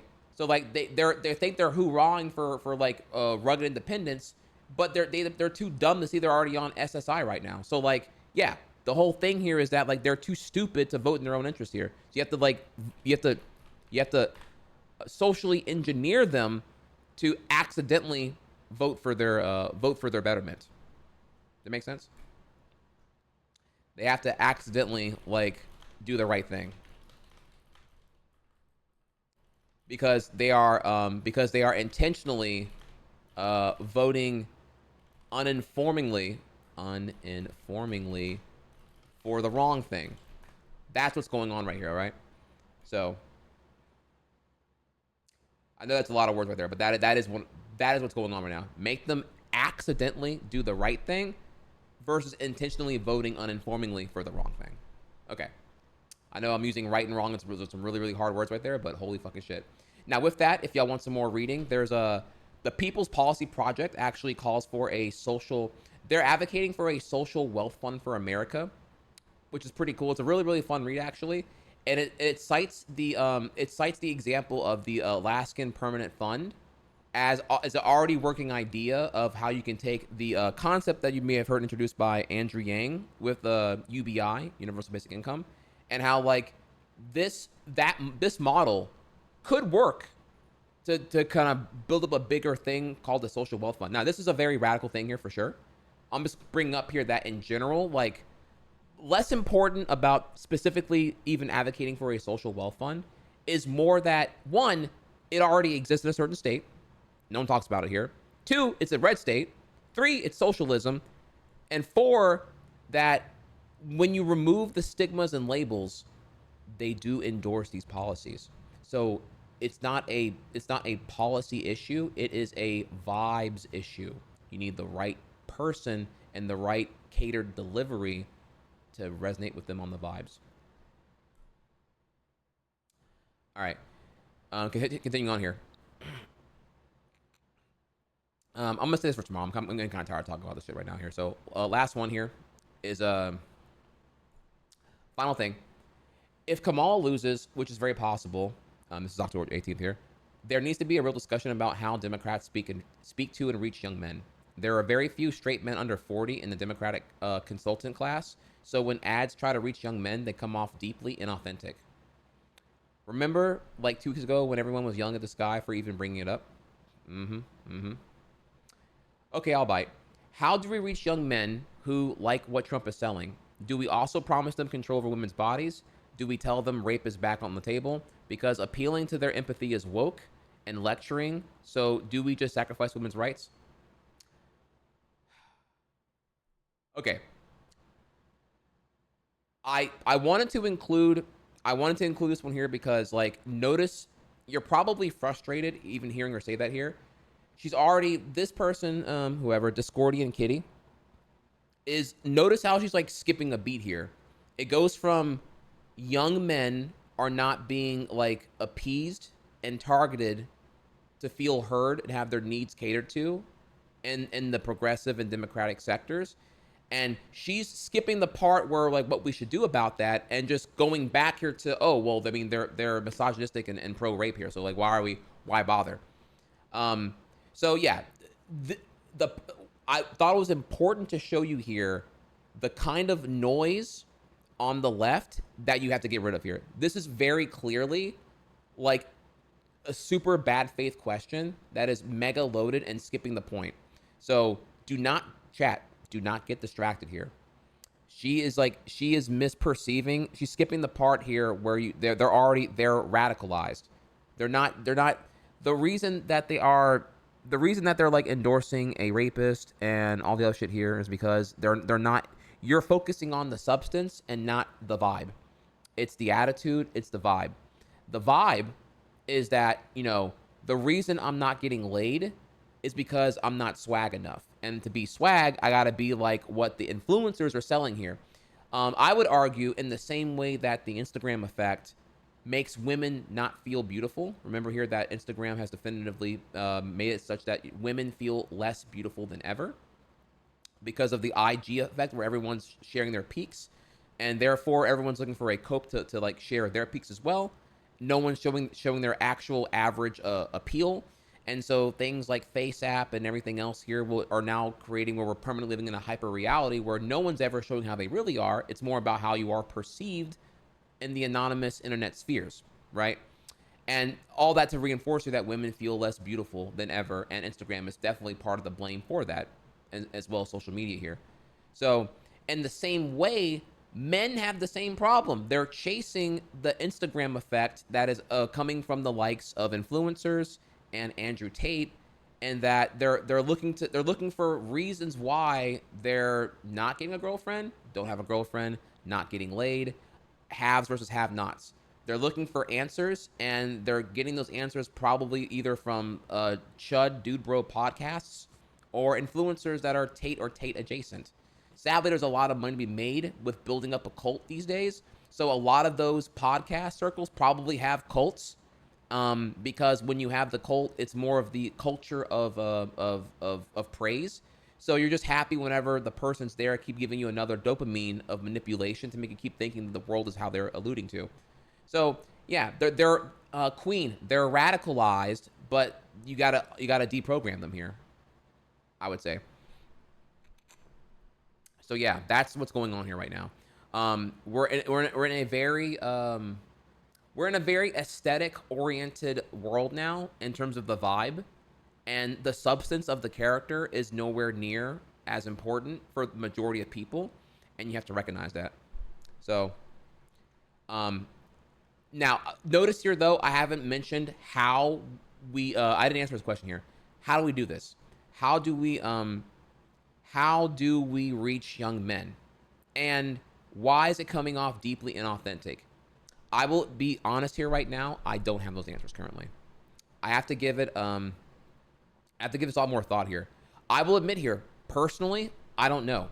I am not an expert on younger men at this current time. Gen Z is something I don't really understand too well. I am painfully a millennial in this context. So I don't know what Gen Z and Alpha are going through. So I admit here, chat, I never want to lie to you. I don't know the answer here. I don't know what's going on there. I look at these podcasts and I see them for the hive mind reinforcing pseudo cults they are, and it doesn't work on me. But also I'm like not an idiot, so I don't know whatever here. So in the end, I can't really say. This is where we need to have like external consultation, but I wanted to reassure you that I recognize the need to reach the young men, but I don't know like what it'll take to do it. Honestly, I don't have those answers here, but I'm not shocked that the ads suck and they come off inauthentic, because I said before here, you have to be genuine. You have to be perceived as genuine, authentic. I'm sorry. Genuine, authentic, and sincere in order to then be perceived as relatable. That's the important thing, relatable. The relatable comes from the first three. You do the first three, you get the fourth one, they're in. And not only are they in, they're not just consuming your content, they are influenced by your content. So that is not happening here for sure. And I'm not really sure what to do about that right now here. So,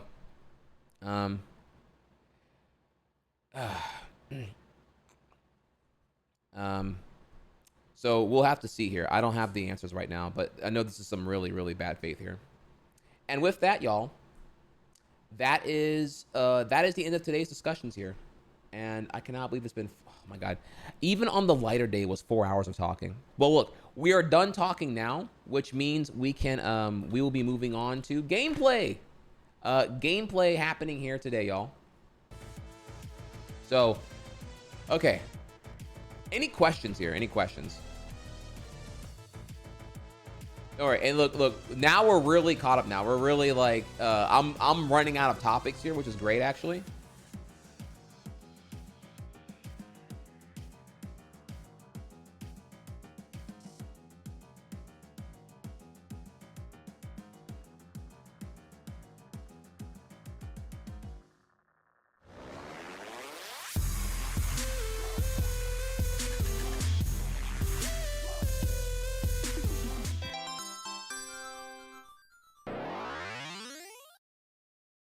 Thank you, Rambeard, for the 30 months. You're amazing. You're amazing.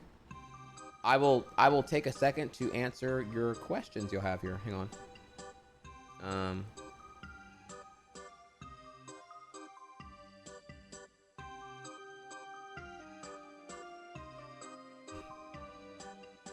What the fuck is Gen Alpha? So, millennials generally are people who were born like 1985 to like 2001, give or take here. Generally, millennials, as a more important distinction here, are people who were born during Reagan's era and were born before the .com bubble with the internet. The next generation, being Generation Z, Generation Zoomers, they were born with the internet already existing. That's the important thing I would say there. They were, by the time they're 5 years old, the internet's already, their youngest memory is the internet existing. They've never lived without the internet existing. You feel me?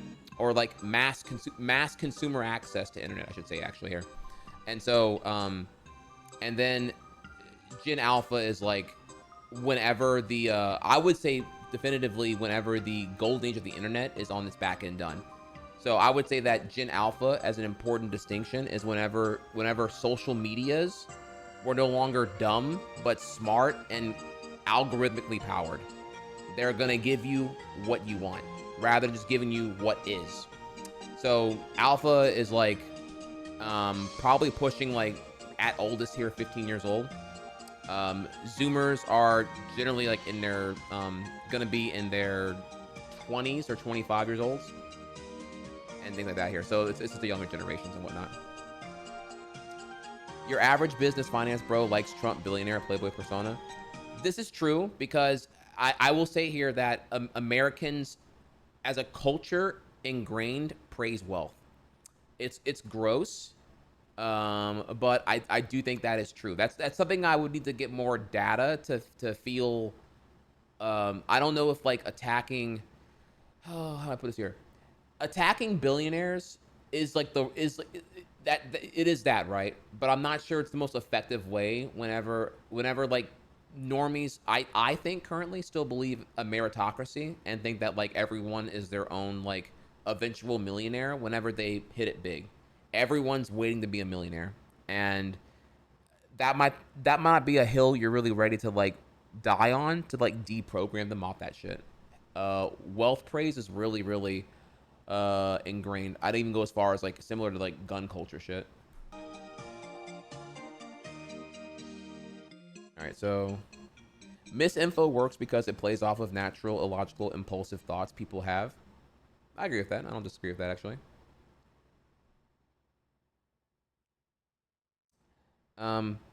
Conceding with a smile is the grossest thing ever. I don't know. See, okay. I don't know if you actually watched her conceding speech. It felt really insincere. I give this a like. One, because I think it's true. Kamala ran a campaign. Maybe she was coached by idiots the whole way through here, or maybe she was aware that she was also making idiotic decisions here as well. But the campaign was terrible all the way through here, and it was a spit in the face with a lot of negligence here all the way through. Not to not recognize here that you're not differentiating enough from Biden whenever you were unpopular as VP, much less when Biden was hanging on a 35% approval rating, shows here that just the whole operation was by the results now, even though I'm playing hindsight here, were just not good. And the speech, I admit I didn't like it. It didn't seem, it did not inspire hope for me. If you want to call me a hater on that, that's fine. But I watched the speech. It was a massive disconnect. It was almost like a celebration. It was like, we're gonna keep on going, y'all. We're there. Da, da, da, da, da. It didn't. It was not the hijacking of like, yeah, we need to. It did not contain any of the things that I needed to hear. It did not inspire faith here that she's even serious about like reassessing why it failed in every measurable way. No swing state victories, lower turnout, Latino demographic, fucking 20 percentage points off the entire way from 2020 here, et cetera, et cetera. Shit, even white women did not vote for Kamala. Like, that didn't even get them in there either. And they ran hardcore on abortion. The whole thing was, in every measurable metric, a failure. And I did not see the appropriate reaction to take things seriously to better them in the future. I am not reassured with confidence here that Harris or the current DNC leadership will fucking do that. So yes, I gave that a like because I watched that speech and it was fucking shit.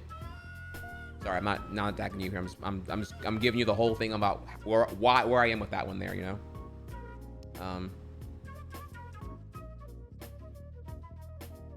Okay, all right, sorry.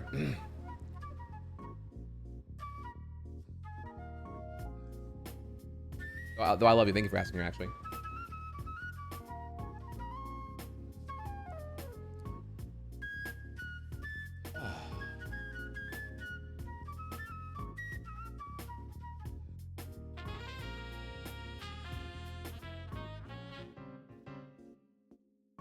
Oh, okay. All right, y'all. Oh man, we are done talking here, y'all. Fuck yeah, dude. Woo. Check it out, I'm in the house like carpet. And if there's too many heads in my blunt, I won't spark it out, put it in my pocket and save it like rocket fuel. Till everybody's gone and it's cool, then I spark it up with my brother. His mama named him Moan, but I call him Moan Lover, and he's more than a cover, he's a quilt. We're putting shit together like the house that John built on a hill, cause this shit gonna feel like velvet, turtle. My style fits tighter than a girdle. If you hate it, then you can just leave it, like Beaver. But in a day or two, I'll make you a true believer in me, cause like the alphabet you'll see, that ism kicks a rhyme, not your everyday soliloquy. Like Chef Boyardee, my rhyme is truly cooking. Peace to Matty Rich, cause he's straight out of Brooklyn, New York. I don't eat pork or swine when I dine. I drink a cup of Kool-Aid, not a big glass of wine or a Heine. If you have time, I'll drop rhyme again.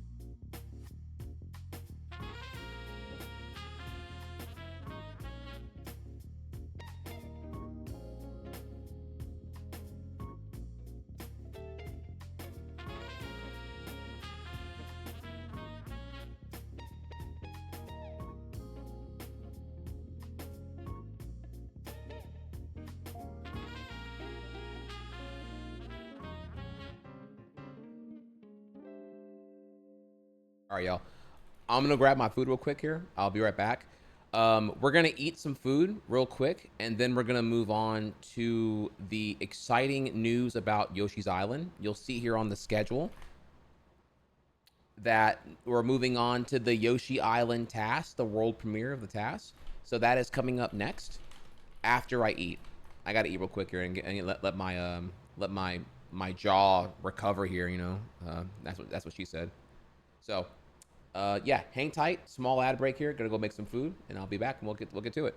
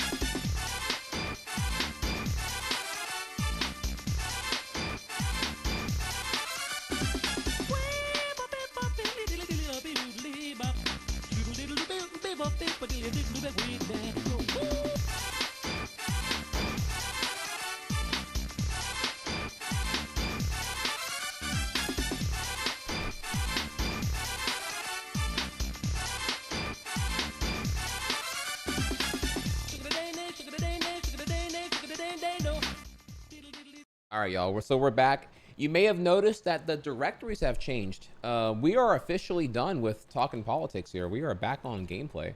So, Tweek fanboy reporting in, sickest Smash Brothers comeback in history. Not even capping here. I don't know if y'all are still keeping tabs on Smash Ultimate, but something pretty amazing happened over the weekend here. I will show you here. So, if you don't know, on the right here is Tweek. Tweek is I'm probably the biggest Tweek fangirl in existence here. Tweek is my favorite Smash Ultimate player. He's painfully inconsistent at times, but I do think here unapologetically when it comes to who has the highest peak, who plays the best, I do think it's Tweek. The problem is that the peak does not come frequently enough to have a consistent higher ranking. That aside here, he's been cooking this year, y'all. You may know Tweek for in his early game, he played Pokemon Trainer, he played Young Link, he has a Pocket Wario, he's played Sephiroth, but he's been most known for his Diddy Kong, and it's amazing to watch. He's playing against the world's best Sonic player, Sonix, who is notoriously good. Sonic's a really good character. Maybe a little bit frustrating to watch because the moves all look so similar, but he plays a very aggressive, combo-heavy, space-abusing Sonic, and it has really powerful results. And so with that here, I wanted to show you not the whole set, but the fact is, this is, I'm not even joking here, this is the greatest comeback in Smash history. It's amazing. Perhaps I will show you a little bit of it, then we'll get to the final match here. This is but this is winners finals, not grand finals. This is Let's Make Moves Miami, winners finals. I personally watched it already here. It's amazing. He's got going on. Maybe he can be brand new just like that as well. Tweek, as always, though, that guy is ever present, man. He's got so much. What do the kids say now? The aura. The way he plays. Yeah. When he's on his game run, I feel like he has been this whole weekend. It's hard to stop him. We'll see if Sonix can do it. PS2, he's starting off as usual. Yeah, hopefully no acts of God interfering with this match, right? They've all benefited Tweek. Maybe it'll go Sonix's way this time. Or maybe we'll just get a good, clean fight. That's all you could ask for at this stage of the bracket. So we're going to have 15 seconds go by with nobody landing a hit. I think that's kind of what you can expect from these two. The will to win is so great, and the will to approach is so small. And that's just the matchup, I feel. You know, you don't want to make too many mistakes against either of these characters. Sonic, obviously, the best with Punisher in the game, I feel like. And Diddy, as long as he's got that banana in hand, the potassium has got power to it. You'll see Tweek do a lot of things with it, but at the moment, not being able to get a chance to. Sonix already put him at 73% without being touched. Oh, is that a clean 0 to death? Wow, a trade down there in the blast zone is all Sonix takes for the first stock. Amazing stuff, looking really good to kick things off. Wow, not even punched by that banana toss either. That's so huge, right? Sonic being so fast and so safe that he can get away from banana out of shield. Diddy's calling card for punish. Crazy stuff. Definition of explosive. You know, they were chilling out, waiting for a long time. The second you interact, you die. That's just the nature of this game. You don't even need the silly grappers like Kaz or Luigi. You just do it yourself with these two characters as well. Crazy when you get to the top level. Sonic's showing a good example of it. Tweek struggling to get to that level himself. Right, even if Sonic doesn't have any true 0 to deaths, his advantage state is so damn good. Absolutely. He's nickeling and diming all the way until he feels rich. Right. Hey man, slow and steady wins the race. And it looks like that's the way Sonix is going to play this one as well. Just retreating to the platforms to the other side of the stage, making Tweek chase him. And of course, nobody's as fast as you. It's going to be very obvious how they're trying to come in. You just use that speed to your advantage. Keep this percent rolling. And it's so interesting because Tweek literally just had the set against Wrath, right? I don't know if it was 3-0 or 3-1, but either way, kind of comfortable for him to then lose such a big deficit at the start of this game against Sonix. It really does show the difference. And these Sonix might be good, but Sonix might just be that cut above the rest.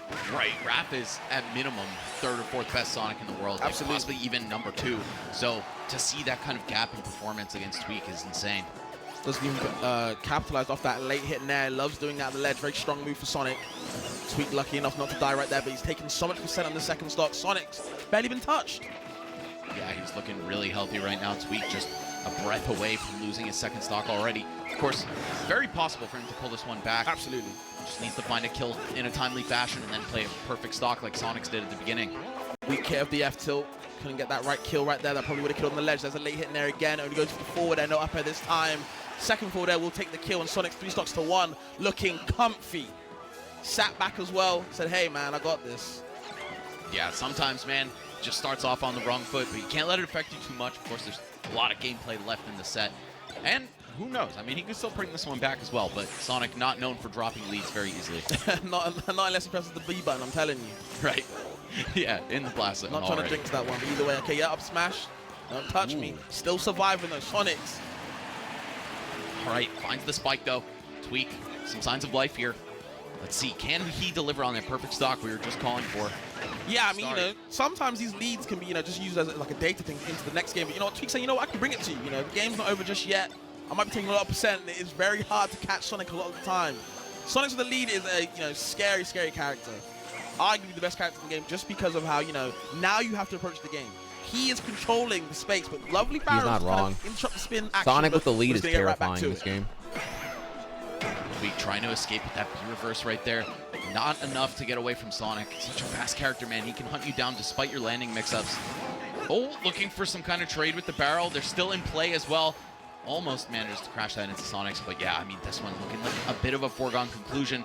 Back throw almost enough, but the forward air, I was looking for a spring. Either way, Sonic's comfortably getting that first game. Tweek, I think, once you're down 3 stocks to 1, you're starting to think about the future of the set. Sure, All right, yeah. let me not overexert myself to try to make a comeback almost happen. Let me present a couple options, see what he does to respond, and again, bring out his data for the next set, a little bit of revision for the next game. Either way, Sonic's looked clean first game though, man. He looked untouchable, and I feel like if you can kind of replicate that throughout the whole set, throughout the night, he might be this year's champion. Yeah, I mean, he was so close last year. Right. Second place by a hair behind Spargo, and now no Spargo in sight. Tweek, though, a better showing than last year for sure. I believe he was eliminated at either 7. It was like somewhere between 5th and 9th. It wasn't this place, and I'll tell you that. So yeah, either way, it's the best placing for sure. Yeah, Tweek has historically done very well at the LG EMG events, right? So that was a rare blip on the radar for him. However, he's looking great this weekend. I would love to see him at least. I don't know if terrifying is the word I would use. It's terrifying because we're talking about the world's best Sonic. And when he has a stock lead, suddenly now you have to approach, and he has like the capability to abuse the Sonic's fastest running speed, for zoning you into disadvantage when you have to commit to approaching. That's more what I was getting at there. I'll meet you halfway. Maybe not Sonic universally, but Sonix, the player with a stock lead, is terrifying. I will stay on that one for sure.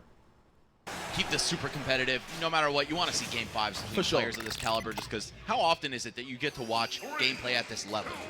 Yeah, honestly, especially again with this top 4 that we have, the talent is, absolutely to the roof. We're just gonna see if Tweek can raise it, or if Sonic's gonna be running away with it, so to speak. And again, a slow start to the game, Max. This is how it goes. You make one mistake, you could just die. No banana in hand just yet, but still gonna see if he can capitalize. But Sonix, again, getting that advantage started. Yeah, you saw how patient they were for like 30 seconds at the beginning of game 1. Yeah. The ice was broken much faster this time around.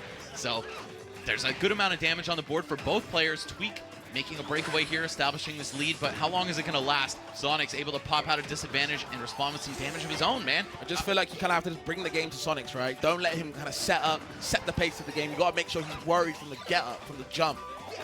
Yeah, it's still so crazy to me that a character with no projectile is the one who gets to dictate the flow of the game in almost every matchup in the game, especially when you're Diddy and your peanut melts as soon as it touches the spin dash, right? Can't even interrupt it. Interesting trade right there. The spring as well not doing exactly the best job.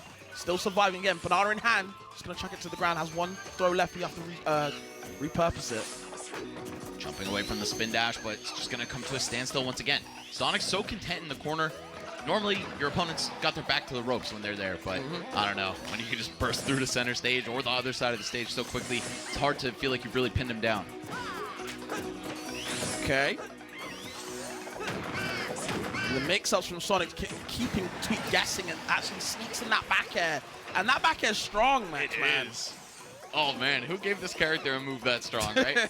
Sakurai did. We were praising him. Either way, the up smash, there it is right there. Right back into the game. Not full out just yet. And the Tweek and the crowd is getting a little bit lively right now. Understanding Tweek's right back into this game. Of course, Tweek, a perennial fan favorite. Independent of region or your own character choice, right? Everybody loves watching this guy. Sonic's a bit more divisive in terms of rooting for him, but of course, you gotta admire this level of play. All I can do is praise it. Yeah, I'm a huge Sonix fan. I'm not gonna lie. Hot take, but like, you know, LG or no LG, this dude is just too good to ignore. I always respect the grind of a player, man, no matter the character. Okay. And again, Sonix is making sure, you know what, if I'm going to take my time, I'm going to make sure Tweek stays in the middle. Really good stage awareness to make sure, you know what, even if you claim the middle, I've got the pace of the game. You have to chase me. But now Tweek with a little bit of the lead. With banana in hand, Yapp, he's going to take advantage of it. And again, a couple nickel and dimes, just trying to get these quarters going. Wow, Tweek overshoots the spring to stay alive here. Actually, he was definitely not dead, but you never know what's going to come after that. Sonix's edge guards are otherworldly, starting to build a bit of an advantage here. Not only in terms of percent, but stage control as well. Weak nair into strong nair. Sonix looking poised to take this second stock pretty quickly here. Okay, trying to call out the jump on that ledge. With the forward air, that move does linger for a little bit. Big F smash from Sonix. We're going to get to the controller stuff. Still, I'm just eating right now. Statement to make. Tweek forced to block both hits as Sonic rolls left and then right into him. Oh, and a big combo off the banana. Love to see that as well. They're tied at 108%. Emblematic of this extremely even game count between the two. Yeah, that was huge from Tweek to kind of bring it back. You know, the clock is ticking, and you want to be at these even percentage you're going to be losing. True. I think it's a little overlooked how campy of a player Tweek can be, right? He's very, very patient. Not really known to time you out, but he will take his time. And of course, with a character like Diddy who can't just mow you down off one interaction, that's so important to do. Just like that. All right, let's go, let's go. Goes under the stage this time. Yeah, Sonic actually fast enough to cover that, though. So I feel like that little tool in his bag of tricks is not as effective. Oh my god, the fake out and the recovery. Yeah, I think he used it to kind of get away with the invincibility, but still, you know, again, like you said, Sonix is fast enough. A little bit of a three-piece combo, so I'd say there, right there, to get 31%. I'm gonna be real transparent, chat. I am biased as fuck. I'm not a Sonix hater, believe it or not. There are some people doing that in that tournament chat, bro. They were like, bro, sending death threats to this motherfucker. But I'm not a Sonix hater. I'm just a Tweek fanboy. So I'm Team Tweek all day here when this shit happens. Tweek starting to work. And again, the percent is starting to rise for Sonix, and this is where he kind of gets a little bit panicky right now. He needs the stock. You don't want to let Tweek get an advantage for too long. He'll sit on that and build it even more. It's true. Wow, dipping underneath the forward air and actually burning him with the rocket barrels. But Sonix is going to hunt him down. Okay. The eyes out on the up throw, just to make sure that nothing can come up too much from it. The homing attack on shield, but still able to get punished. Usually you have to spot dodge it, but Tweek found a way. Banana in hand yet again. You're going to see what he does in neutral. Very commanding. There's the nair. Great pickup. How does Sonix respond, though? 76% down already. Yeah, bad damage lead for Tweek here. I think he understands now. He just has the luxury to chill and control the pace of the game. For sure. That has belonged to Sonix for the entirety of this set up to this point. Now the shoe's on the other foot. Let's see what he's able to do about it. Of course, the potential for rush down is there with this character, but it's not his strongest suit. Yeah, surely you can rush down, but you know what? Why not if I can just play this defensive? You know, Sonix's defense is kind of, in my opinion, second to none. It is so hard to whittle him down to make sure that he's doing all these mistakes. Yeah, plays near perfect a lot of the time. Tweek has found that opportunity right now, though, and so far, Sonix has been paying the price for it. Oh, stops the spin dash right in front of Tweek's shield, but I don't think he recognized the situation. That could have been a kill. This might be one as well. Up throw, up air on the platform. There it is. So smart. Evens up the set count. And I do feel like a lot of Diddy's in that situation would have probably thrown the banana straight away when that spin dash stops on his shield. Really good patience from Tweek to be like, you know what? We can wait it out a little bit. Get on that platform. All I need is that one grab. Up throw, up air, easy. 1-1 now. Tweek right back into it. And you'd think, you know, from how the first game went, maybe would have knocked your confidence. But, you know, these top players, they understand the mental game. It's a long battle. It's not, you know, it's a war, not a battle, right? So, you know, you got a lot of time to work with. and Tweek's already brought it back to even. Yeah, Hot this set, is man. Definitely a marathon between these two, and off to a great start as well.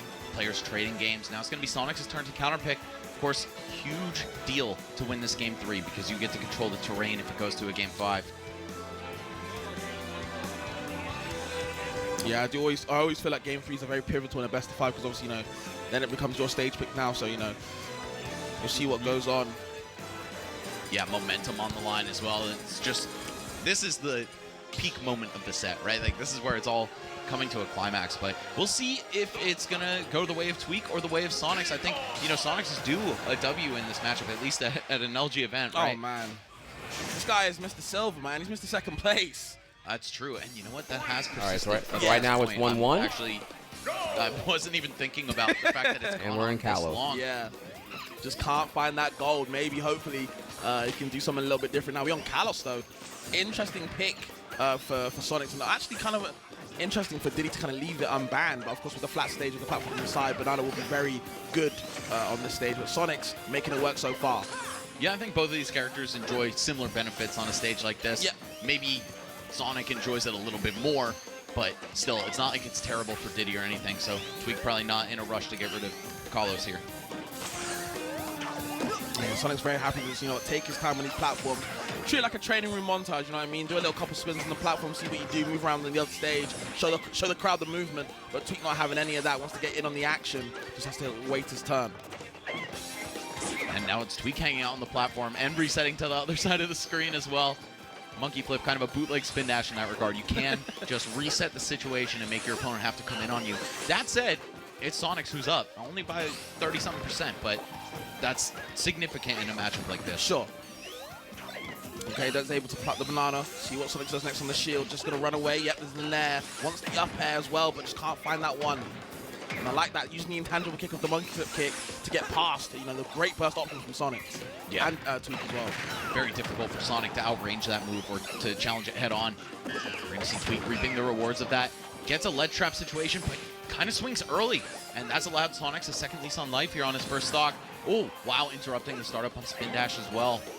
Okay, yeah, again, you can see Sonic's going to mix it up the ledge as much as he can. Sneaks past Tweek, gets the back air, the spring to thwart that recovery, but Tweek manages to find a way to get back on the stage. Now again, more springs maybe. Nope, just goes for the back air. And another one is going to make, you know, if I miss the first one, second one's right there to save me. That's insurance. Okay, down the stock at this point, but of course, one banana into forward smash, a couple more percent, and then banana into up smash will do the trick. Plenty of ways for Tweek to tie this up immediately. However, the low percent game from Sonic is absolutely nuts. One up throw, one landing there, you name it, and we could be in for a world of hurt. Yeah, this is kind of one of the, what I like to call the ugly positions against Sonix. You know, when he's got high percent, you're at low percent on your second stock. It's so hard to chase him. But Tweek, again, he always finds a way. He's solving the puzzle. Dashing back and forth, just making Sonix make the first move. But of course, when you're that fast, that can be hard to react to. Takes 45, 48 off one exchange. All the nairs in the world. That boy was spinning. All right, so we're gonna fast forward now because I'm done eating here. So we're gonna go to the end of this, and I'll just show you that. Off me. Again, these scramble situations, Tweek always the victor in them. Landing there into the falling there as well. Again, into these strings and already at 71%. All that work Sonix did at the start for naught. Starting with a random F smash on the right side of the stage. What another one, almost killing sub 100 right here. Oh my god, if he caught the get up attack. The game plan is in the bin right now. You can see Sonix's whole game plan at the whole window. Tweek shutting that house right down. At the moment, Sonix, you gotta be the big bad wolf if he wants to get the house down at the moment. Tweek is in control, Max. Out of nowhere! Oh, look at that! Ooh. Checkmated on that recovery right there, riding the wall with the up B. Z-drop banana, of course, is gonna cover that. Tweek. And now it's 2-1 Tweek's lead. They go to small battlefield, and small battlefield goes up B, overshoots the ledge. Sonix's turn. Goes for the edge guard, but just can't fight it. Tweek can relax a little bit. Maybe pluck the banana. Both of them want blood. They want the next interaction to end the game. I think both of them fear the inevitable timeout here. Okay, it's actually Sonix up by just 19 seconds left. Over 20%. Oh, I'm actually uncovering. I'm sorry. It's actually relevant here for a change. Now 30%. Oh no. You gotta go for Hail Marys right now. Just go for it. You have to. They have been for the last 30 seconds. Just throw it out while you can. You only got 10 seconds left. Tweek, this is now or never. Throw it out. think it might be Jover, and he's just going to concede the match. Okay. There's no need. Oh, man, you know what? I feel like going for that forward smash when it wasn't there might have actually been the nail. All right, so now it's 2-2, y'all. And now it's 2-2, tie game, final match, final round in the match. Winner moves on to the grand finals. I present to you now the greatest comeback in Smash history. I'm not even joking. Just see the finish line in sight. Sometimes that's when you're going to trip over your own shoelaces, right?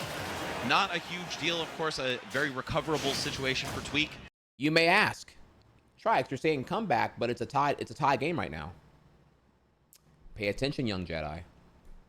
You got one more chance here in this game 5. That is the luxury afforded to you by winning the game 3 on what, Kalos, right? Yep. Yeah, so here we are on FD. Tweek's counterpick. Of course, counterpicking Sonic to FD might sound crazy, but this is a character who's also been historically amazing on the stage. I think they share similar strengths on similar stages, right? So we'll see how this one goes. So far, the first hit belonging to Sonix, but you can't call it there. I mean, even if it might seem like it in this matchup. Sure. Tries to put the banana back again. Sonix just a little bit too quick right there to punish him for it. And okay, has to go back for the lead. Tweek is there. No nair available. Only a nair from Sonix this time. And the homing attack to push you away. And again, a little bit of a lead right now. It does count though. All right, Sonix so far getting the better of the first few exchanges. First minute almost gone here. I don't know if we'll see a timeout. Last game, it didn't even feel like they were playing for it, right? Sure. But we got there somehow anyway. Like you said, they're both very patient players. That's just the nature of their gameplay when these guys meet.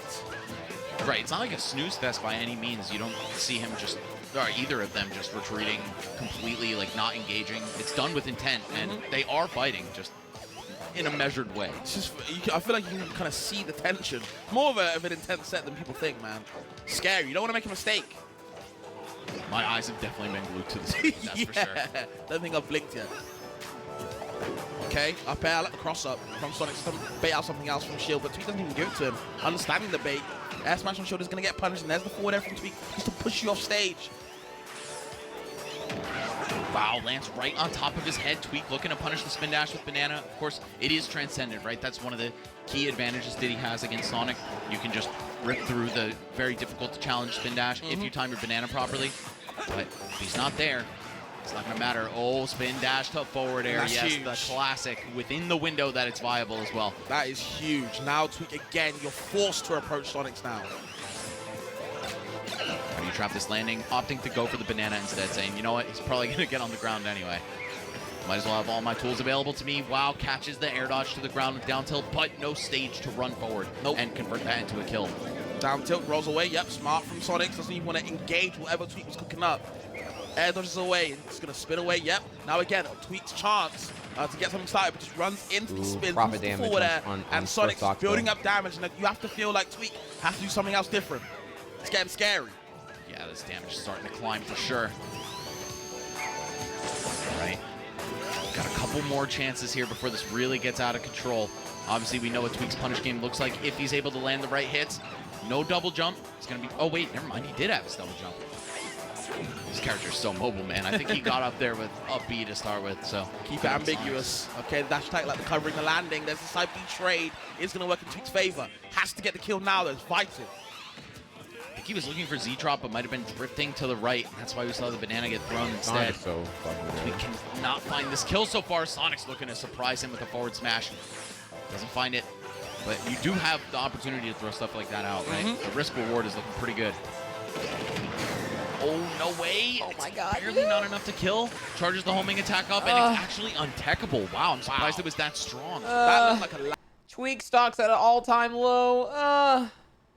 lab setup before. Like, you feel like he's done that a couple times in the lab. So you know what? This one will work right here. And Tweek, man, he in the jungle right now, looking a little bit lost until now. I think he's done that in tournament a few times and usually SD'd in the process, but now he's showing us the vision in action. Oh, God. Never mind, I could have been wrong. I might be jaded myself. Here we go. Here's Tweek right now. Has to do something. This is his last chance. In winner's side. Damn, he's starting to get really high right now. Okay, Sonic's on the verge of closing this one out. Another big spin dash, and you see Tweek is just kind of in a hurry. He wants to get in. He wants to keep the fight going so he can establish some damage, take this stock lead away. Oh, my God, that would have been huge. Oh, my God, he's still alive after the air dodge. Interesting from Tweek. Just the buttons he's pressing right now. Okay. What? That was insane. He is right back in it. That was insane. Oh my god. Holy shit. So he can establish some damage, take the stock lead away. Oh my god. So right here, Tweek has to air dodge up and hope to fuck Magnet Hands will clean ledge. That would have been huge. Oh my god, he's still alive after the air dodge. And then from here, keeps Sonix off stage the whole time. Interesting from Tweek. Just the buttons he's pressing right now. Okay. What? That was insane. He is right back in it, folks. 111%. That's a ton of damage, but you can play really clean. The stocks are tied. No, oh my god. Please. Bro, he is making maniacal plays. And this is what you have to do. Keep Sonic off your game. Don't let him get comfortable. I'm just saying, we've seen crazier shit in our time, Fabs. I'm with you. Hold on. Oh, the tech chase. Reads Beautiful. the roll in with the up tilt, slaps him into the air, has banana in hand. What does Sonix do next? Spins away, of course. Ooh, jumping over the spin dash as well. Tweek on point with the defense and the offense right now. Sonic's really struggling to close the door on this man. Why is it tense? Like, why is it? Oh! Okay, dash attack gonna push you in the way. Using the big trade kick for cover as well. Okay, he's back with a banana as well. Oh my god, dude, 20-30% and forward smash by the ledge is a death sentence. He's got max rage too. You gotta watch out. Sonic's gotta be careful. Okay. So really important here to note, yes, Diddy right now is at 161 and rage maxes out at 150. In that, you know, the higher your percent, the more knockback you do, and that's really relevant for getting kill percents with your characters on confirms. So being at 150 plus does make you susceptible to getting killed, but simultaneously you also can get kills a lot sooner. Death sentence. He's got max rage too. You gotta watch out. Sonic's gotta be careful. Okay, still survives. 172. Gonna zigzag his way back down. Has to block another banana. Sonix applying the shield with the spring. Okay, the trade. Oh, forward tilt. Okay. Okay, now he is dead to F smash by the ledge. No way.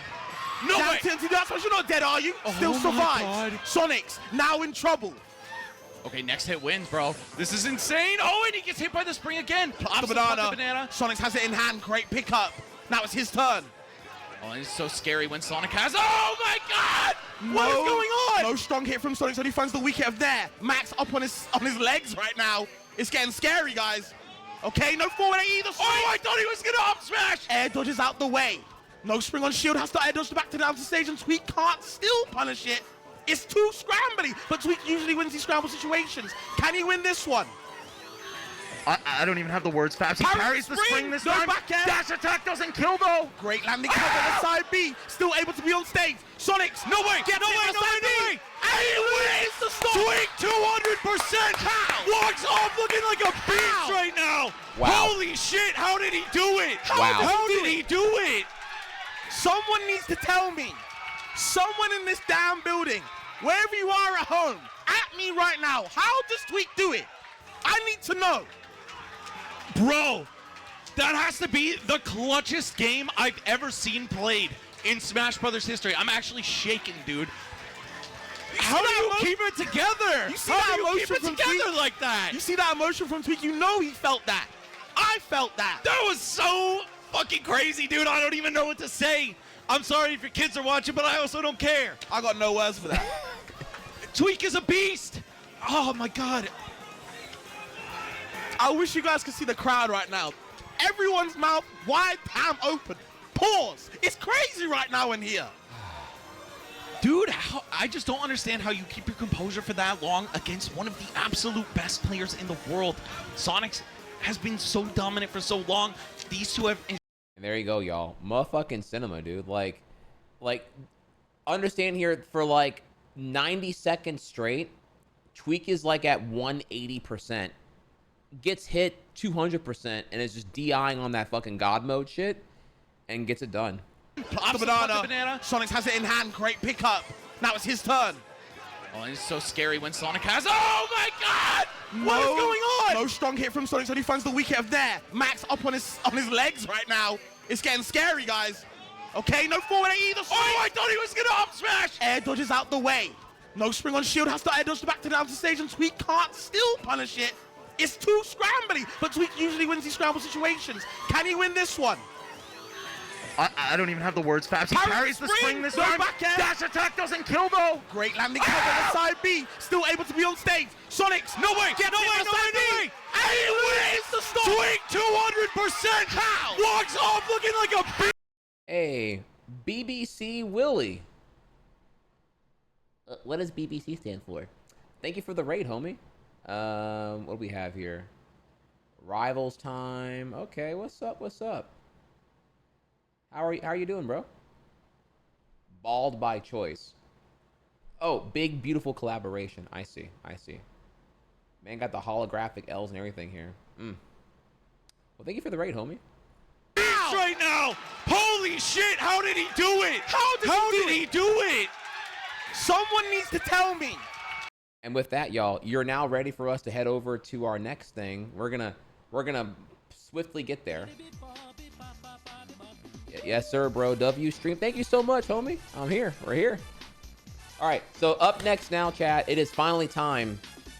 It's time for the world premiere of the Yoshi's Island TAS that I didn't know I had, that I've never shown, that I've been sitting on for 9 years now. So let's go over to the Yoshi's Island directory.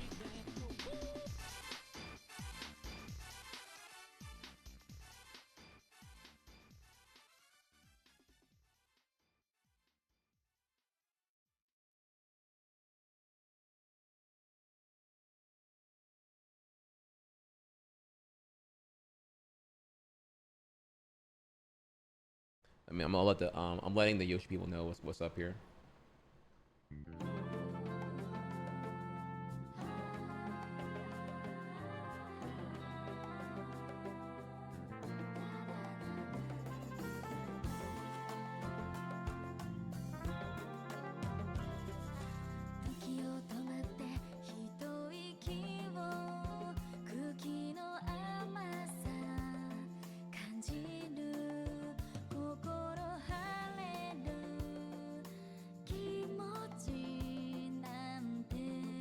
All right, we're changing directories right now. 1 second here.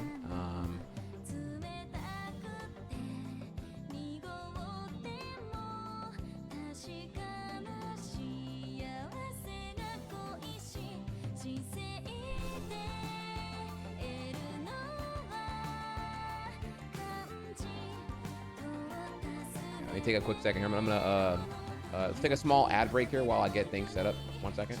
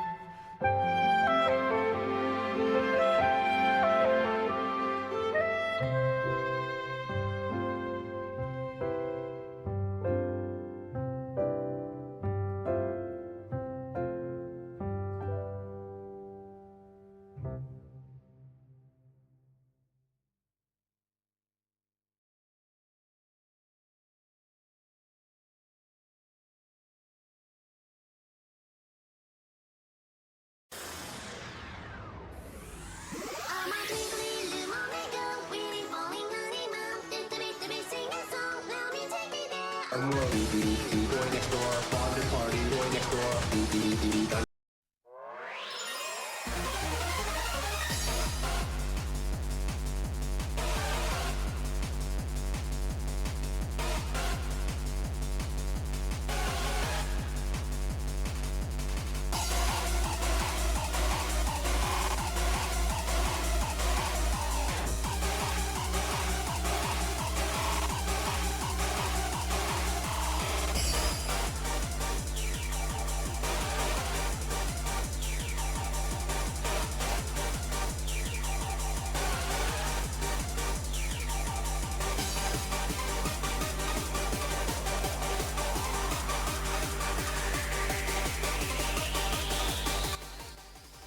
All right, everyone.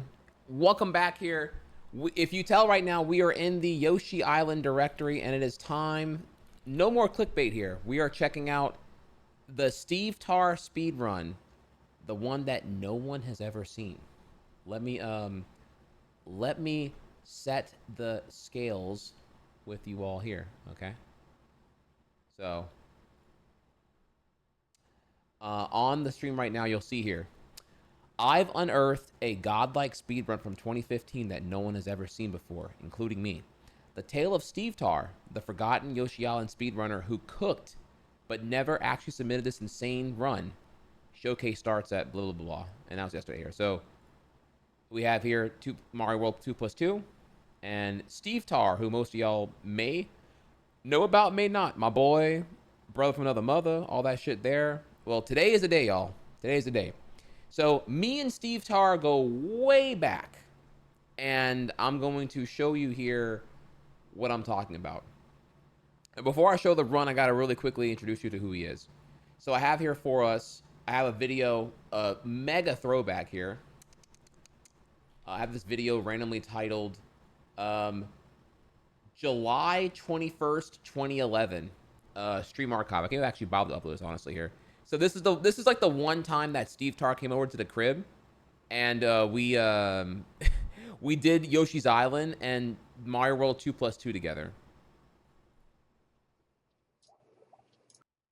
On Skype, I'm on Skype. Like, have Steve hit your emulator button too. What? You still gotta go. No, it's not that. There's only. Shut up! You know what you're talking about. So, okay. So there's me right here. I'm playing Yoshi's Island, and that's Stevtarr over here playing 2+2. You know, his avatar is it's a Charizard, but with the tongue out. So that's why I thought Charizard, Stevtarr. I don't know. Well, it doesn't matter. Just hit go. 3, 2, 1, go, and I'm sending.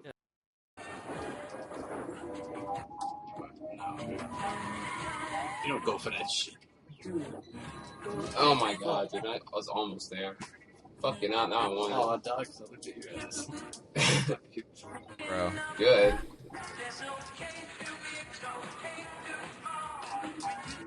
So you can hear that we're jamming DuckTales and other animated cartoon series openings. My computer back in like 2011 just could not run an emulator and the streaming software at once.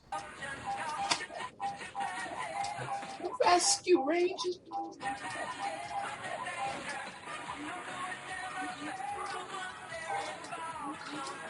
Oh my god, I'm not even good for this. It's so hard with this lag. Oh my god! I fucking stuck my tongue out like a bitch. So okay, so yeah, Stevtarr was like the one homie who actually like understood how amazing Yoshi's Island was, and we played together this one stream, and that was pretty cool.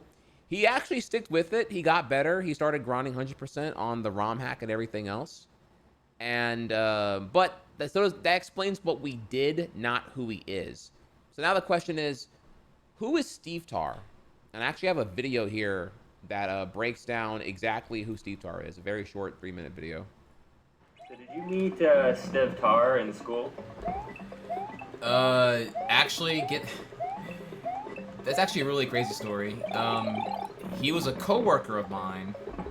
Oh. Who I worked with for like weeks, by the way, before someone eventually brought up like Mario or Yoshi. Mm-hmm. I don't even remember how the whole thing happened, but like okay, like I live I live in Louisiana, and I used to live in a small, like, really shitty rural town. So, like, anyone in 2009, before streaming, before Twitch, before gaming had a bigger reach than it currently does now through streaming altogether, right? Like, for someone else, IRL, in my shitty-ass state, to know about speedrunning, or to care about it, or to even, like, see the value in it was, like, pretty crazy. Like, that'd be like another one of you, that'd be like a Mario Lab Jr. living down the road from you, like, just, like, you know what I mean? Like do not know, like...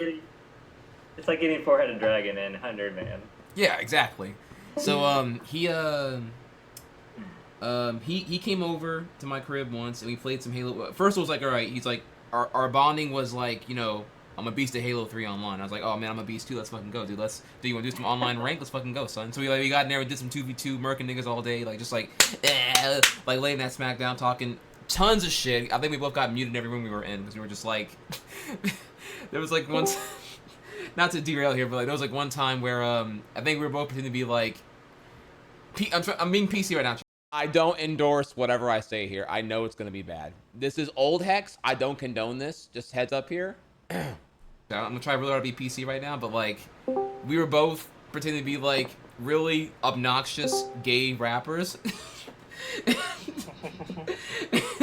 I don't even remember like what we would do, but like everyone pretty much imagine Bruno like times 100 because we didn't give any fucks whatsoever because it wasn't being streamed or anything like that. And yeah, we were just spanking all day, and then I was like, well, dude, you want to see some Yoshi or whatever? And so I showed him some Yoshi, you know, I showed him the APM, the swag, and I'm like, dude, let me tell you why this game is the fucking bomb, dude. So I show him, and to my total surprise, he's like, oh, dude, this is way better than Mario World, like Super Mario World 1. And he was actually really into this. Like, I was like, dude, are you ready? Like, I'm about to like blow out your forearms and your thumbs. Like, this is some high APM shit right here if you want to play like me.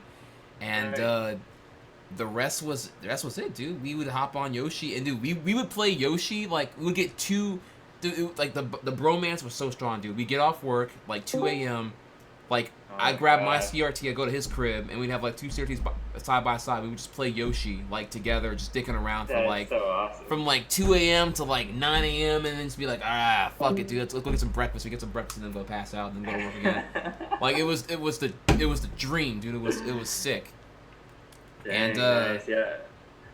fast forward like 6 years now, and yeah, Willy World drop, and you know he's hopping on and getting the tech down for it, and he's like, and then you know you saw it, or maybe you didn't see, I don't know, but we did I saw it. You saw the co-op? Yeah. Oh, dude, that's awesome. That's the dream, dude. Like, dude. There you go, y'all. So that's Stevtarr in a nutshell. Pretty awesome. And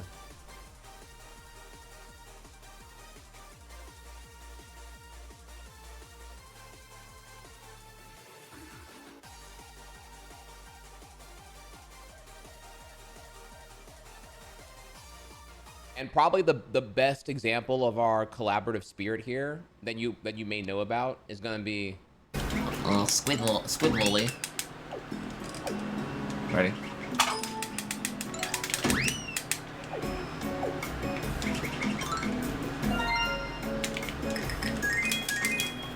That we actually did co-op. We did co-op on Woolly World in 2015. And it was amazing.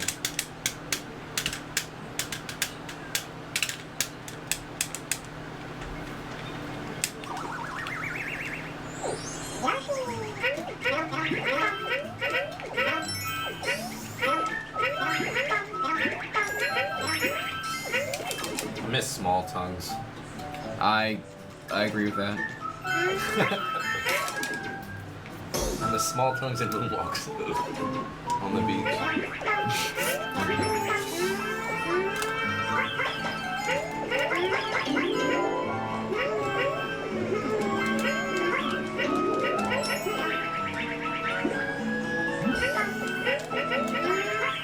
I wish we kept doing this. This shit was so fucking fire, dude.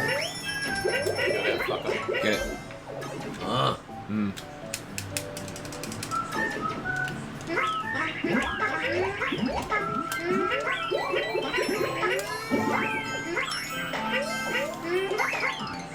Damn, Damn it, that didn't even do nothing. What are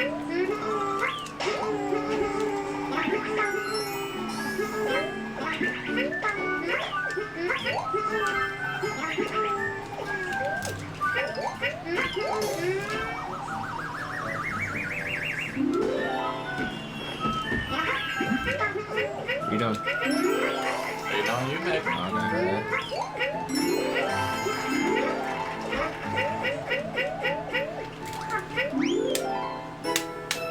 8 seconds ahead.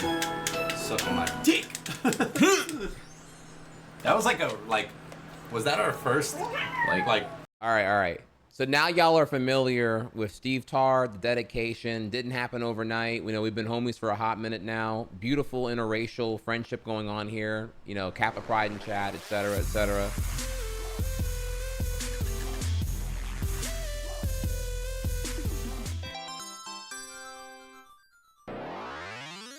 I remember those co-ops. That was some nice stuff. Thank Tribongos. you, Genki Dama. Okay, and now that you're all peppered and you know here, question: is Stevtarr dead or something? No, it's just that if what I'm about to show you, the title of the stream and everything else right now here, I didn't make the speed run. Stevtarr did. What I'm here to show you today now is something really exciting here. Chat, what we have right here, I mean, the file apparently was 2016, but I'm pretty sure it did the shit in 2015. We have here Stevtarr's real-time TAS of Mario World 2+2. Meticulously routed and performed and grinded by him. He never submitted the run. It's been files sitting on my computer and my unorganized hard drives for 9 years now. I finally cleaned my hard drives out. I found them. I'm like, oh my God, I didn't even know I still had this. He's never shown it to anybody. He gave me the files like, hey, tell me what you think of it. You know, I think it's pretty good. And I'm like, okay, I'll look at it. And then I was busy with Mario Maker and I never fucking looked at it or whatever. So here we are today for the first time playing the file and recording the motherfucking movie. I have never actually done this before. So you're going to get my raw reaction to his TAS of Super Mario World 2+2. I did hit him up. He's busy, but he told me he would tune in if he was free. So I don't know if he's going to be here or not, but we'll see. All right. And with that, how do you record again? Like, how do you record this into like a movie or whatever? You have to here we are. I do like that. Okay, yeah. So this is going to be Oh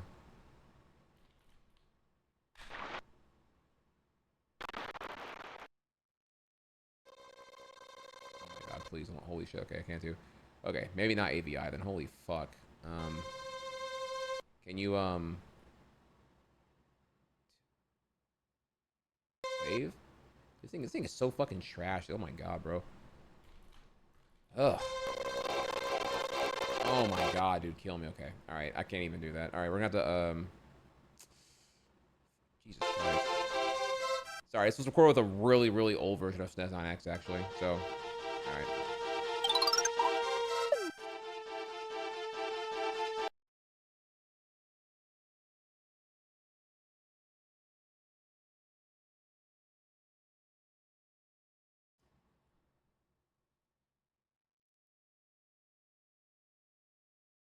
I thought I was ready. I actually was not ready.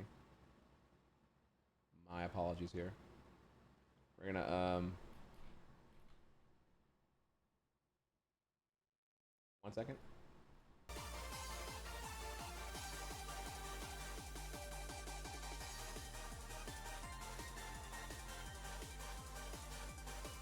I should have prepped this beforehand. I didn't.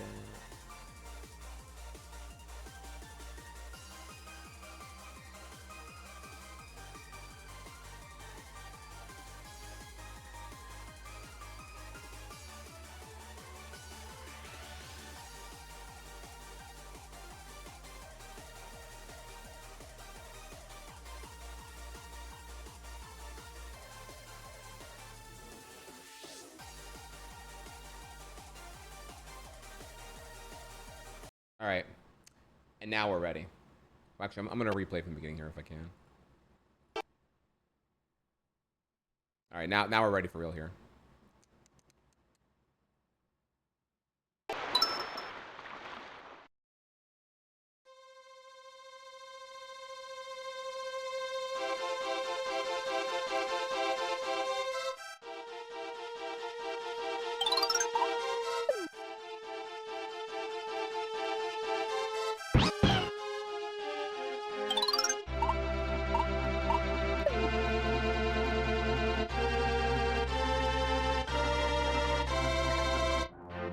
Chat, are you ready for motherfucking cinema right here, y'all?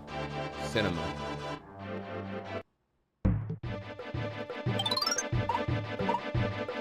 Remember, this is 2015 here.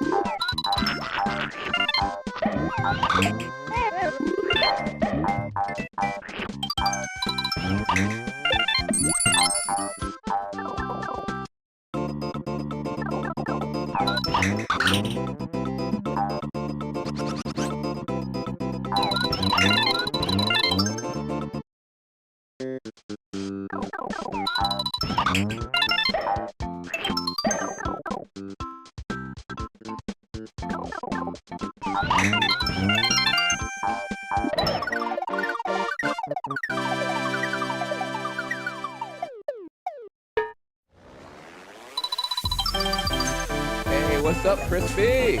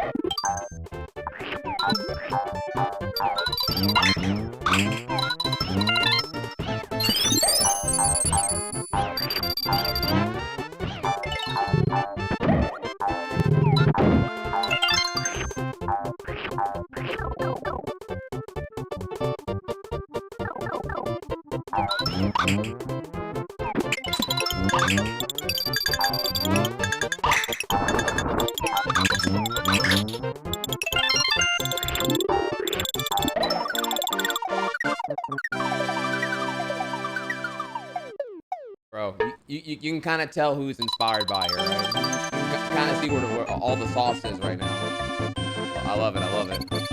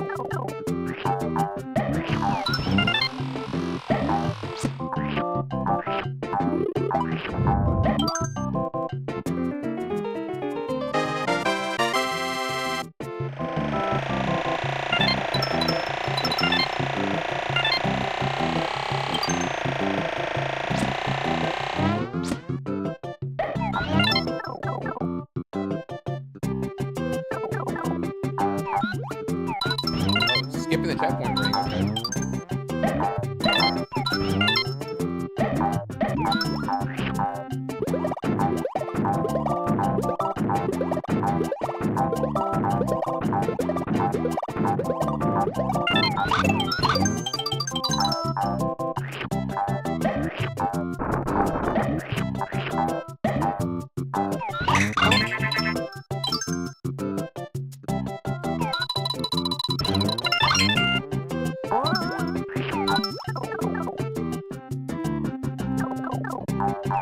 Okay.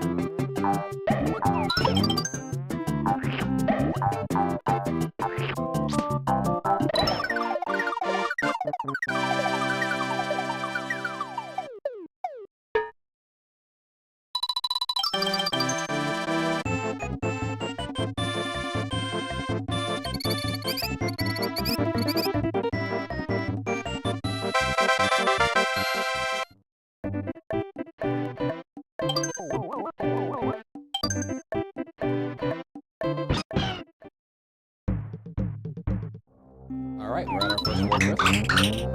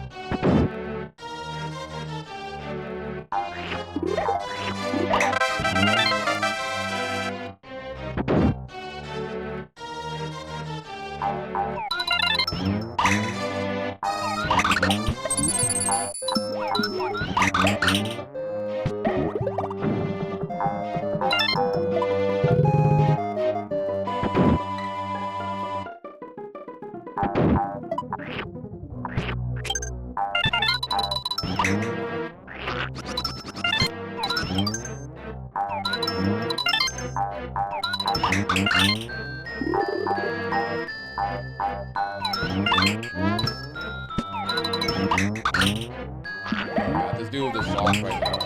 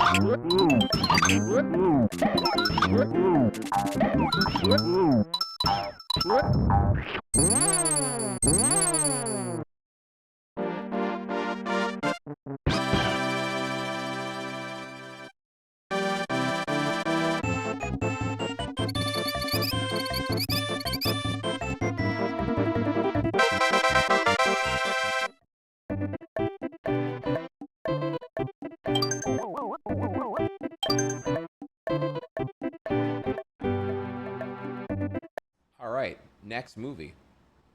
All right, now we're gonna go to 1.5 through 1.8.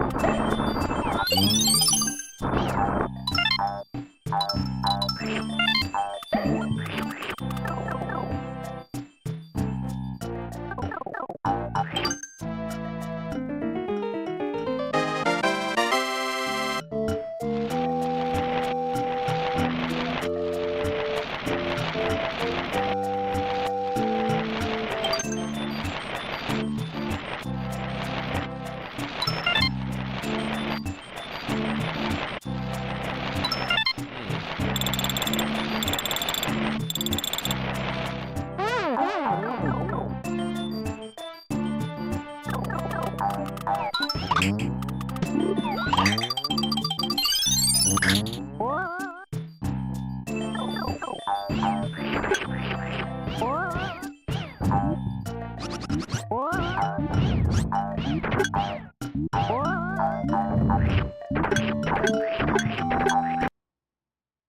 there a way to how do you change the speed?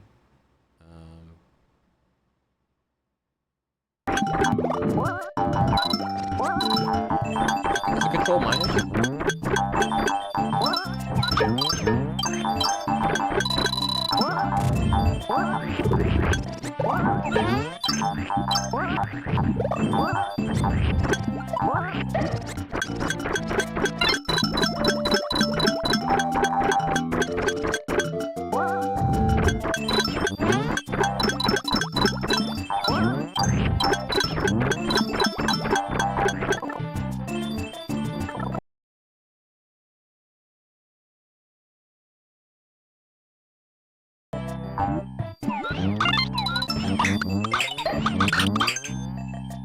Wow, Rob.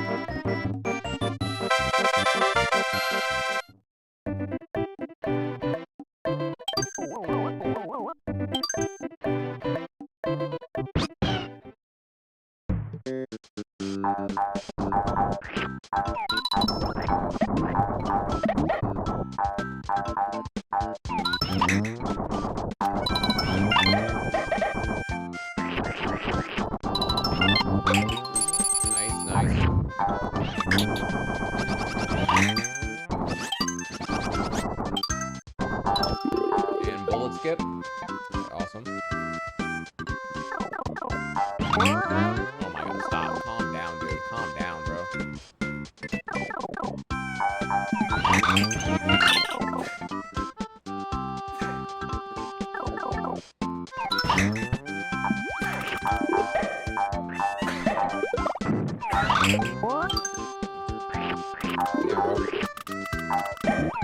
Hey, what's up, Mass Voice?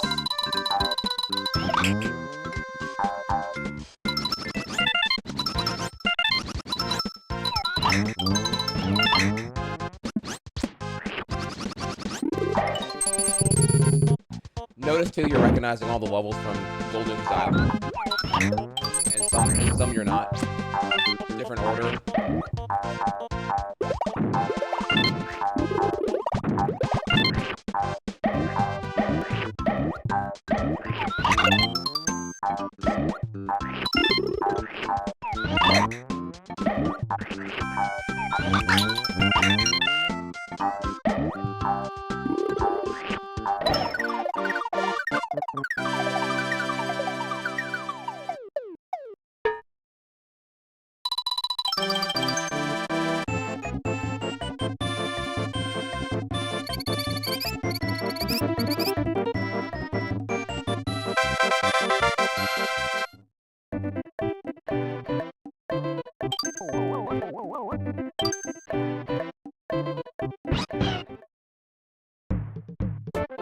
Grand Theft Mario.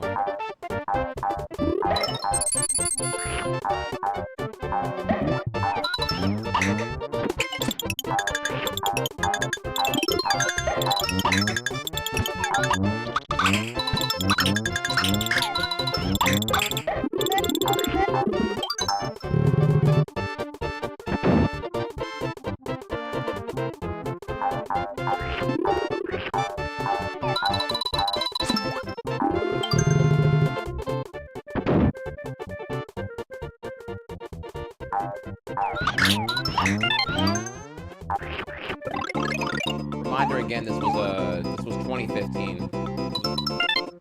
Like, what was on some 9 years ago. What's up, Captain?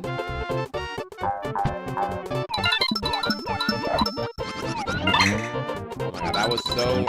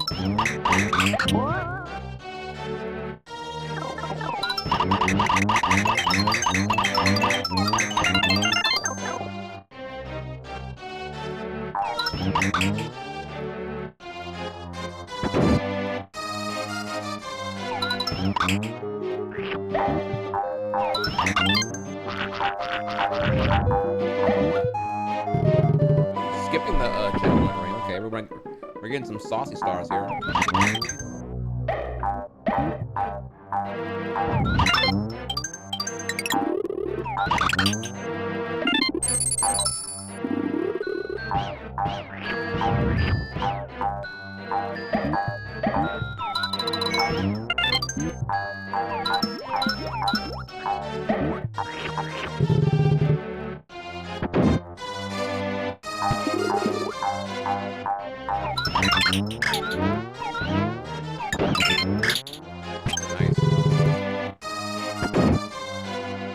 VIP's gonna VIP, chat.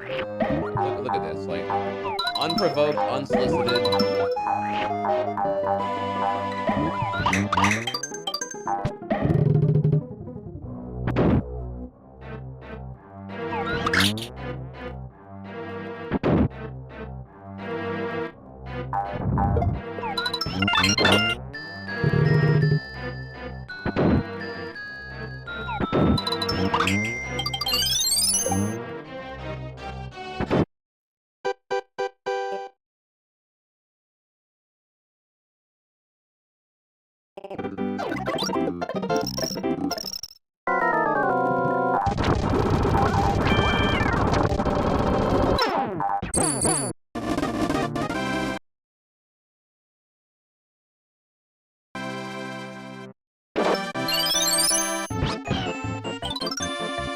Max around town. Nice.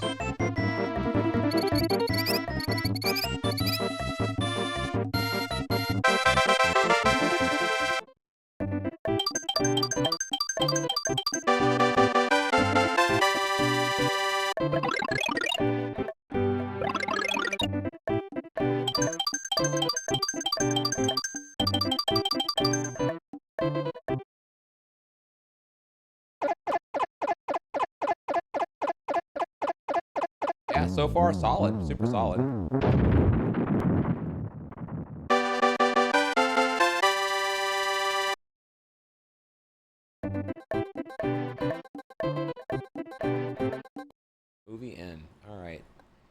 comes World 2, y'all.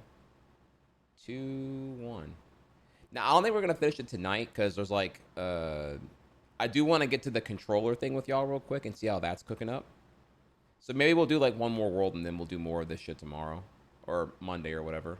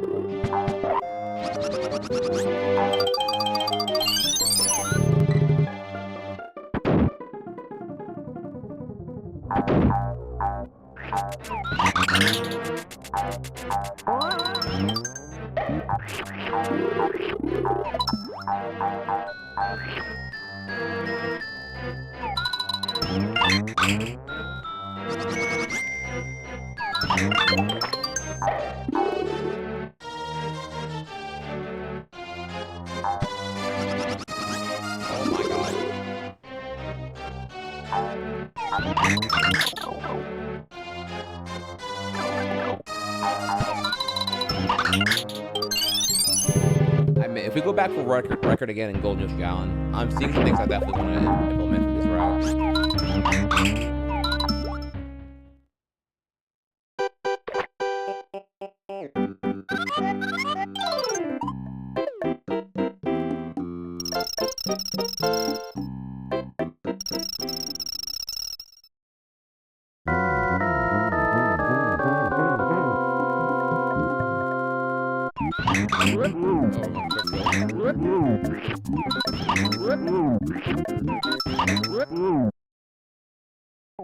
Nice, nice.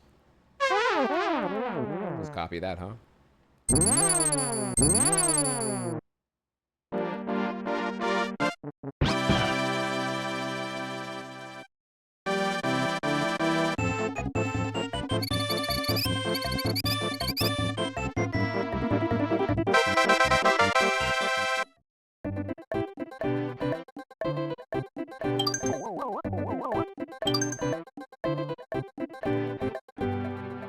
Very nice. All right, let's do the second half of World 2 then. 2-4, no, wrong. 2-5 through 2-8. And cinema.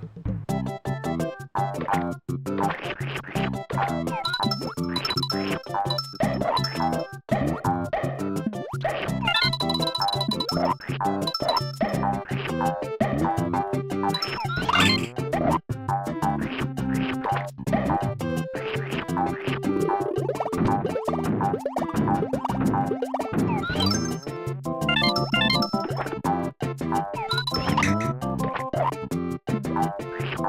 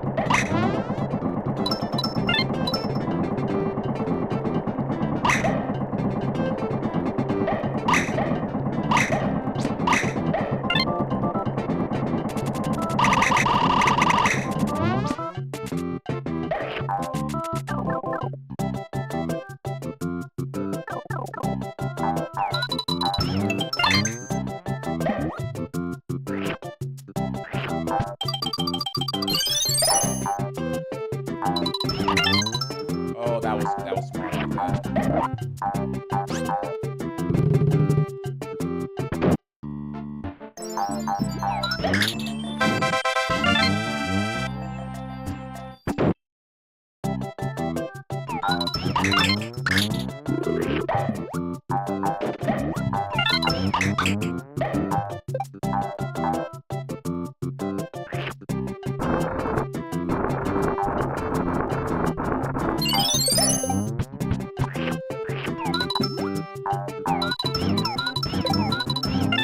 like double snipe off camera and action.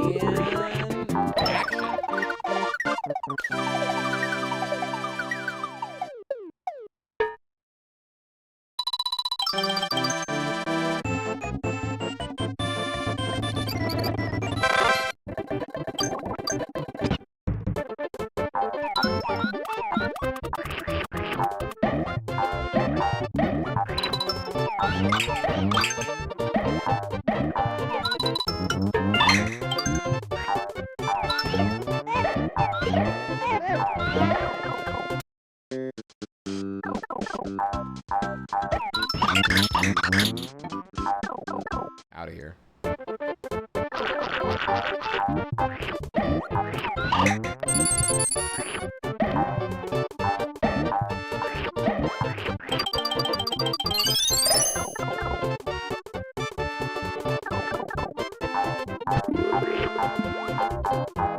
my god.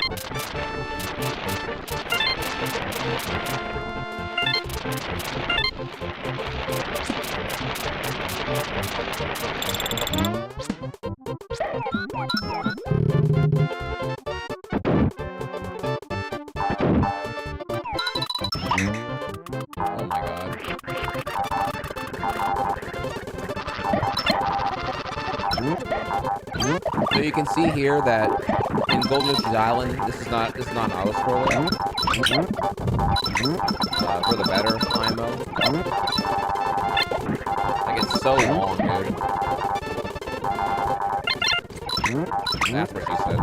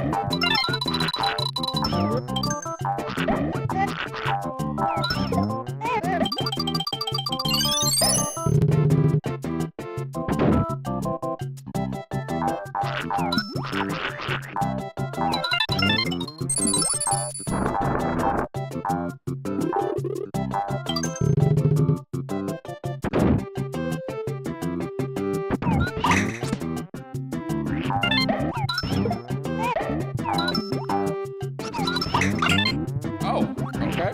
I was like, wait, what are you doing?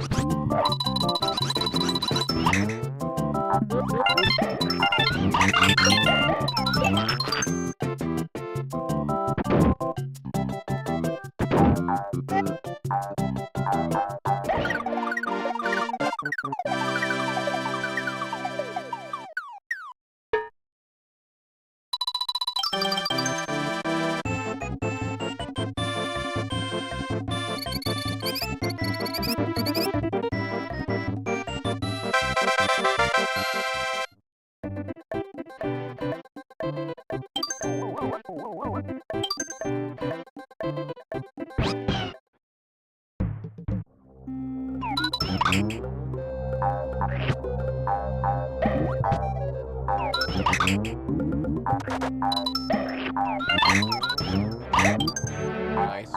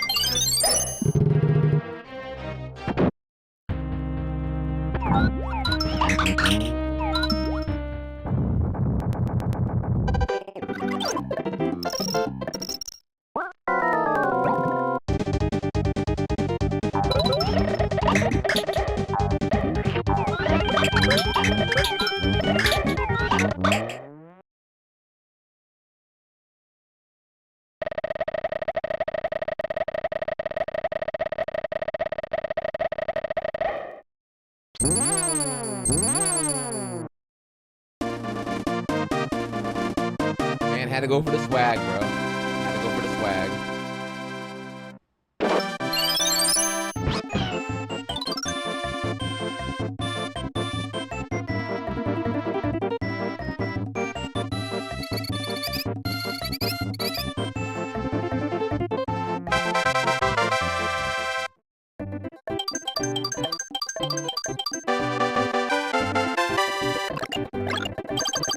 Alright, time for 2E and 1E, I believe.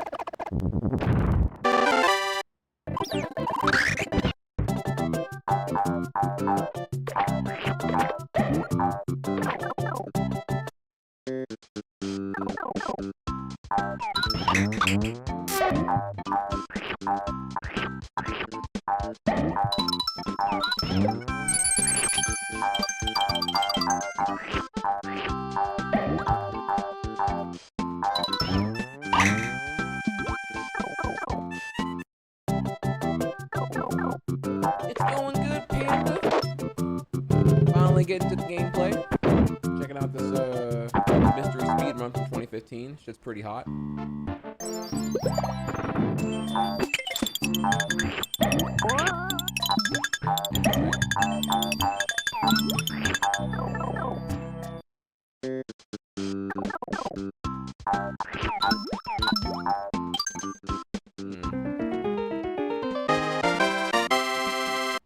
This is the first level where his route is totally different from my route.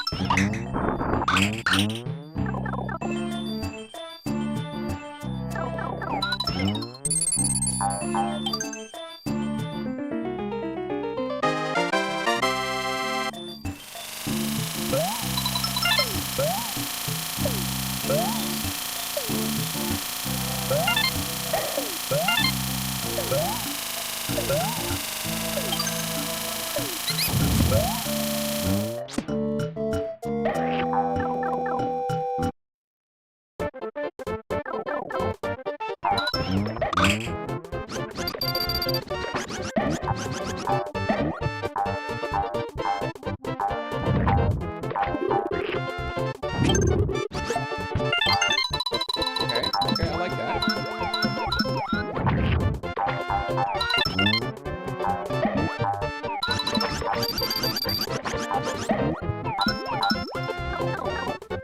Your girl when I pull up in the Yoshi car. Shit. Your mom when I ghost ride the Yoshi car, bitch. I ghost ride a whip.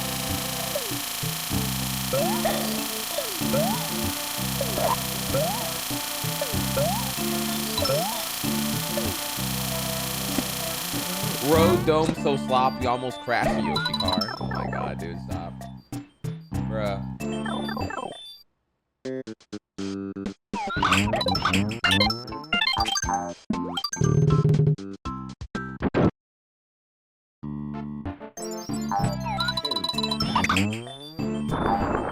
Oh my god, dude.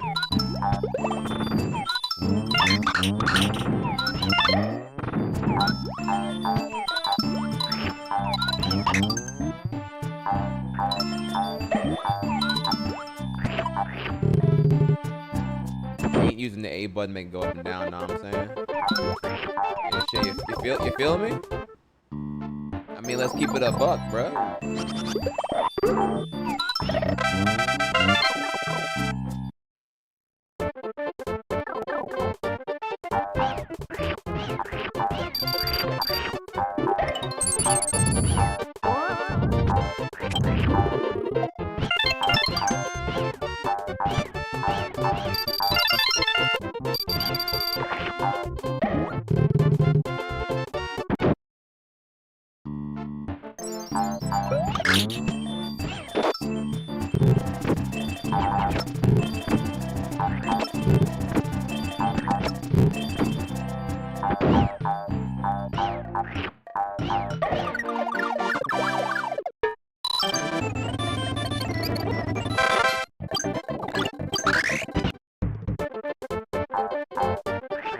well as the auto scroller.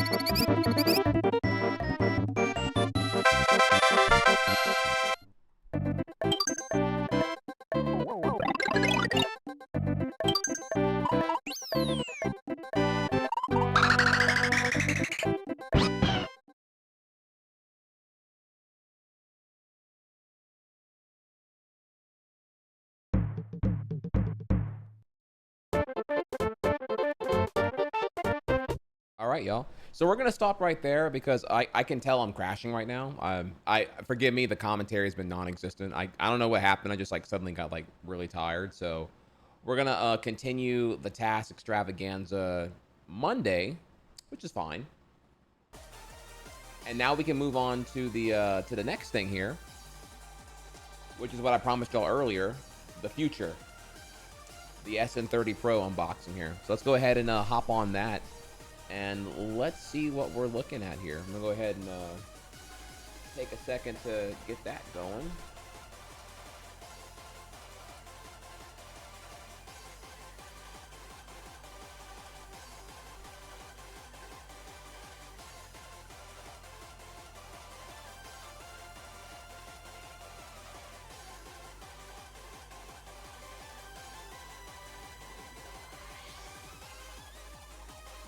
See here if everything is hooked up correctly, this should just work.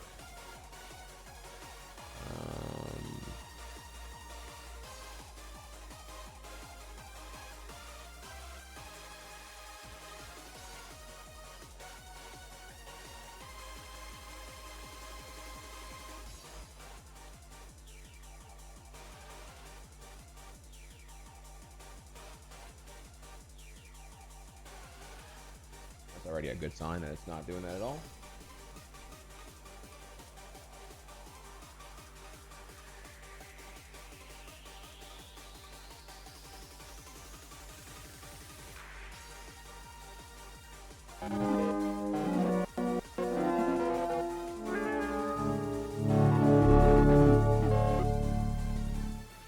Catch you later, Snowball.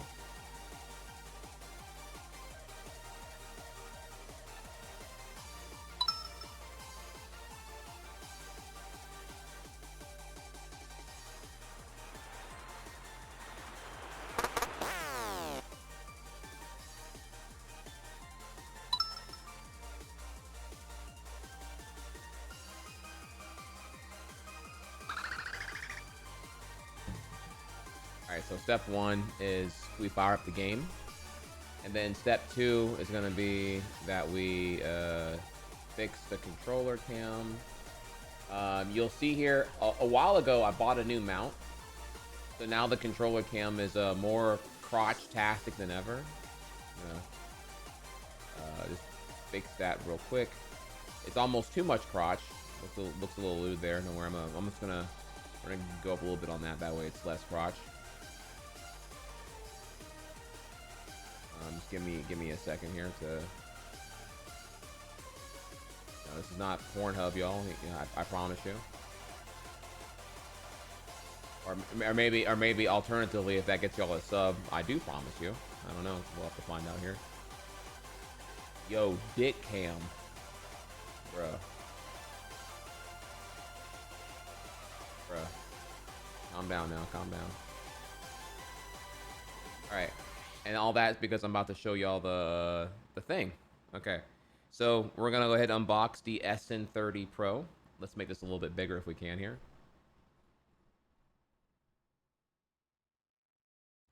All right, let's see what we got. Oh, I need songs in chat, by the way. We are out of songs here.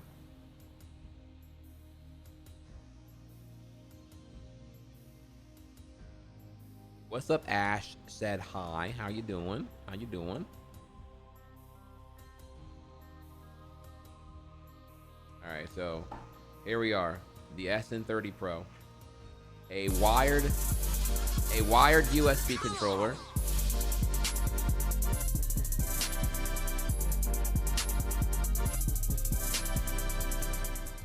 DQCC gifted a tier 1 sub to Ash Said Hi. They have given 1,154 gift subs in the channel. So yeah, we're not really interested in the control sticks at all. That's kind of not what I want at all. And I'm feeling again here.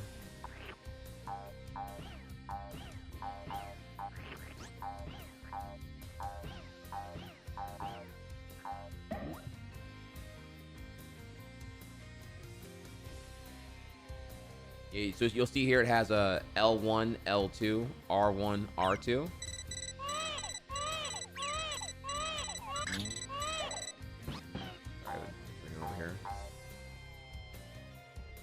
So this controller is a little bit different, and I admit it's not as ideal.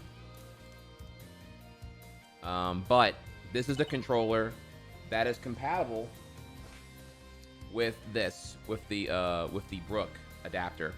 The Brook adapter does allow hardware side button remapping, which is pretty important here. So we're gonna go ahead and plug this into this.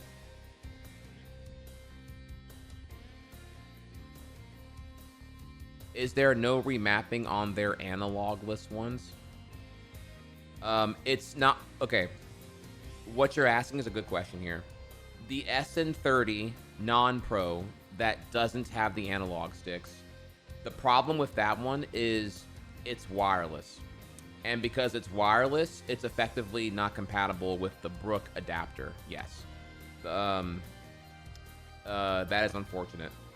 So I need to use a wired controller in this case here to plug into the Brook and then go from there.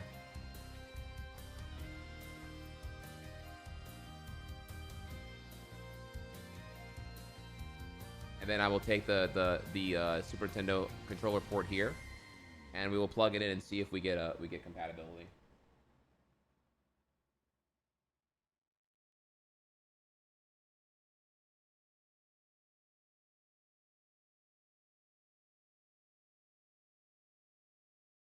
And the answer right now is I have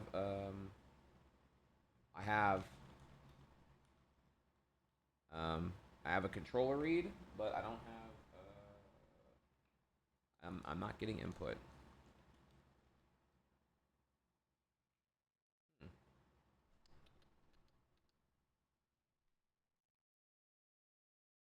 Yeah, it's crazy. It's even got the illuminated player 1 here, so we gotta figure out what's going on there. Let me take a second here and see.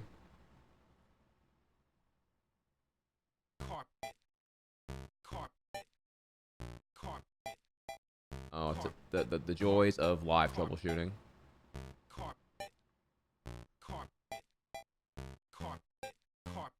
Check it out, I'm in the house like carpet. Thank y'all for the request here. I already hate where this is going. I'm in the house. I'm in the house like carpet. Check it out, I'm in the house like carpet. Like carpet. Check it out, I'm in the house. I'm in the house like carpet. Check it out, I'm house like carpet. House like carpet.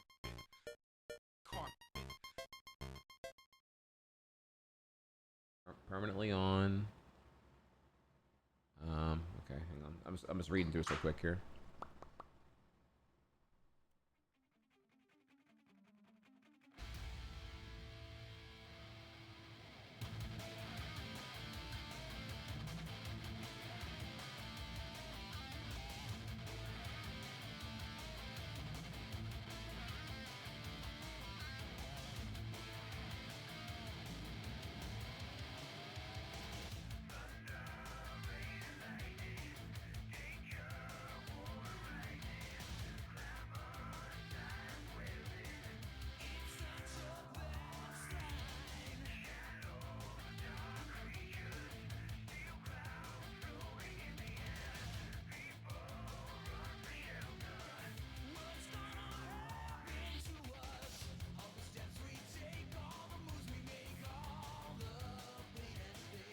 Yeah, according to the status light, it is connected successfully right now.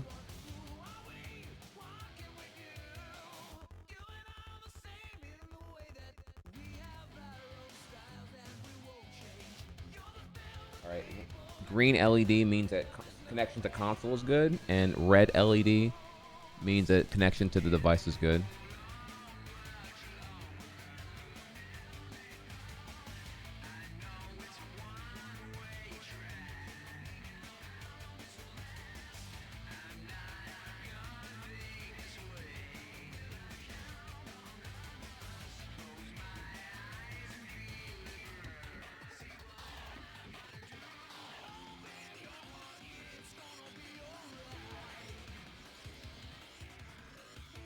Okay, let's try the Switch Pro connection first. Let's see if I can get that going here. Hang on. Let's try what it's meant for before we get to.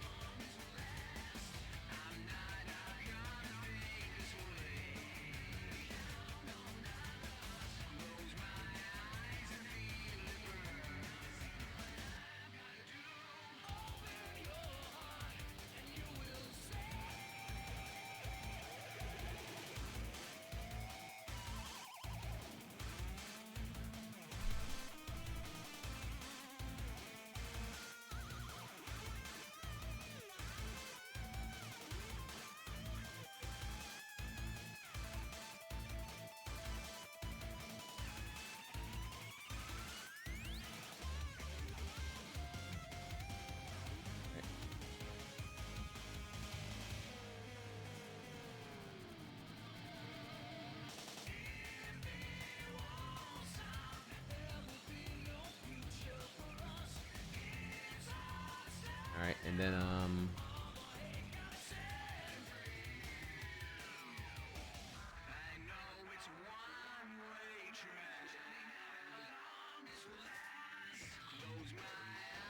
okay. All right, and then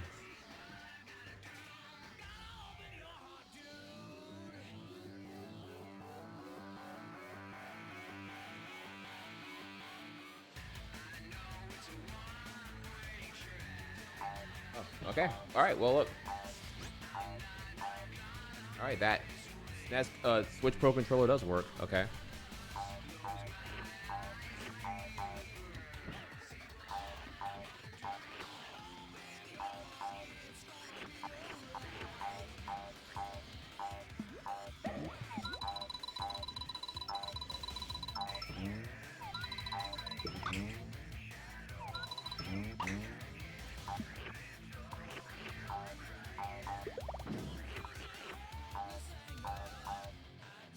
Yeah, I feel it's pretty cursed to play on this controller, I'm not gonna lie.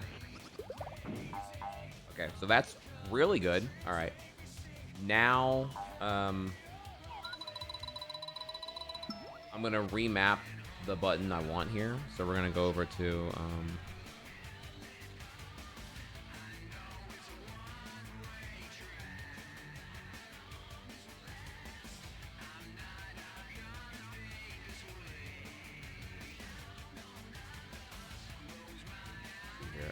okay, now that we did that.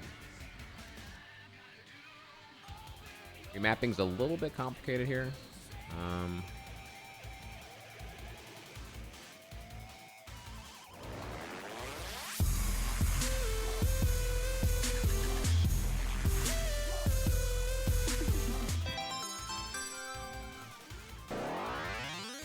Like brains. Brains. I've been saying Brian's for a year plus now.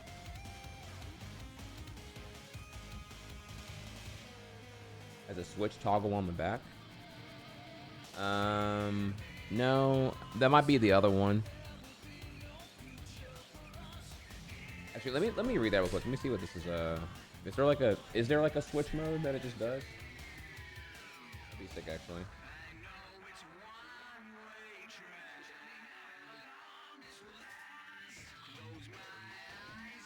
Turn on Pro Controller wired communication.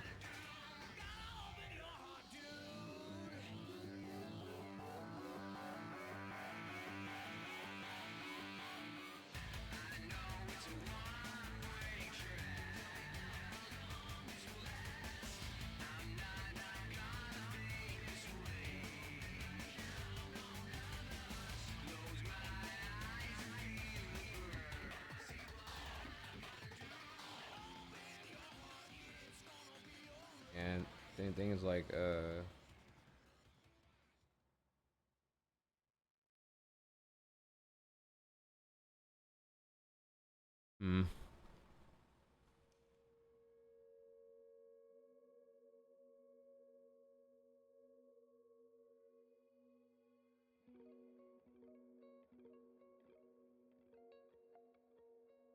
yeah, it should be just working then, honestly. Like, if it's treated like a Switch Pro controller and this thing is natively supporting Switch Pro, then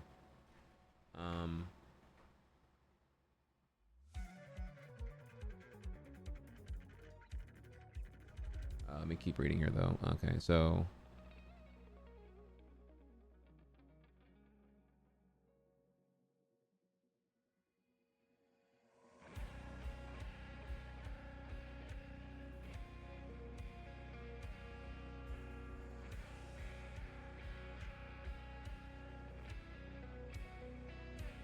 alright, this is a bit, yeah. So my brain, I'd rather just like, let me unplug this shit. Okay. Let me grab a PS5 controller. This thing wants to only,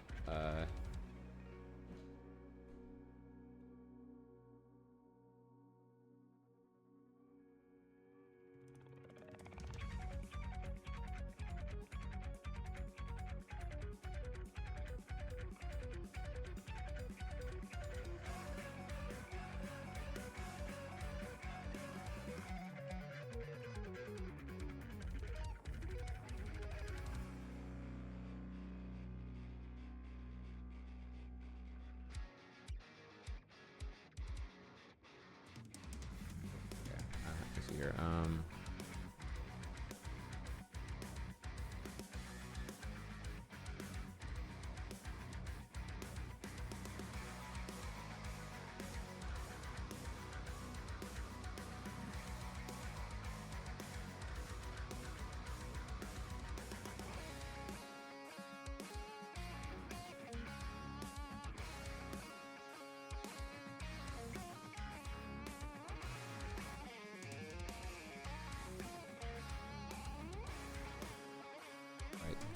So recognize it now, and then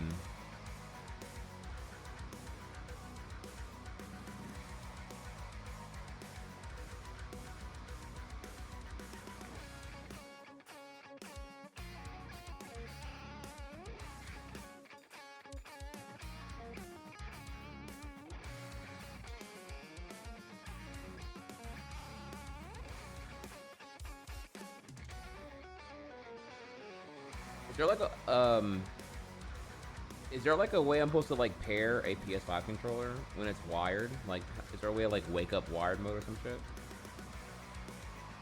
I have not really done this before.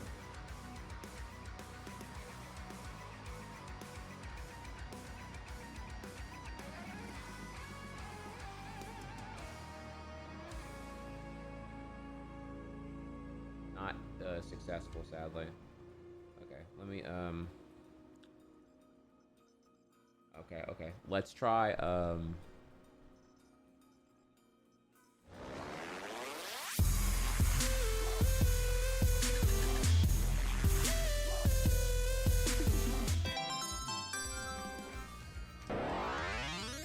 Hope everyone's having a good night tonight, Trill. Hey, what's up? We are on the cusp of some big Yoshi science right now. Where so I can't get the PS5 one to go, but the Switch one did.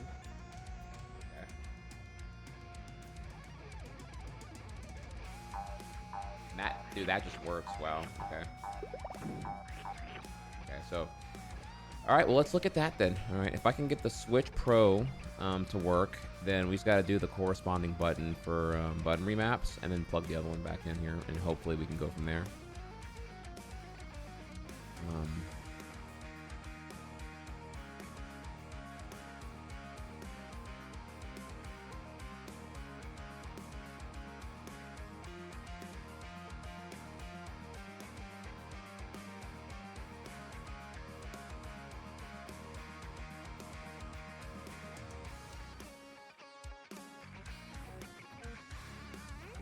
Okay, so I need to press Option and PS key to have the red LED off. Okay. Option and PS key, which in this case would be a plus and home. Okay.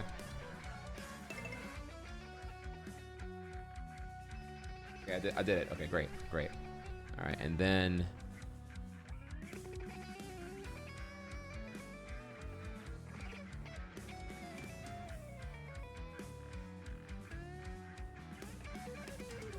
press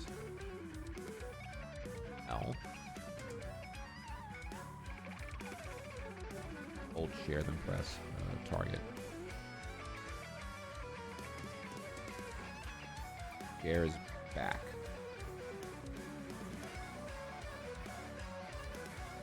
No minus, okay.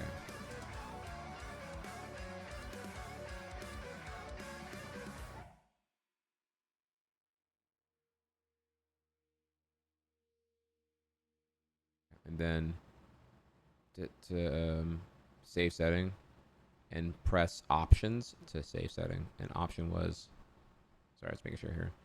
Option was plus.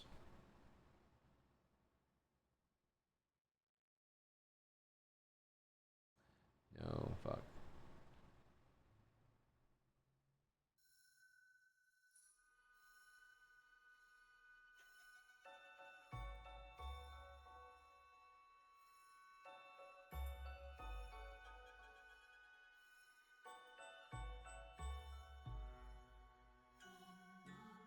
And then to, okay, oh, that was the save setting. Okay, I'm sorry. Okay, now we need to press the PS key, and then we're good. All right, PS key was home.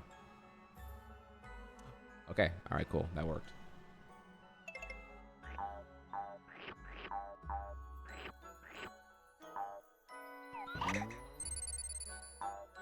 All right, really good news, chat.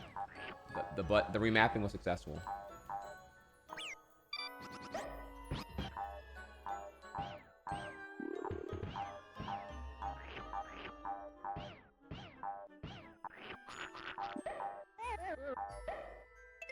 So just to show you, we are cooking right now. So you'll see here that right now, the L is tongue as well as the Y button.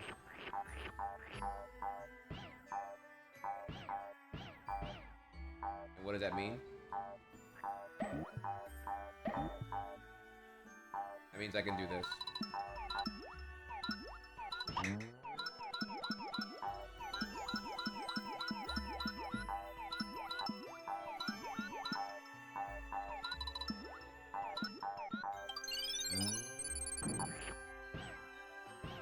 So egg shuffling now is very possible.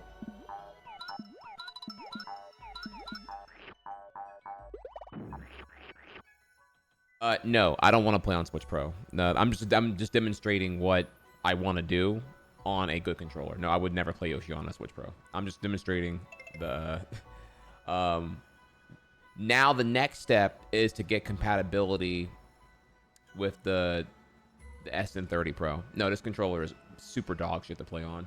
So now we.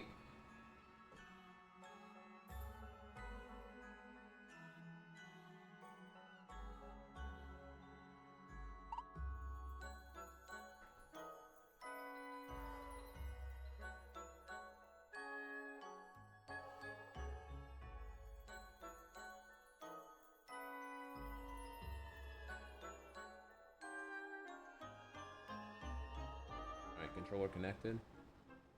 All right, you keep saying that the mode. How do I change the mode?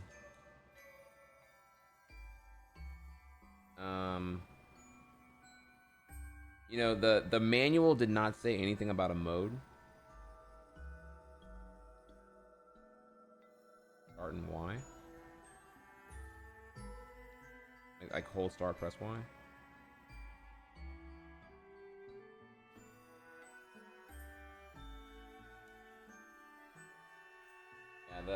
The LED is there, so it registers, and also the LED on the controller, as you can tell, is on.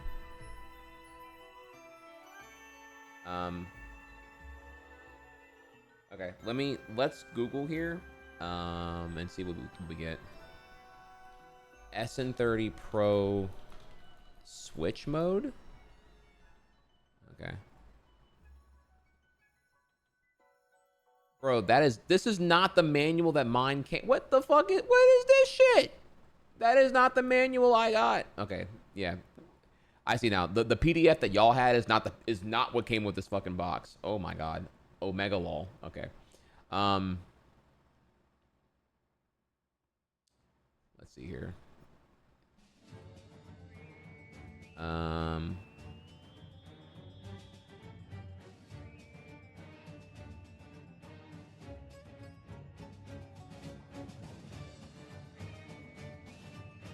Okay. We need to...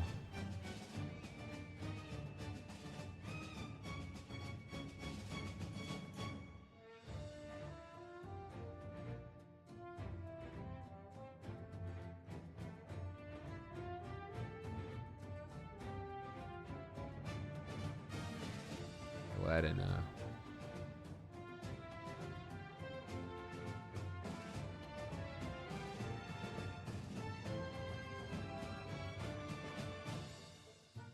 Doesn't do shit. Okay, let's try so start Y.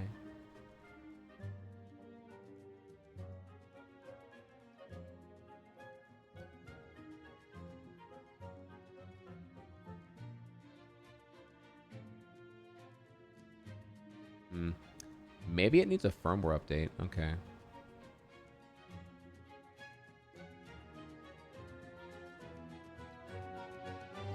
Oh, I agree. I hate this whole fucking, like...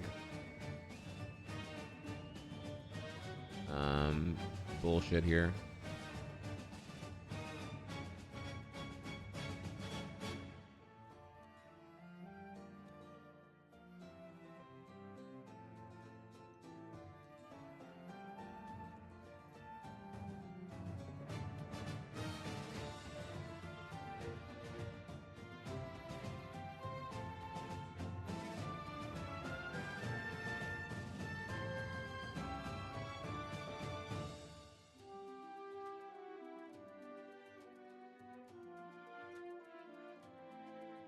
Yeah, I'm just not getting anything here.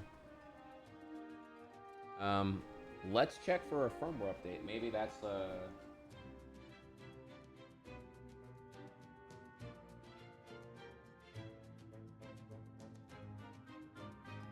I'm on that copium right now, y'all. I'm trying.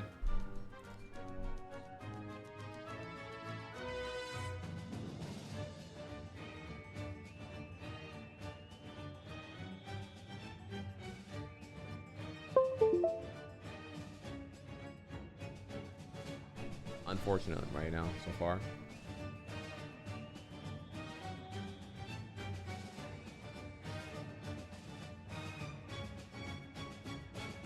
let's see here. What does Windows see? Alright, well, Windows sees it.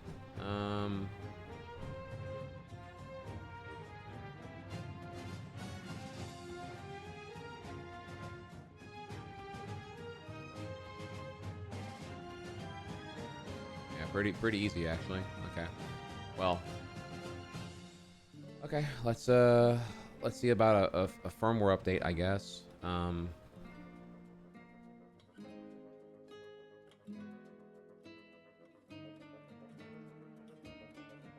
know, maybe there's a firmware update, I'm not quite sure.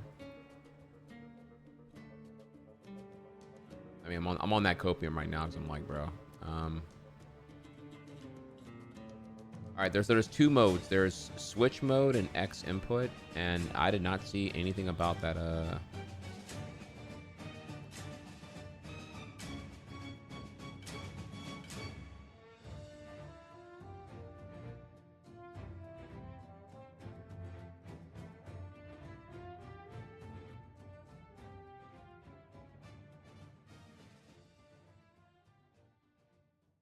right, we are downloading the firmware updater right now, and we'll see what we can do. Again, yeah, we're just chilling right now, trying to run the verge of like letdown or triumph here.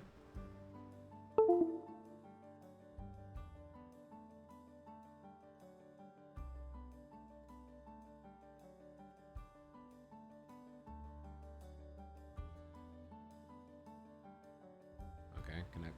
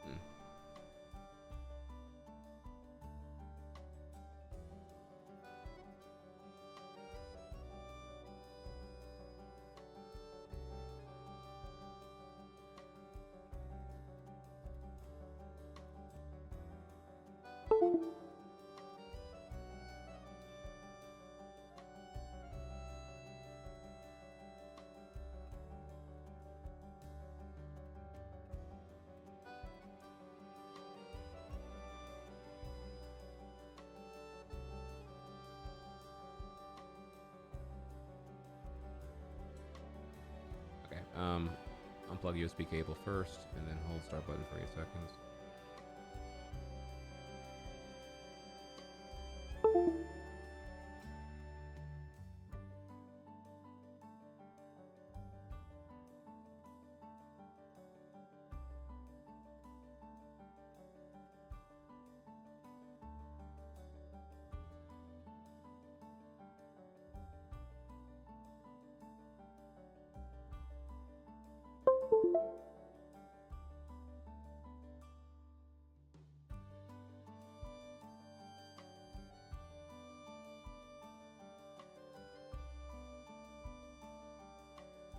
You know, it's having trouble recognizing it too right now, which is another issue. So, that's definitely not good.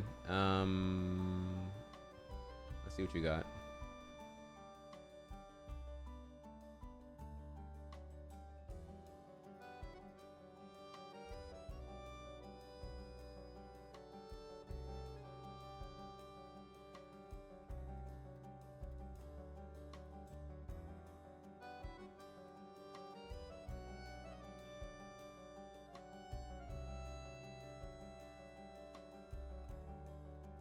Yeah, I'm not seeing. Oh, God, it's so fucking annoying.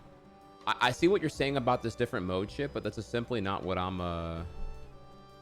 what I have here. Oh, that is so annoying. It's almost like I'm missing some vital information here. Okay, so like right here, I just, no matter what I do, I can't get the 8-bit though to comprehend that there's a thing here. The back side doesn't have anything important other than that it's made in China, and then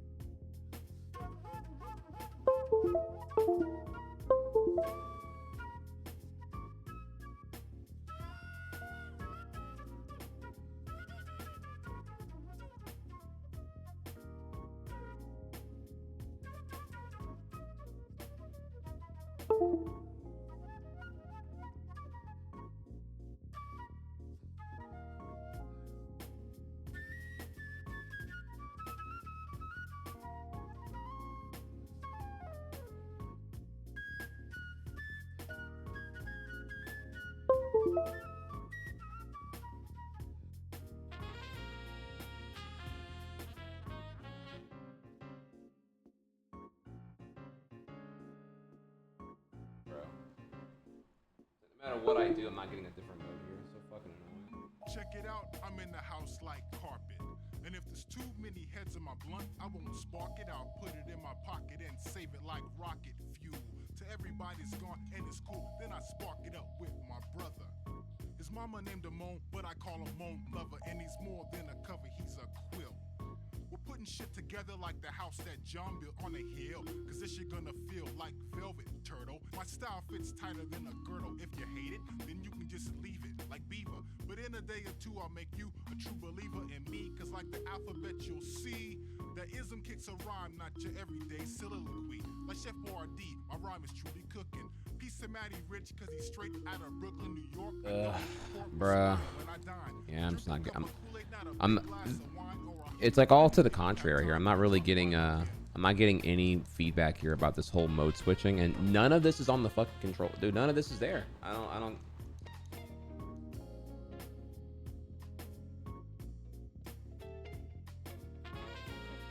Let me let's see here. Is this shit like the let me try this on Switch real quick. Let me see if like I can get Switch to work at all.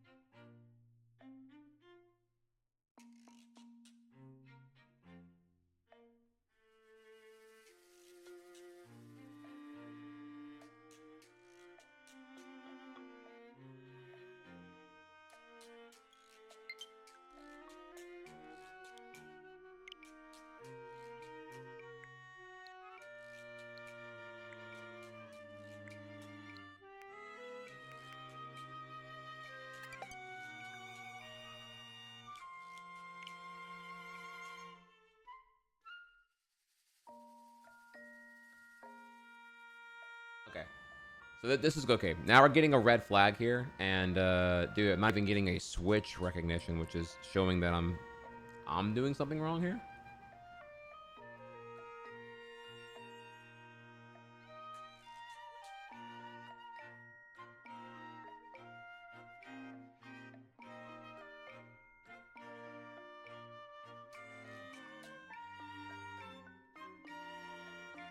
So when you hold start button for 8 seconds, I did see this too, and I tried this already. It doesn't turn off. It's when it's because it's wired. It doesn't turn off, dude. It just like I'm seeing the LED indicator right now. It just stays on no matter what I do, and I can never switch modes. It's like really frustrating actually, and I can't get it to recognize like it's recognized in Windows Controller Manager, but then its own like firmware update doesn't fucking work either. So I'm just like. When you unplug it, just turns off. It's again, there's not like it's a wired controller. It doesn't really like do anything. It does not have Bluetooth. No, I deliberately got a model that does not have Bluetooth. I've tried like holding Y start for switch mode.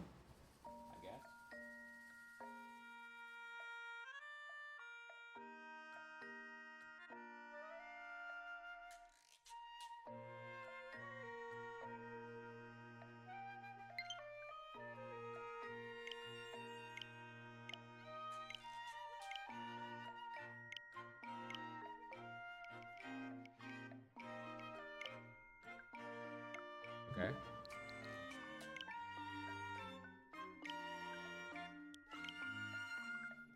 Okay, well, that's good. Okay, I held Y start when I plugged it in, which I swear I did earlier, but okay. All right. Okay, we're getting somewhere now at least. All right, it's not the hardware is not defective, even though it doesn't explain at all why the fuck the firmware update doesn't fucking work or anything else here.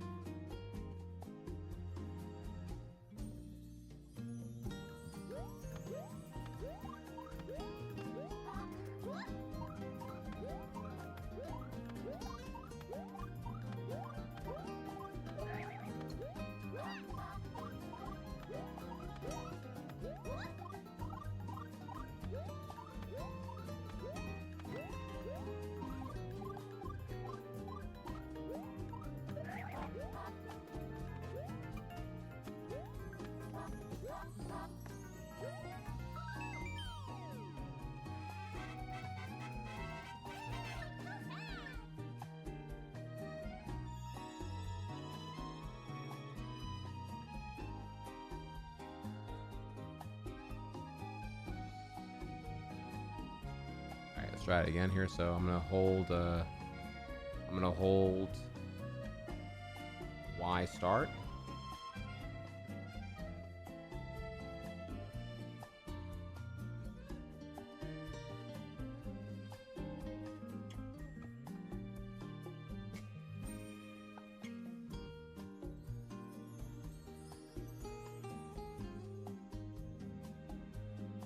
It rumbles to confirm that, and then it just does not work. Okay.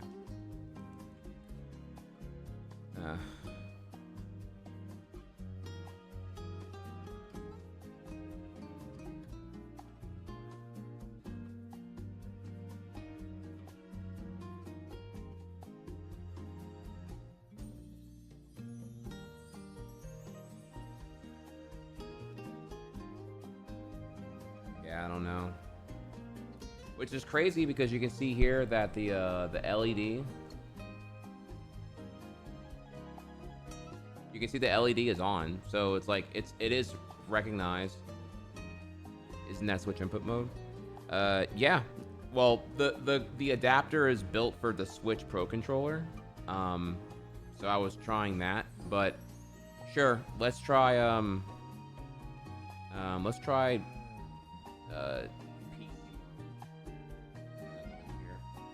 All right, hold B and start.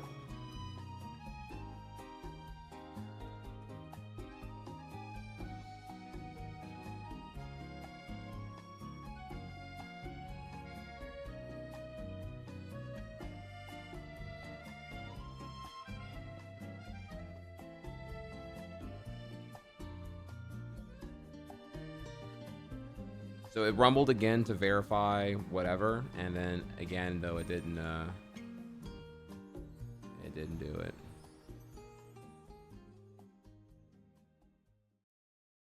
All right, let's try the other one. Let's try Zenput mode. There's a Dinput and Zenput. Okay.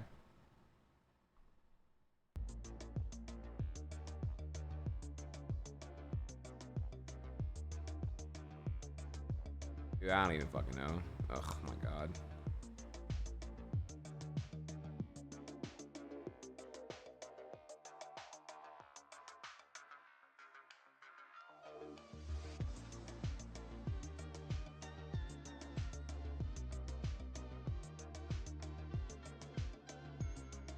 Oh, dude.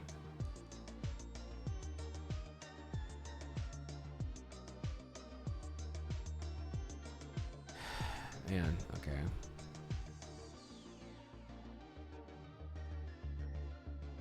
Yeah, I got nothing, y'all. Alright, well, there's still red flags here because I feel like the firmware update should, like, be working. At least, like, recognize a fucking controller, right? So, but we're not even getting that right now. Windows will recognize the controller, but not a...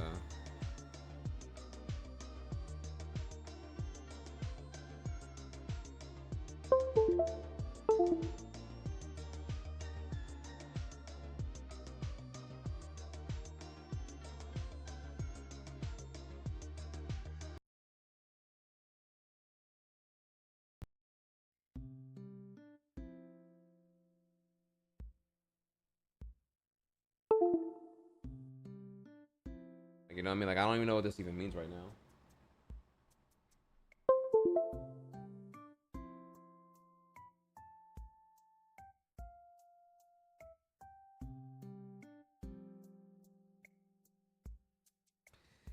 Yeah, well, chat, I'm gonna have to do some more troubleshooting here. So far it's a dud. I can't even get the controller to work on the adapter on the Super Nintendo. Ugh. All right, well, that's so far a dud. To recap what we're trying to do here. Well, we would like to use the Wingman SNES adapter with its successful button remapping, which I was able to remap and do it with like the Switch Pro controller. And then I'm not able to get it to recognize with the USB generic controller. So I'm gonna have to like get in here and figure out harder here, but the remapping does work. It's just controller compatibility is the issue. So right now I'm using the actually none of these here.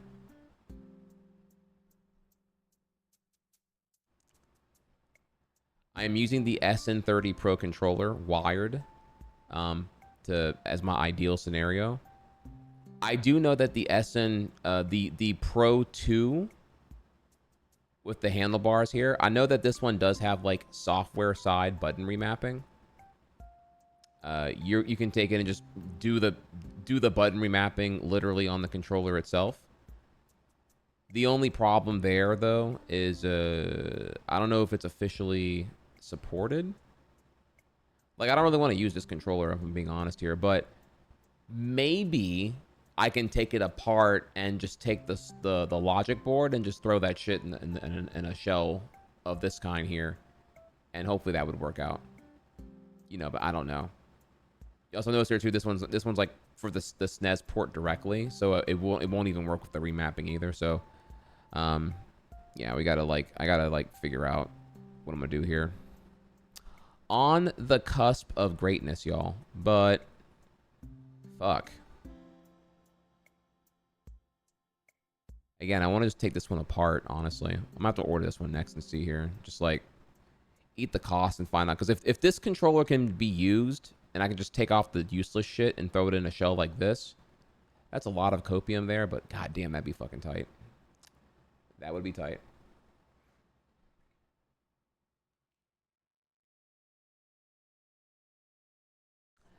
I don't know. I don't think it's a 0% chance here, chat. If you look here at the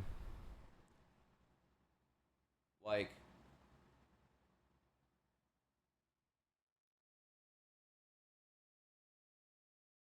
yeah, I'm thinking here like if the board of the controller doesn't like if like the sticks are just their own independent thing and the board is the same size here, which I think it would be for manufacturing reasons. I do think if you take the sticks out, it should just work and fit in this one right here. Well, there would be a problem with the start buttons and shit, but we'll figure that out. We'll figure that out. So,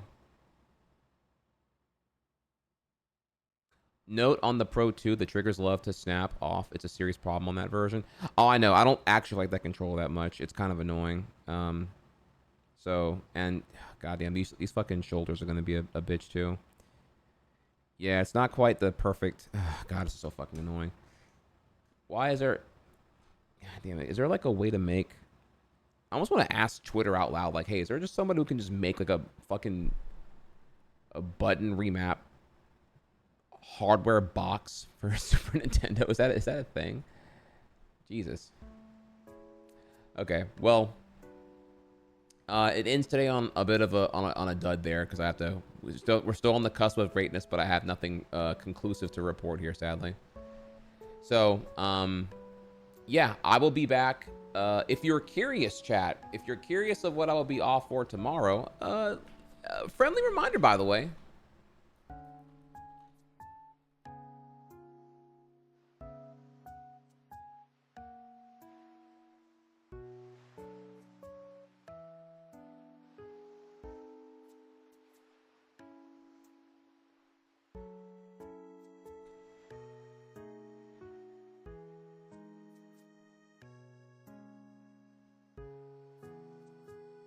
One second here, I'm grabbing that for you right now.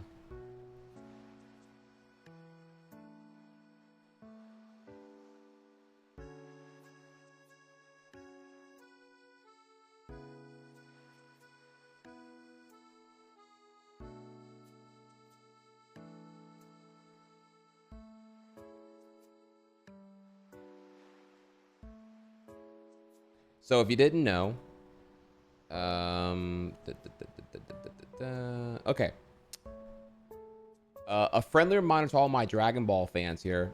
Dragon Ball Daima, the new series, is having its English dubbed North American premiere as a special limited theatrical event. Poggers, if you didn't notice, by the way, it's only going to be in theaters. They're doing the dubbed episodes of episode 1, 2, and 3.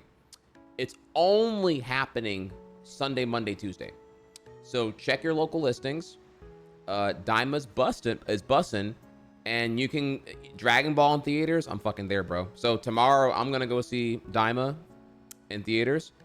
World English dub premiere right here. So yeah, if you're off tomorrow and you want to go get litty with the boys at the theater, yeah, go do that shit, bro. So I will be doing that again. You know, my area is only doing it one screening per day to Sunday, Monday, Tuesday, and that's it. So look into it.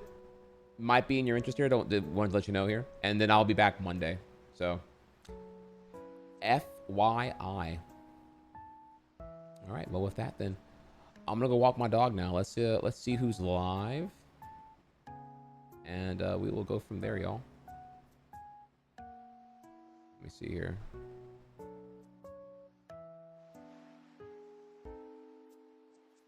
Again, sad to report that we don't have the colossal W I was looking for today, but that's okay though.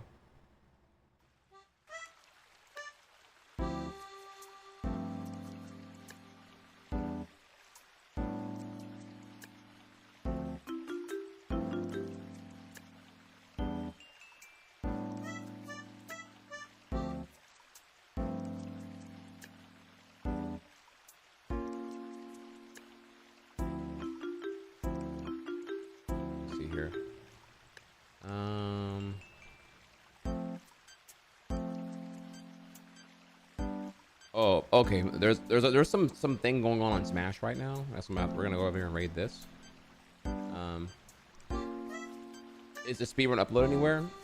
No. I actually need to record it. I intend to upload it on the YouTube channel soon, actually. All right, y'all. Y'all can enjoy this. There's a killer Smash tournament happening right now with our boy Riddles. Riddles on the ones and twos here. If you didn't know, Riddles is the FGC character Goat. Plays a mean Terry, and Kazuya. Does he play anybody else? It's those two mainly, right? He doesn't really do like Ryu and Ken. Wait, does he have a Ken? I forget. So, again, everyone. I appreciate y'all. I will see y'all back on Monday. My copy of Mario and Luigi Brothership drops. It ships Tuesday, so we're gonna start Brothership Tuesday. But yeah, Monday will be well, more the rest of the TAS, and then probably Mario Maker, and then we do Brothership starting Tuesday. Also, reminder again here though. People are saying that they did not like Brothership. Combat gets going after a few hours, but it's so basic to start. Overworld is plagued with horrible AI Luigi. Story does not do enough to make up for the lacking gameplay elements. Load screens and hand-holding are too slow. Ooh. So I guess we'll see. Is the 5 out of 10 from IGN correct?